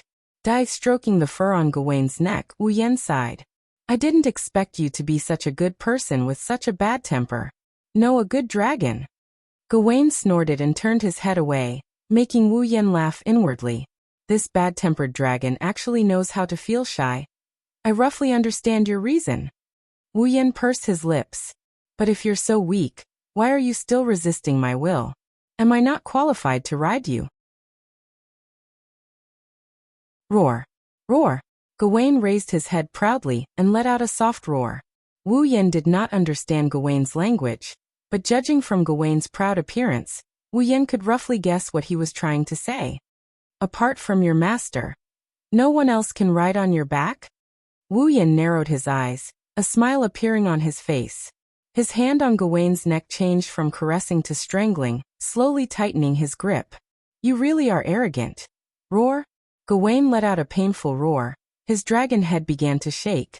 Unfortunately, in terms of physical strength, even a holy dragon like him could not compare to Wu Yan, a true ancestor who had been baptized by the magical pond water. Struggling would only increase his pain. Gawain immediately looked at Wu Yan, begging for mercy. You should have done this from the start. Wu Yan smiled in satisfaction. He loosened his grip on Gawain's neck. He hesitated for a bit before continuing. He hesitated for a moment, then said softly, "But you should know that if this continues, only death will await you." Gawain lowered his head, but he quickly raised it again. His purple eyes without pupils were filled with determination, silently expressing his choice. For the sake of his master's safety, he would not regret it even if he used up all his star essence and died. You're just a young dragon, but you have such willpower." Wu Yan couldn't help but laugh bitterly. "Why don't you have a good talk with your master? That way, you should be able to solve the problem better, right?" Gawain said nothing. Gawain remained silent. He only shook his huge dragon head, seemingly a little sad. "All right, this is between you and your master. It's not my place to interfere." Wu Yan patted Gawain's neck and walked up to him, meeting his purple eyes. "However, since I've encountered such a situation, I can't just watch you die without doing anything." With that, Wu Yan reached out his hands, placed them between Gawain's dragon heads, and closed his eyes. To be honest, Wu Yan couldn't do anything about Gawain's condition. After all, Gawain wasn't sick or injured. The only reason he was so weak was because he couldn't replenish the star essence in his body, losing the energy needed to sustain his life. Thus, even if Wu Yan had the vast knowledge from the 103,000 demon books and the ability of the angel's holiness, he couldn't do anything. Fortunately, it wasn't completely impossible. Under Gawain's confused gaze, Wu Yan suddenly undid all the seals on his body. His overwhelming magic, superpowers, and other abilities all returned to his body in an instant. The next moment, specks of starlight appeared around Wu Yan surprisingly. It was a star essence. Gawain's eyes widened. This can only treat the symptoms, not the root cause, but it should be able to prolong your life. Wu Yan looked straight at Gawain. "That's all I can do." Gawain immediately looked gratefully at Wu Yan, closed his eyes, and absorbed the star essence around him.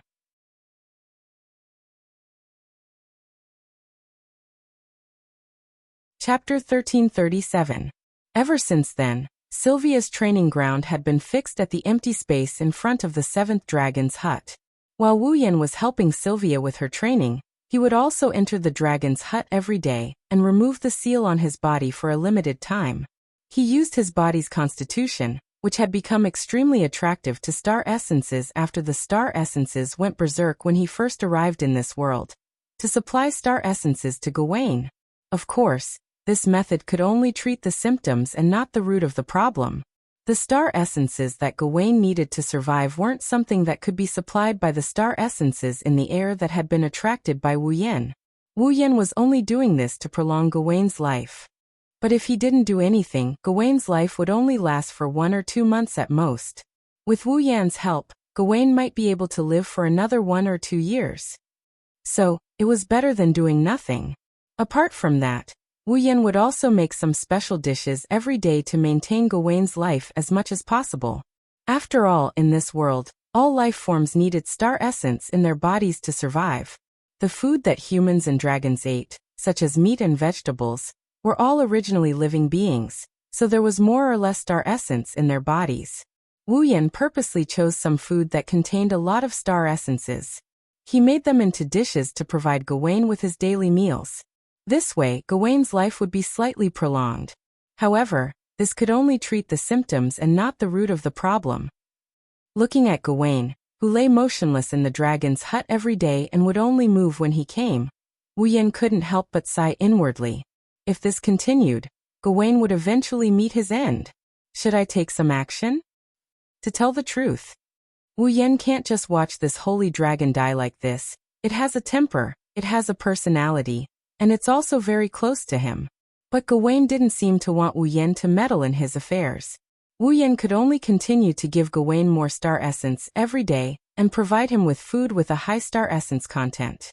As for what he would do in the future, he could only take the next step. Let's take this step. Just like that. 3 days slowly passed, dusk began to replace the azure blue sky, and night was about to fall. When the sky brightened again, it would be the start of the imperial competition. Similarly, it was also the day of the duel between Wu Yan, Sylvia, and Loria's Holy Dragon Knights. Sylvia was panting heavily on Lancelot's back in front of the seventh dragon's hut. Her icy blue eyes rippled with fatigue, but at the same time, there was uncontrollable joy. He took a closer look. In the empty space in front of Sylvia and Lancelot, there was a path that looked as if it had been forcefully crushed by something. A huge ravine that was 4 to 5 meters wide was extending into the distance, and there was no end in sight. Looking at this terrifying ravine, Corset's eyes were filled with shock. Wu Yan looked at Sylvia and Lancelot with a smile on his face. Looks like we made it in time. Sylvia nodded her head hard. She looked at the huge ravine that continued to extend forward with Lancelot as the source. She tightened her grip on the reins, and her eyes shone with a light that was completely different from her weak self from 3 days ago. There was even a hint of confidence in her eyes. With Lancelot's flying speed and this, I might really be able to win. I've already given you the conditions for victory. Wu Yan didn't deny Sylvia's words and shrugged. But that doesn't mean you'll definitely win. In the end, whether you can win or not will still depend on yourself. I understand. You've already helped me enough. Sylvia's expression turned solemn. She flipped over and got off Lancelot's back. She walked in front of Wu Yan, took a deep breath, and then bowed deeply. Thank you, Roland. You brat. Wu Yan didn't avoid Sylvia, who gave him the most formal greeting. Instead, he accepted it with a helpless expression on his face. You're the 4th princess, and I'm only a guard. If others see you like this, it won't do you any good. This has nothing to do with identity. Sylvia's face was full of seriousness, and her tone was also very solemn. If it wasn't for you, I wouldn't even have the qualifications to struggle a little in the hands of my royal sister. Moreover, you've given me the opportunity and capital to control my own fate. Your kindness is not something that can be repaid with just a simple gratitude. You don't have to take it to heart. I simply can't stand Veronica's actions and your depressed appearance. Wu Yan first glanced at Sylvia, then at Corset. He couldn't help but touch his cheek, and a smile hung on his face. Furthermore, it's not like I don't have any benefits. Seeing Wu Yan touch his cheek with a meaningful expression, Corset's charming face revealed a reproachful expression, causing Sylvia to be somewhat puzzled. Benefits? What do you mean? Well, don't mind it. Wu Yan shrugged, then walked in front of Lancelot and patted its neck. You have to work harder tomorrow. I've spent a lot of effort on you, so don't embarrass me. Roar? Lancelot growled, its head held high, as if to say, that's impossible. Wu Yan, Sylvia, and Corset couldn't help but laugh. Then, Roland, what about you? After laughing, Sylvia looked at Wu Yan and hesitated for a moment. I haven't seen you do anything in the past 3 days. Don't you need to prepare? What do I need to prepare? Wu Yan was rather annoyed. Do you want me to undergo special training like you? It's impossible for me to improve even a little bit in 3 days. Then you should at least consider some countermeasures. Sylvia shuddered. Royal sister isn't a kind-hearted person. You've already exposed your strength in your battle with Sir Gulian 3 days ago. Royal sister will definitely make some difficult decisions for you because of that. You have to be careful. With that person's bad taste, it's not impossible. Despite saying that, Wu Yan didn't seem to care about it at all. However, I'm looking forward to it. Looking forward? Sylvia and Corset looked at each other in confusion. Confusion was written all over their faces. What kind of opponent will Veronica arrange for me? Wu Yan's eyes flashed with shrewdness, the corner of his mouth raised. She should know that ordinary Saint Sky Dragon Knights are no match for me, so I'm looking forward to what kind of person she will send to be my opponent. Sylvia and Corset looked at each other. It was as Wu Yan said, an ordinary Saint Dragon Knight was no match for him. Wu Yan didn't even have a Saint Knight's armor, yet he was able to fight Gulian to a standstill. Under these circumstances, Wu Yan didn't even need to send Fall out. He just needed to ride Gufflin, and the two of them together would be enough to give Gu Lian a run for his money. Why was he only able to fight? The Saint Knight's armor was a piece of magical equipment created by Boer. The armor's magical power came from the same source as Boer's. When riding Boer, the Saint Dragon Knight could infuse the armor's magical power back into Boer's body to increase Boer's power. Just like Lebeka when fighting the Corpse Grey Dragon, Guffrin could completely suppress the Corpse Grey Dragon by fusing the armor's magical power with Guffrin's. Therefore, even if Wu Yan and Gu Lian were evenly matched, once Boer was added, Wu Yan would be slightly weaker than Gu Lian. But that was only if he was riding someone else's Fall. Sylvia and Corset didn't forget that Wu Yan also had his own Boer, a Dragon Knight. He might even be a Saint Heavenly Dragon Knight. If Wu Yan summoned his Boer would be slightly stronger than Guffrin and equipped with the Saint Knight's armor. Gu Lian would be no match for him. Sylvia and Corset couldn't help but look forward to it. They looked forward to tomorrow.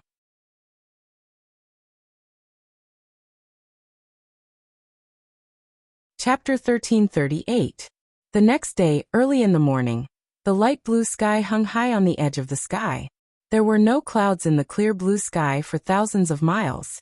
The sunlight poured down like flowing water, but it didn't seem blazing. Instead, it made the people who were illuminated feel a touch of warmth and joy in their hearts. Today, the weather was beautiful, making the imperial competition that was supposed to come unprecedentedly enthusiastic. Oh, oh, oh, oh. The cheers that resounded through the sky kept echoing in the arena of the Ansari State's Dragon Riding Academy. It turned into an echo that kept going on and on. The audience seats in the arena had long been filled by the students, instructors, teachers of the Ansari Dragon Riding Academy, and the citizens of Ansari City. Even the standing seats were full of people, squeezing the audience seats of the entire arena, until not even a drop of water could trickle through. As far as the eye could see, it was full of black heads. At the front of the arena, on the top of a wall, there were special seats specially prepared for the nobles who came to watch the imperial competition. Veronica sat on the only chair in the special seats and looked down. Her hawk-like sharp eyes swept across the arena below. On her mouth, a faint arc hung on Veronica's face. Obviously, Veronica was also looking forward to today's arrival. Of course, what Veronica was looking forward to was not this performance like the imperial competition, but the duel after the competition. Or rather, today, 90% of the spectators who came to the arena of the Ansari Kingdom's Dragon Riding Academy were here for the duel after the imperial tournament. For the citizens of the Knights, the Lorimon Holy Dragon Knights were the most glorious group. Naturally, as long as they were citizens of the Knights, there was no one who didn't have a vision for the Lorimon Holy Dragon Knights. Now the Academy's latecomer, who could be said to be the most famous dragon-riding genius in the first grade of the advanced course and the fourth princess of the Knights country, would duel with the Lorimon Holy Dragon Knights. Who didn't want to see it? So, today's imperial competition had instead become an entertainment. The duel after the competition was the theme that people were looking forward to. On the VIP seats, the captain of the guards, Gu Lian, who was equipped with the Holy Knight's armor all the time so that he could unleash his strongest combat power when he was protecting Veronica, stood beside her like a shadow. By the side, the rest of Veronica's personal guards also took Veronica as the center. They surrounded Veronica in the middle. Veronica, who was known as the Iron-Blooded Valkyrie, had many achievements, but she had made too many enemies, especially in such a public place.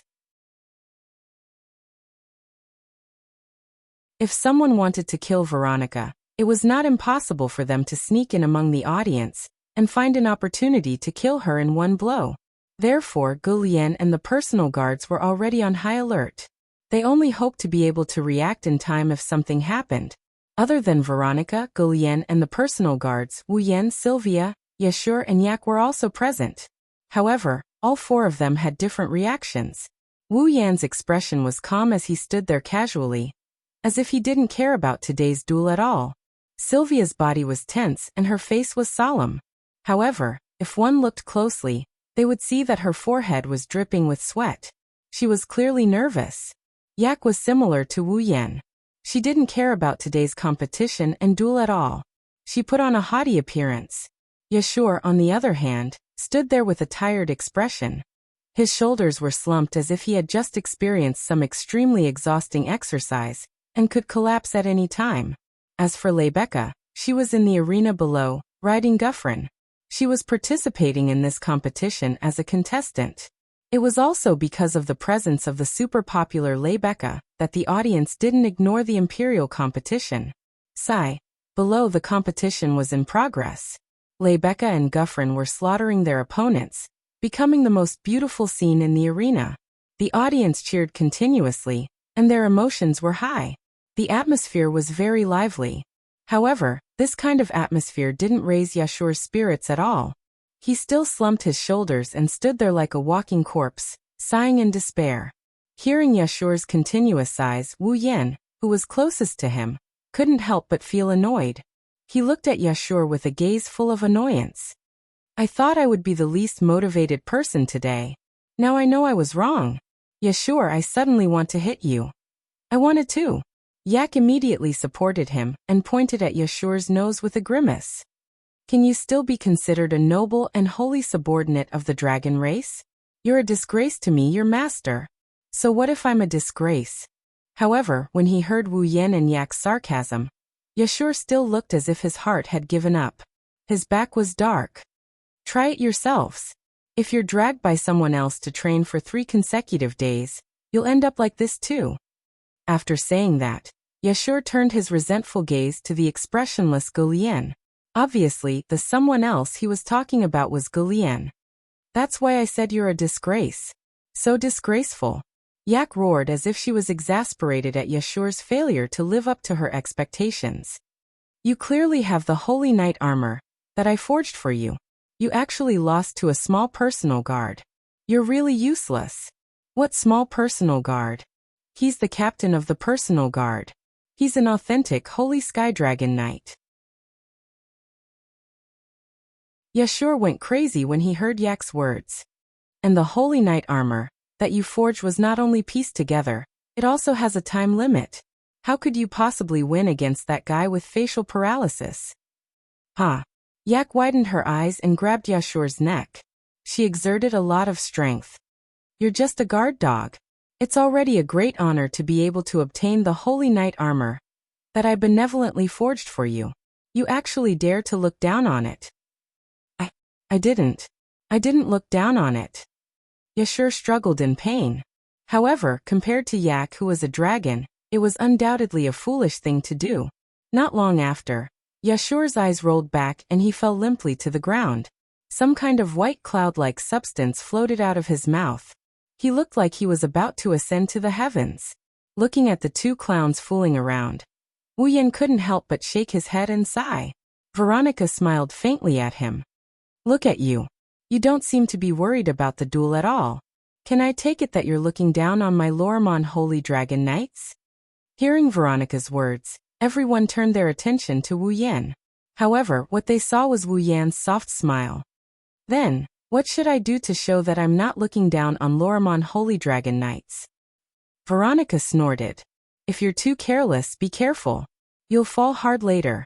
Actually, it's been a long time since I fell into someone else's hands. Wu Yan showed a provocative smile. So if it's possible, please allow me to look forward to it. Oh? Veronica took a deep look at Wu Yan and smiled meaningfully. Don't worry, I won't disappoint you. Sylvia, who has been nervous all this while, couldn't help but admire Wu Yan when she saw Wu Yan and Veronica going at each other's throats. Wu Yan was probably the only person in the entire Lorimon Holy Dragon Knights who could speak to the ruthless Valkyrie in such a manner. At the same time, Sylvia felt a deep sense of disappointment. As expected, his royal sister was only interested in the other duel, and did not have any expectations for him. While Sylvia was having such complicated thoughts, the competition in front of the stage came to an end. In the end, Rebecca's team obtained a complete victory, and the battle ended. It wasn't until the referee announced the victory that the audience erupted into cheers. Not only were these cheers celebrating their idol, Rebecca, they were also cheering for the main event that was about to unfold, pushing the atmosphere to its peak. Veronica opened her eyes abruptly after all the contestants had left the arena. She stood up with a swish, and the sound of metal clashing could be heard. In the next moment, a loud and clear voice resounded throughout the entire place. Today, 2 students from the Ansari Dragon Riding Academy will challenge the Lorium and Holy Dragon Knights. Hearing this, the entire place fell into a state of absolute silence. Wu Yan and Sylvia both flinched for a bit before gnashing their teeth in anger. It was clearly a duel, but when Veronica said it, it became a challenge. Come to think of it, the audience must be laughing at Wu Yan and Sylvia for overestimating themselves. This despicable guy.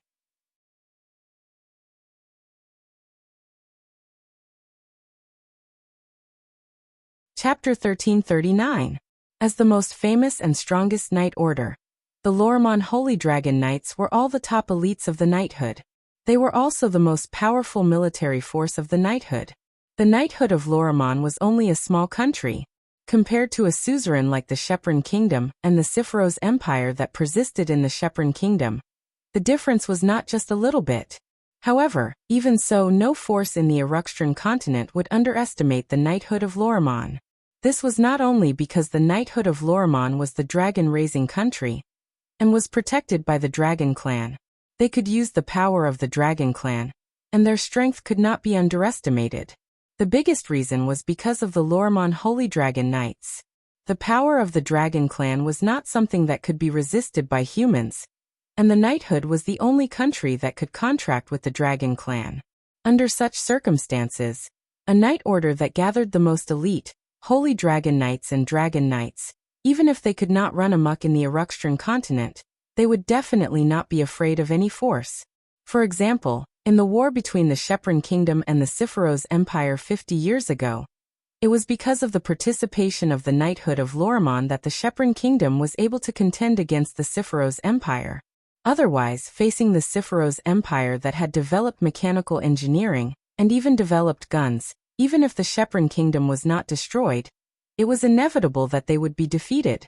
So, no one dared to underestimate the knighthood that was favored by the Dragon Clan, and no one dared to underestimate the Lorimon Holy Dragon Knights that gathered the strongest, Holy Dragon Knights and Dragon Knights. Therefore, the Lorimon Holy Dragon Knights were the target of all the citizens of the knighthood.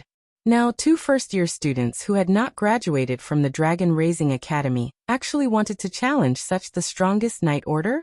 Wasn't that the same as a student in a military police school wanting to challenge the elites of the strongest army? Or a child wanting to challenge an adult?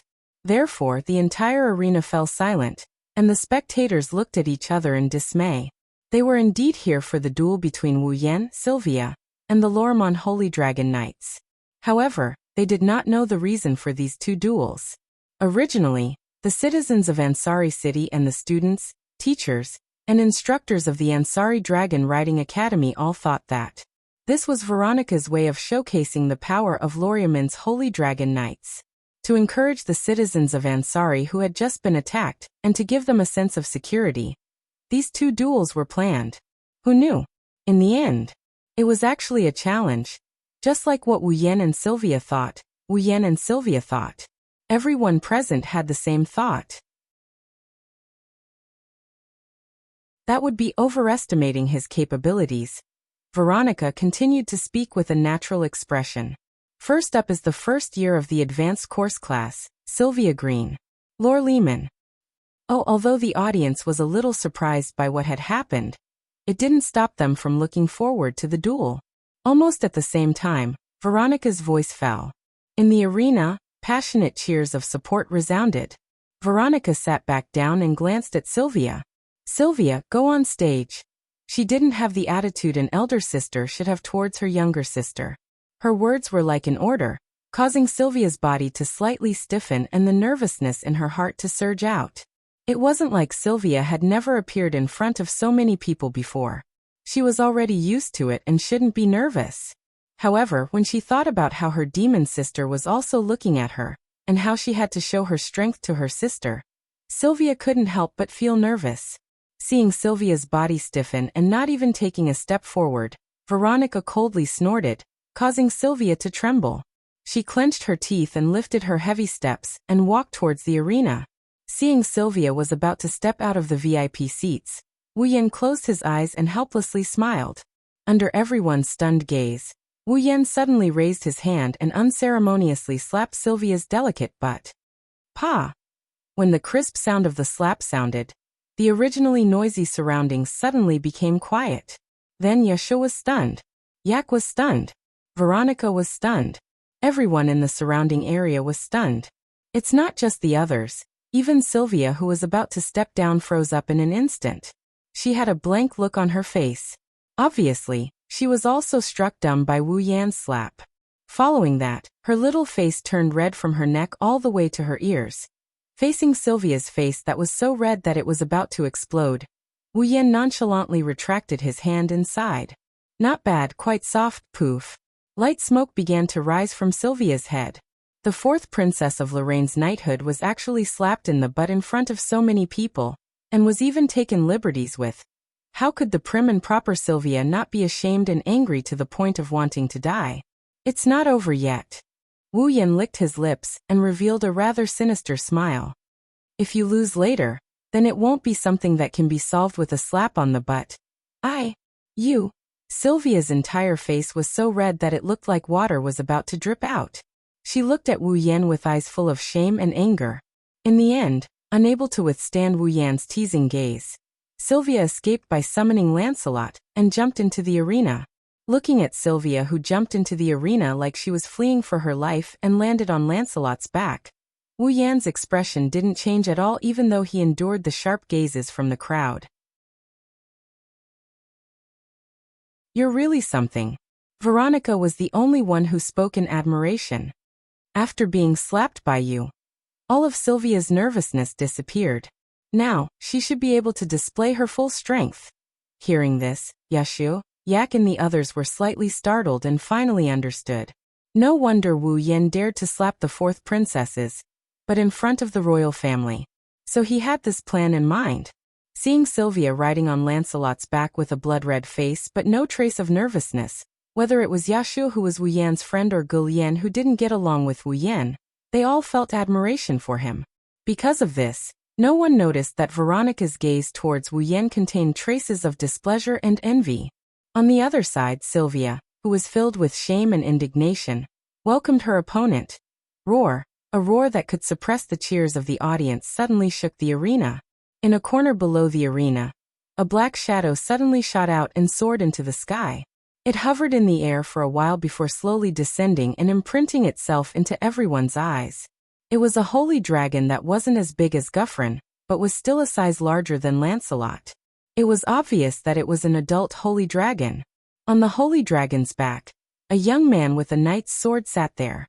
He looked down and stared at Sylvia. Your Highness Sylvia, please forgive me for not being able to dismount from my mount. Please allow me to salute you. The young man lowered his head and saluted her. I'm a member of the Lorimon Holy Dragon Knights, Dragon Knights. Walter Turner. Walter? Walter Turner. Sylvia's expression changed immediately. Walter? Walter Turner? In the VIP seats, Wu Yan frowned when he heard the name of Sylvia's opponent, the Dragon Knight, and the slight change in Sylvia's expression. He looked at Veronica, who had a smug smile on her face. This Walter Turner? Walter Turner is very famous? The smile on Veronica's face froze. Even Gulian couldn't help but glance at Wu Yan, as if he was looking at an ignorant country bumpkin. Wu Yan turned around and looked at Yashu. Yashu, who is he? However, Yashu was also confused. I don't know either. You guys don't even know the current situation of the strongest Lorimon Holy Dragon Knights in the Knighthood Kingdom? Veronica touched her forehead speechlessly. It was the first time she was upset. Walter Turner? He graduated with the first place in the Ansari Dragon Academy. He's an elite who was qualified to join the Lorimon Holy Dragon Knights. You guys are from the Ansari Dragon Academy and you guys don't know about him? Yashu looked awkward while Wu Yan narrowed his eyes. Elite? How elite is he? Veronica smirked. He's ranked in the top 10 among all the Dragon Knights in the Lorimon Holy Dragon Knights.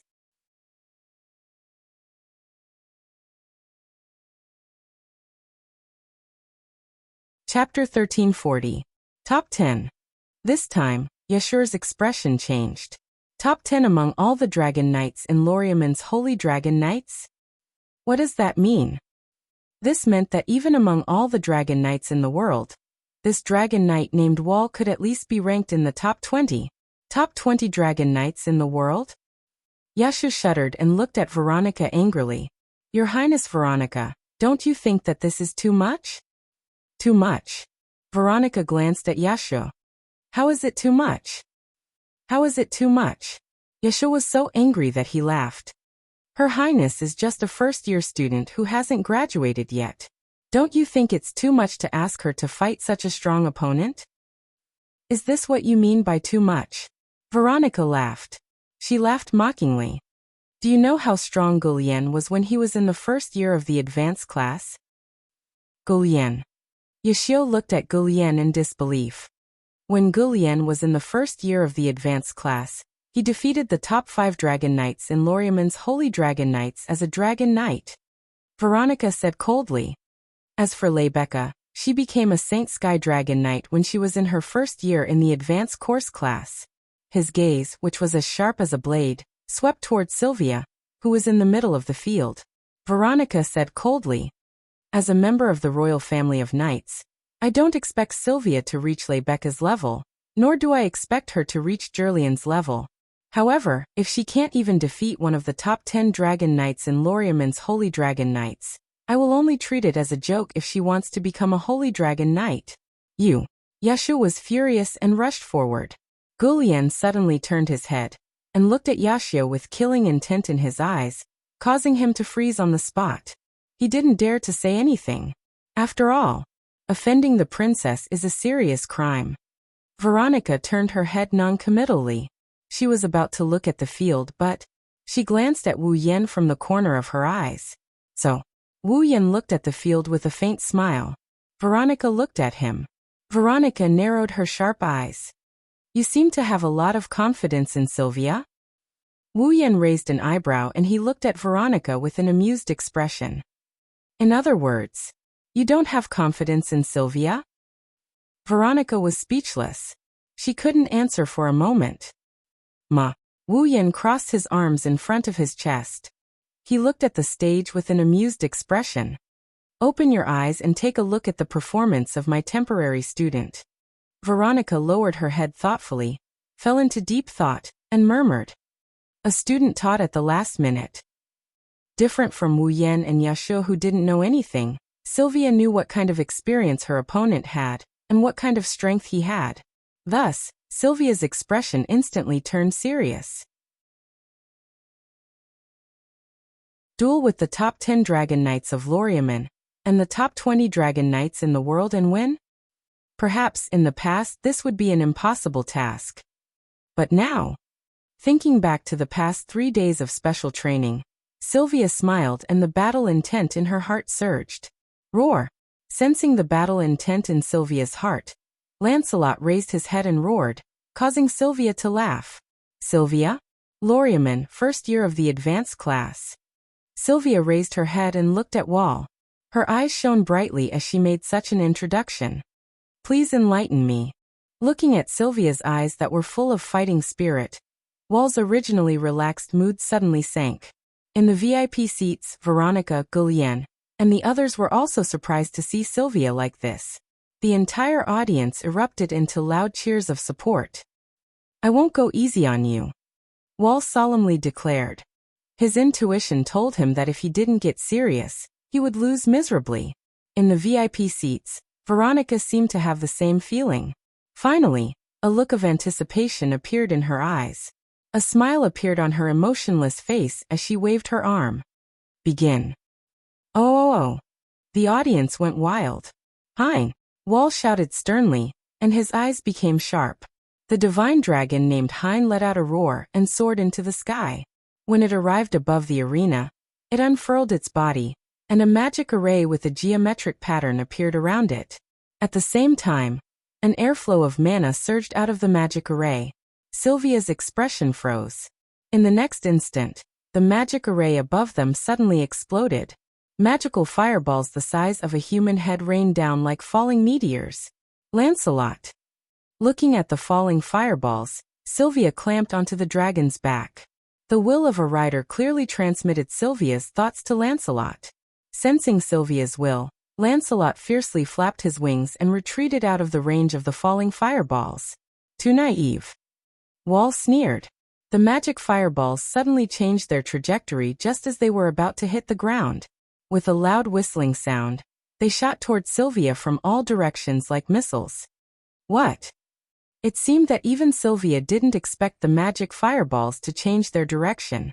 By the time she reacted, the fireballs had covered her in all directions and there was no place to dodge. Lancelot. At that moment, Sylvia hurriedly pulled on the reins in her hand, and hexagonal defensive magical arrays suddenly appeared around Lancelot's body, protecting Sylvia and Lancelot like a sturdy wall. The fireballs immediately fell and bombarded the hexagonal defensive magic formation. Bang bang bang bang bang. In an instant, intense flames covered Sylvia and Lancelot. Smoke and dust obscured the audience's vision, and explosions sounded one after another. Roar. Although Lancelot's defensive magic array had blocked all of the fireballs, none of them had dealt any direct damage to him. However, despite being in the center of the explosion, Lancelot was still affected by the shockwaves. As if he had been struck by something, he was sent flying. Lancelot flew back and Sylvia, who was sitting on the dragon's back, almost lost her balance and fell off the dragon's back. Whether it was a dragon breeder who had yet to mature into a holy dragon, a dragon knight who had a holy dragon, or a dragon knight who had a holy knight armor, there was a basic rule in this type of formal duel. Once one fell off the dragon's back, one would lose. Therefore, the rider couldn't let go of the reins no matter what. Sylvia could only hold on tightly to the reins in her hands and try her best to endure the impact. She barely stabilized herself and stayed on Lancelot's back. As soon as they met, Sylvia almost fell off the dragon's back and lost. This caused an uproar among the audience, and it also made Veronica, who was sitting in the VIP seats, feel disappointed. However, this didn't affect Wall's mood. Hein! A cold and emotionless yell sounded, and didn't give Sylvia any time to breathe.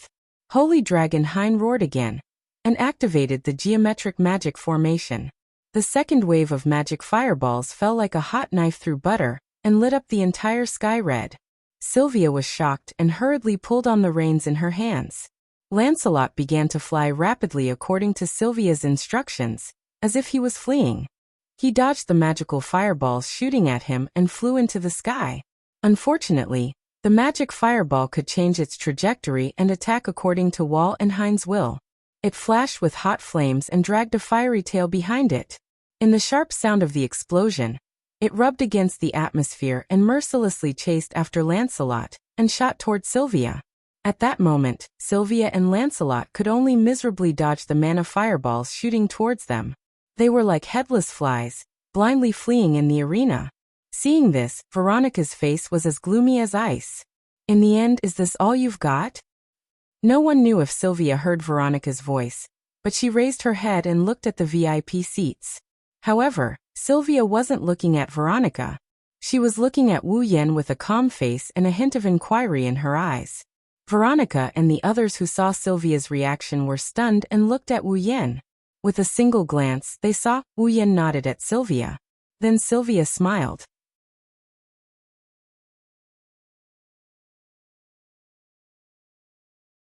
Chapter 1341. Sylvia, who was sitting on the Lancelot dragon's back, smiled amidst the magical fireballs that filled the sky. Her smile stunned everyone on the spot. Sylvia's expression suddenly froze as she cried out in a delicate voice. Fly, Lancelot! Roar! Lancelot, who was fleeing in a sorry state, suddenly raised his head, and a bloody light that caused one's heart to palpitate flashed through his eyes. He opened his mouth and let out a ferocious roar that resounded through the entire area, and it turned into an echoing echo. A violent magic power suddenly surged from Lancelot's body, instantly covering his entire body. It turned into a layer of film invisible to the naked eye, and condensed into a rather peculiar shape. It had a sharp front and a rounded back. It was the shape of a bullet. Then Lancelot disappeared. Yes, he disappeared. Under the watchful eyes of no less than 1,000 people at the scene. He disappeared without any warning. Then, in the next second, an ear-piercing sound reverberated throughout the entire arena. A meteor-like stream of light erupted from the magic power fireballs and soared into the sky. In the blink of an eye, it was above Wall and Hein. That was Sylvia, who was riding on Lancelot. Wall's pupils shrank to the size of a needle tip. In the special seats, Veronica suddenly stood up from her seat. Her eagle-like sharp eyes were filled with disbelief. Yashu Yak and Gullian widened their eyes. Their expressions changed rapidly. What kind of speed was that? While everyone present was astonished by Lancelot's speed, Sylvia's face was filled with determination as she swung the reins in her hand. Roar, along with Lancelot's roar. The magic power belonging to the dragon race abruptly exploded from Lancelot's body, which wasn't considered large compared to Hein's. The heat wave-like magic power surrounded Lancelot and condensed in front of him. Finally, it condensed into an ice-blue geometric pattern. That was a magic circle that spat out dragon breath attacks. The surging magic fluctuations acted on this space and spread out like ripples, awakening Wall, who was still immersed in Lancelot's terrifying speed. He realized that he was exposing his back to his opponent. Wall finally reacted. He hurriedly rode on Hein and spread out a hexagonal defensive magic shield. Go! Almost at the same time, Sylvia's resolute shout resounded throughout the entire arena. In the sky, a fiery magic power stream descended from the sky. It was like a waterfall crashing down. His eyes fell on Wall and Hein without any explanation. Bang! The violent shockwaves bombarded the hexagon defensive magic barrier without any reason. Smoke, fire, and wind instantly swept through the arena. It enveloped Wall and Hein.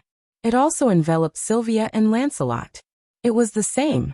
It also enveloped the entire arena. In a short moment, the entire arena was covered in thick smoke. Traces of fire and magic power radiance spread in the smoke and dust, causing the atmosphere to tremble.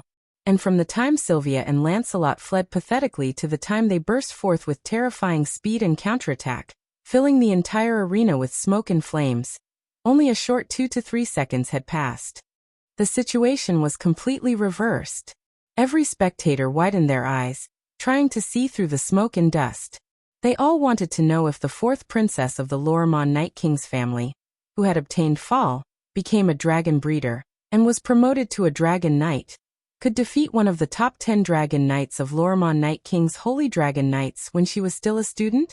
If she could, then in the future, the name Sylvia would not only represent the princess of the royal family, but also the supreme glory and glory. Just now, that speed. Looking at the rapidly changing situation in the arena, Yashu murmured as if he was in a dream. It seems similar to the speed that Lancelot showed when Roan fought the corpse Grey Dragon. Roan.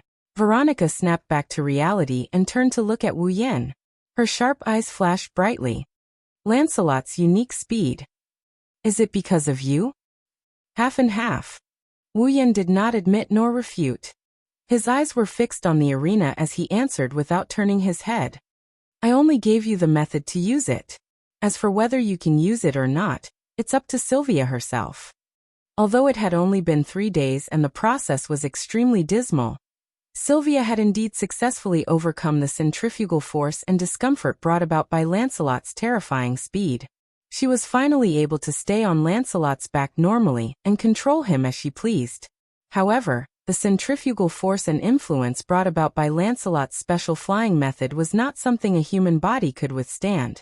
Sylvia might have gotten used to it, but she would still be affected if she sat on Lancelot's back for too long. After all, a proper ride did not allow such a despicable method as tying a rope to a dragon's back. Sylvia could only rely on her own efforts to hold onto the reins, balance herself, and withstand the impact of the air pressure, so as not to be thrown off by Lancelot. It was just like a bullfight. It was very exhausting. Once her strength was exhausted, Sylvia would no longer be able to withstand the air pressure and centrifugal force to hold the reins. She could only fall off the dragon's back. Not to mention, in addition to this, staying in Lancelot's body as a mortal body would also have a mental and physical impact. Due to the undulating blood flow caused by extreme speed, fatigue of the five senses and other effects, Sylvia would be slightly injured. It was even possible for her to faint. Therefore, Sylvia could only stay on Lancelot's back for about 10 minutes. After 10 minutes, Sylvia's body would begin to be affected. She would feel dizzy, her consciousness would become blurry, her breathing would become difficult, and her strength would be almost exhausted. She could basically admit defeat. That was why Sylvia still had time to look at Wu Yan while being attacked by magic fireballs. She wanted to get Wu Yan to agree to her using Lancelot's special flying method. 10 minutes. Sylvia had to defeat Wall in this period of time. Otherwise, she could only admit defeat. Sylvia. Veronica raised her eyes and looked at the arena. She clenched her fists, and her eyes bloomed with unconcealable anticipation. Let me see your growth, your possibilities. At the same time, the smoke and dust that covered the entire arena began to change. A gust of wind blew from the center of the smoke without warning and spread in all directions, causing the smoke that covered the entire arena to constantly change its shape. Two sonic booms caused by friction with the atmosphere reverberated from the smoke and dust and entered the ears of everyone present. Immediately, a corner above the smoke and dust suddenly protruded. A stream of light and an afterimage swiftly shot out from it and flew into the sky, instantly attracting the attention of everyone present. Whoosh, with the sound of breaking through the air, Lancelot soared up at a terrifying speed, shooting straight into the sky. Hein, on the other hand, was barely able to keep up with him as he chased after him. Upon closer inspection, one could see that Hein's body was emitting light smoke, and he was in a rather sorry state. Wall's face was also a little ugly. Clearly, Lancelot's dragon breath earlier was not completely blocked. This made Wall full of anger, and he shouted loudly, "Hein! Roar!" Hein burst out a roar, opened his dragon mouth, and propped up a geometric magic array. A flame-like breath burst out and rushed toward Lancelot, who was flying straight into the sky. Lancelot. Not to be outdone, Sylvia tightened her grip on the reins. Lancelot immediately turned into a stream of light, and rapidly turned around as if he had pierced through space. While avoiding the flame dragon breath that was chasing after him, he also appeared behind Wall and Hein as if he had teleported. Now, following Sylvia's shout, Lancelot suddenly raised his head, and the magic power in his body surged out. He also propped up a magic array with a geometric pattern, and the flames of the dragon's breath appeared and rushed toward Hein. Wall's face changed slightly, and Hein, who reacted a little later, also deployed a hexagonal defensive barrier. Boom! The hexagonal defensive barrier was deployed at the critical moment, and the dragon breath hit it, and in the roar, there was a burst of fire. Roar! Hein's painful howl resounded in the arena.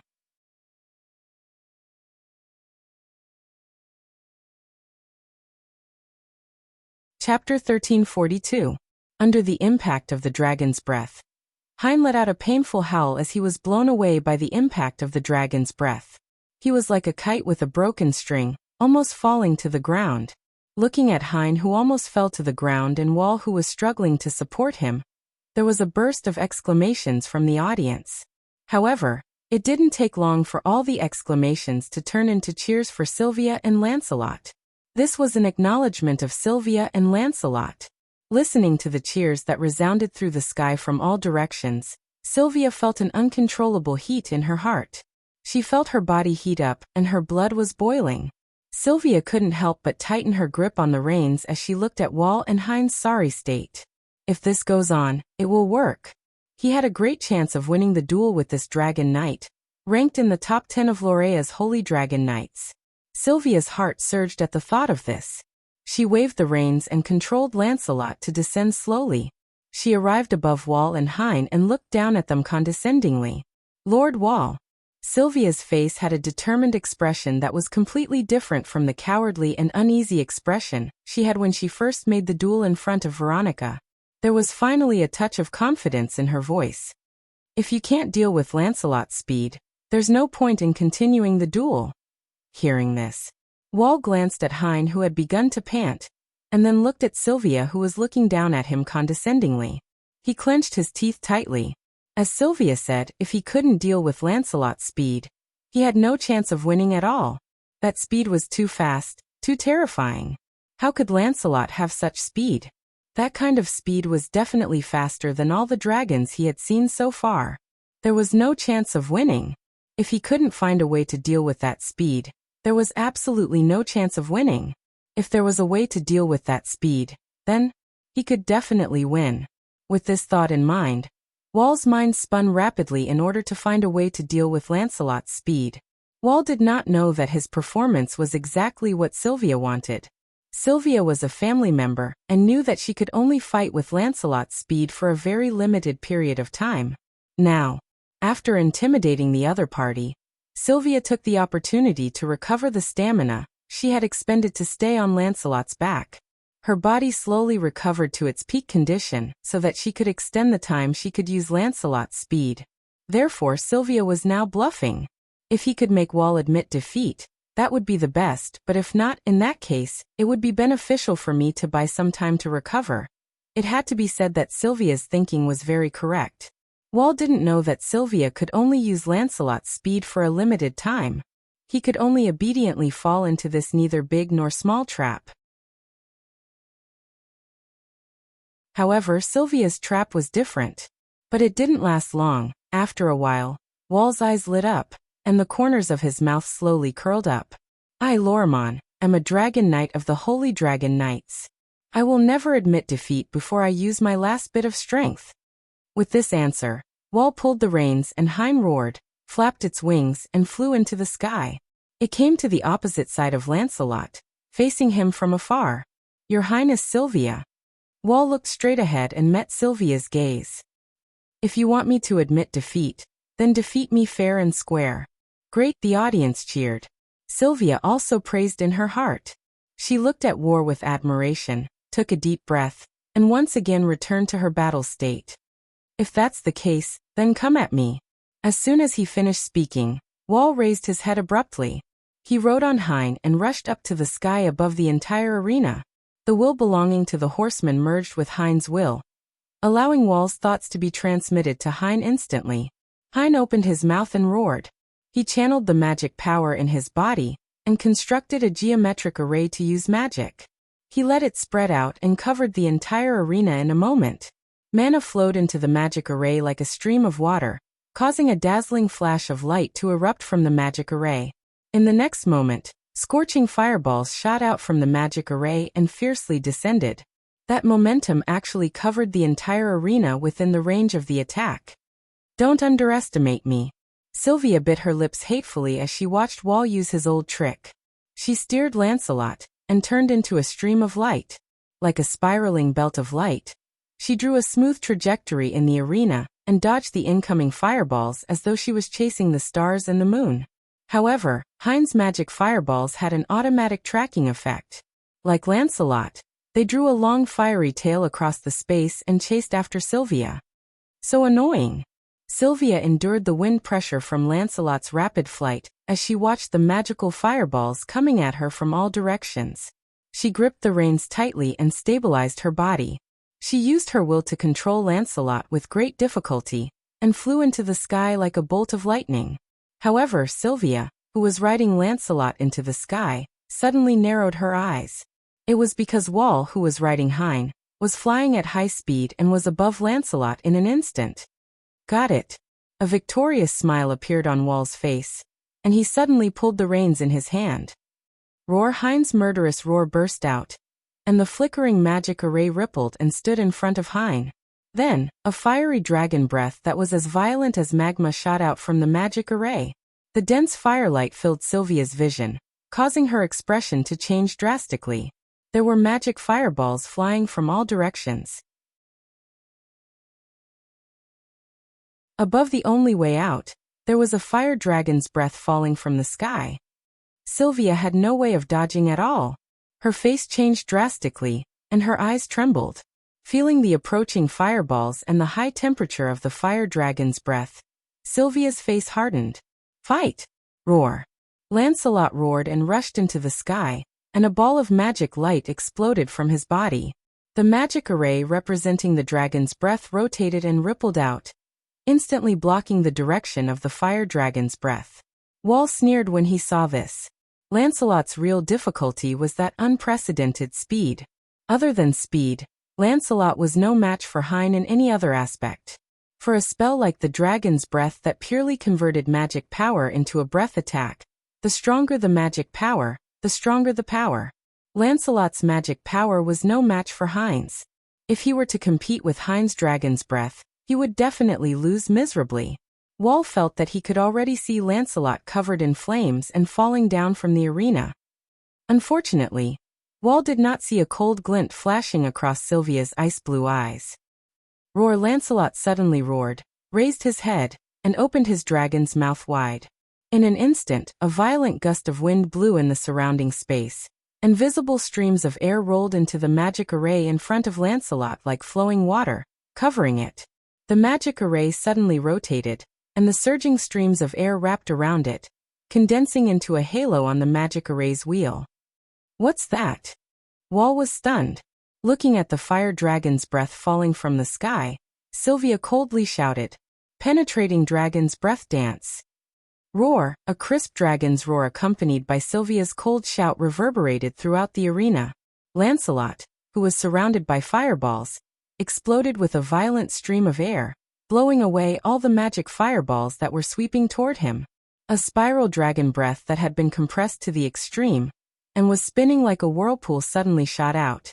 It was mixed with a layer of dazzling halo that covered it as it soared into the sky and collided head-on with the flame dragon breath that was descending from the sky. Bang! The two dragons' breaths collided with each other, and magical flames appeared in midair, stirring up dense sparks that scattered in all directions. Bang! With a muffled sound, the spiral dragon's breath destroyed the fire dragon's breath as easily as crushing dry weeds and rotten wood, and continued to rush forward without slowing down. It shot upward, and to Wall's horror, it landed on Hein's body. Bang! Intense flames and deafening explosions engulfed the entire area.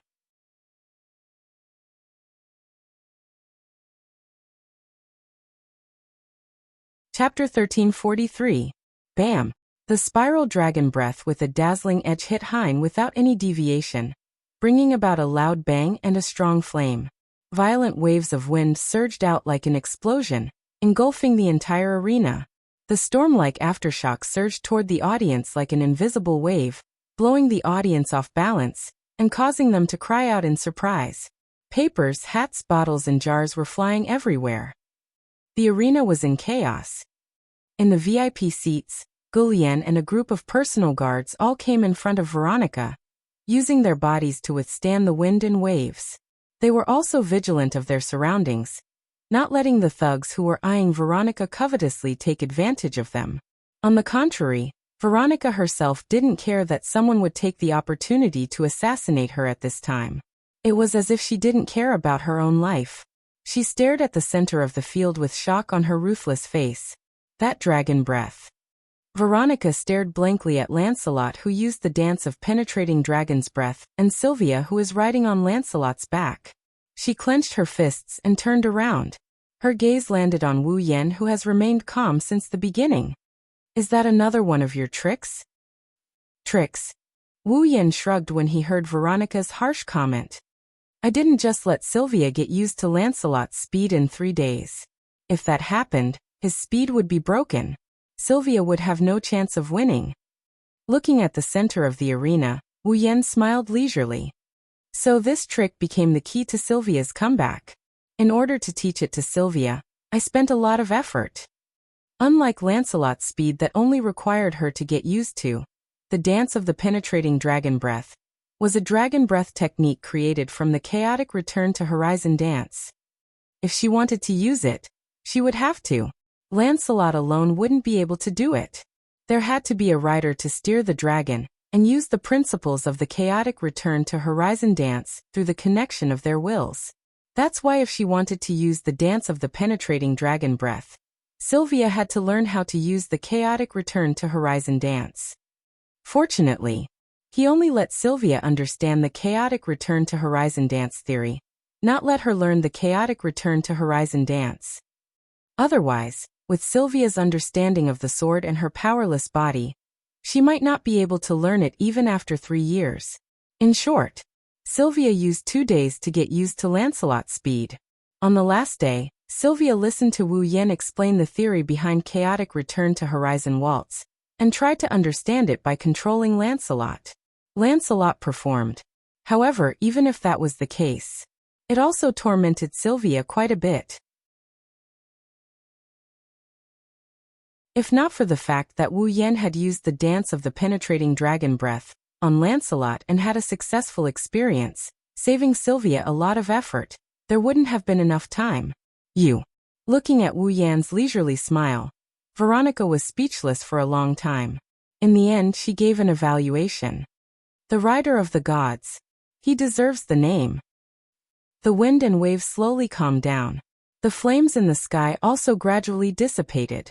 In the audience stands, the crowd looked at the flames that suddenly appeared in the sky and recalled the storm-like wind and waves. Their eyes and faces were filled with lingering fear. After calming down the commotion, the audience raised their heads and looked up. They stared at the gradually dissipating flames and held their breaths. They began to feel nervous. In the end, what was the result? With such feelings in the silent atmosphere, the flames in the sky finally dissipated, revealing the situation inside. However, when the situation in the fire was imprinted in everyone's eyes, the audience at the scene burst into a unified cry of surprise. In the center of the dissipating flames in the sky, Hein's body was surrounded by layers of hexagonal barriers that belonged to advanced defensive magic. The barriers rippled with the light of the flames and mana that had not dissipated in time. It seemed that Hein had used defensive magic at the critical moment to block the dance of the penetrating dragon breath. Unfortunately, it did not completely block the attack. The evidence was that wisps of smoke were slowly rising from Hein's body. A part of its fur was even charred as if it had been burned by fire, emitting a charred smell.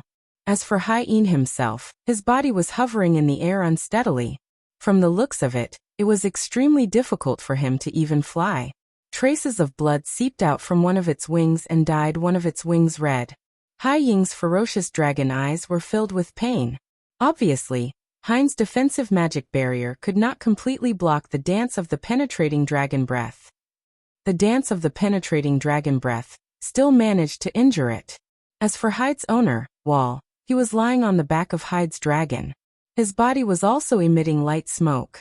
There were some charred marks on his body, and a lot of his armor was broken. His eyes were closed, and he was unconscious. He had fainted. The entire arena was silent. In the special seats, Veronica closed her eyes and remained silent. After a while, she opened her eyes again and stood up. The loud voice of the judge echoed in the arena. The winner is Sylvia? Loriaman. Oh! Everyone in the arena stood up as deafening cheers enveloped the entire arena. Roar Lancelot also let out a roar full of joy. Sylvia, who was sitting on Lancelot's dragon back, was in a daze. She did not react for a long time.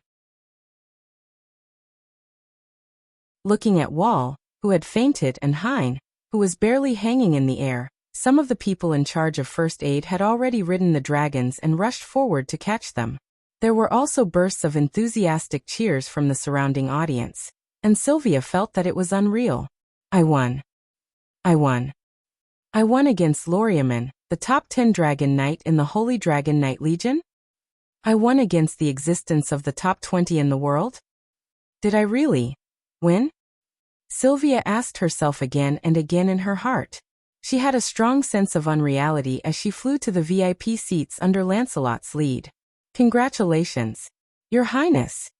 Yashur rushed forward excitedly and yelled at Sylvia. You won. I won? Sylvia asked in a daze as she got down from the Lancelot dragon's back. Yashur nodded vigorously and Yak snorted softly. Although your opponent was just a small dragon, you won. I won. Sylvia repeated these 2 words.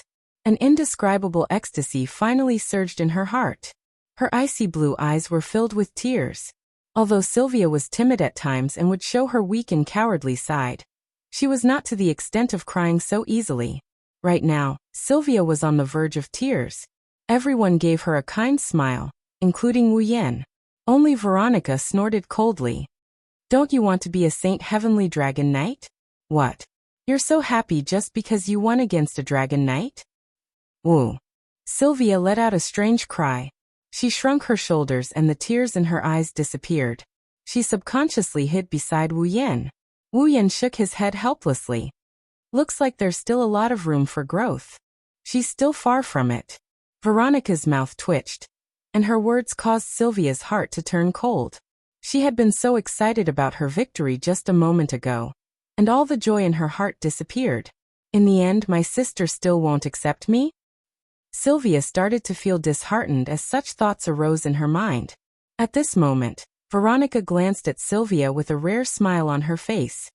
However, to be able to defeat Wall, you have indeed grown a lot. Veronica turned her back to Sylvia.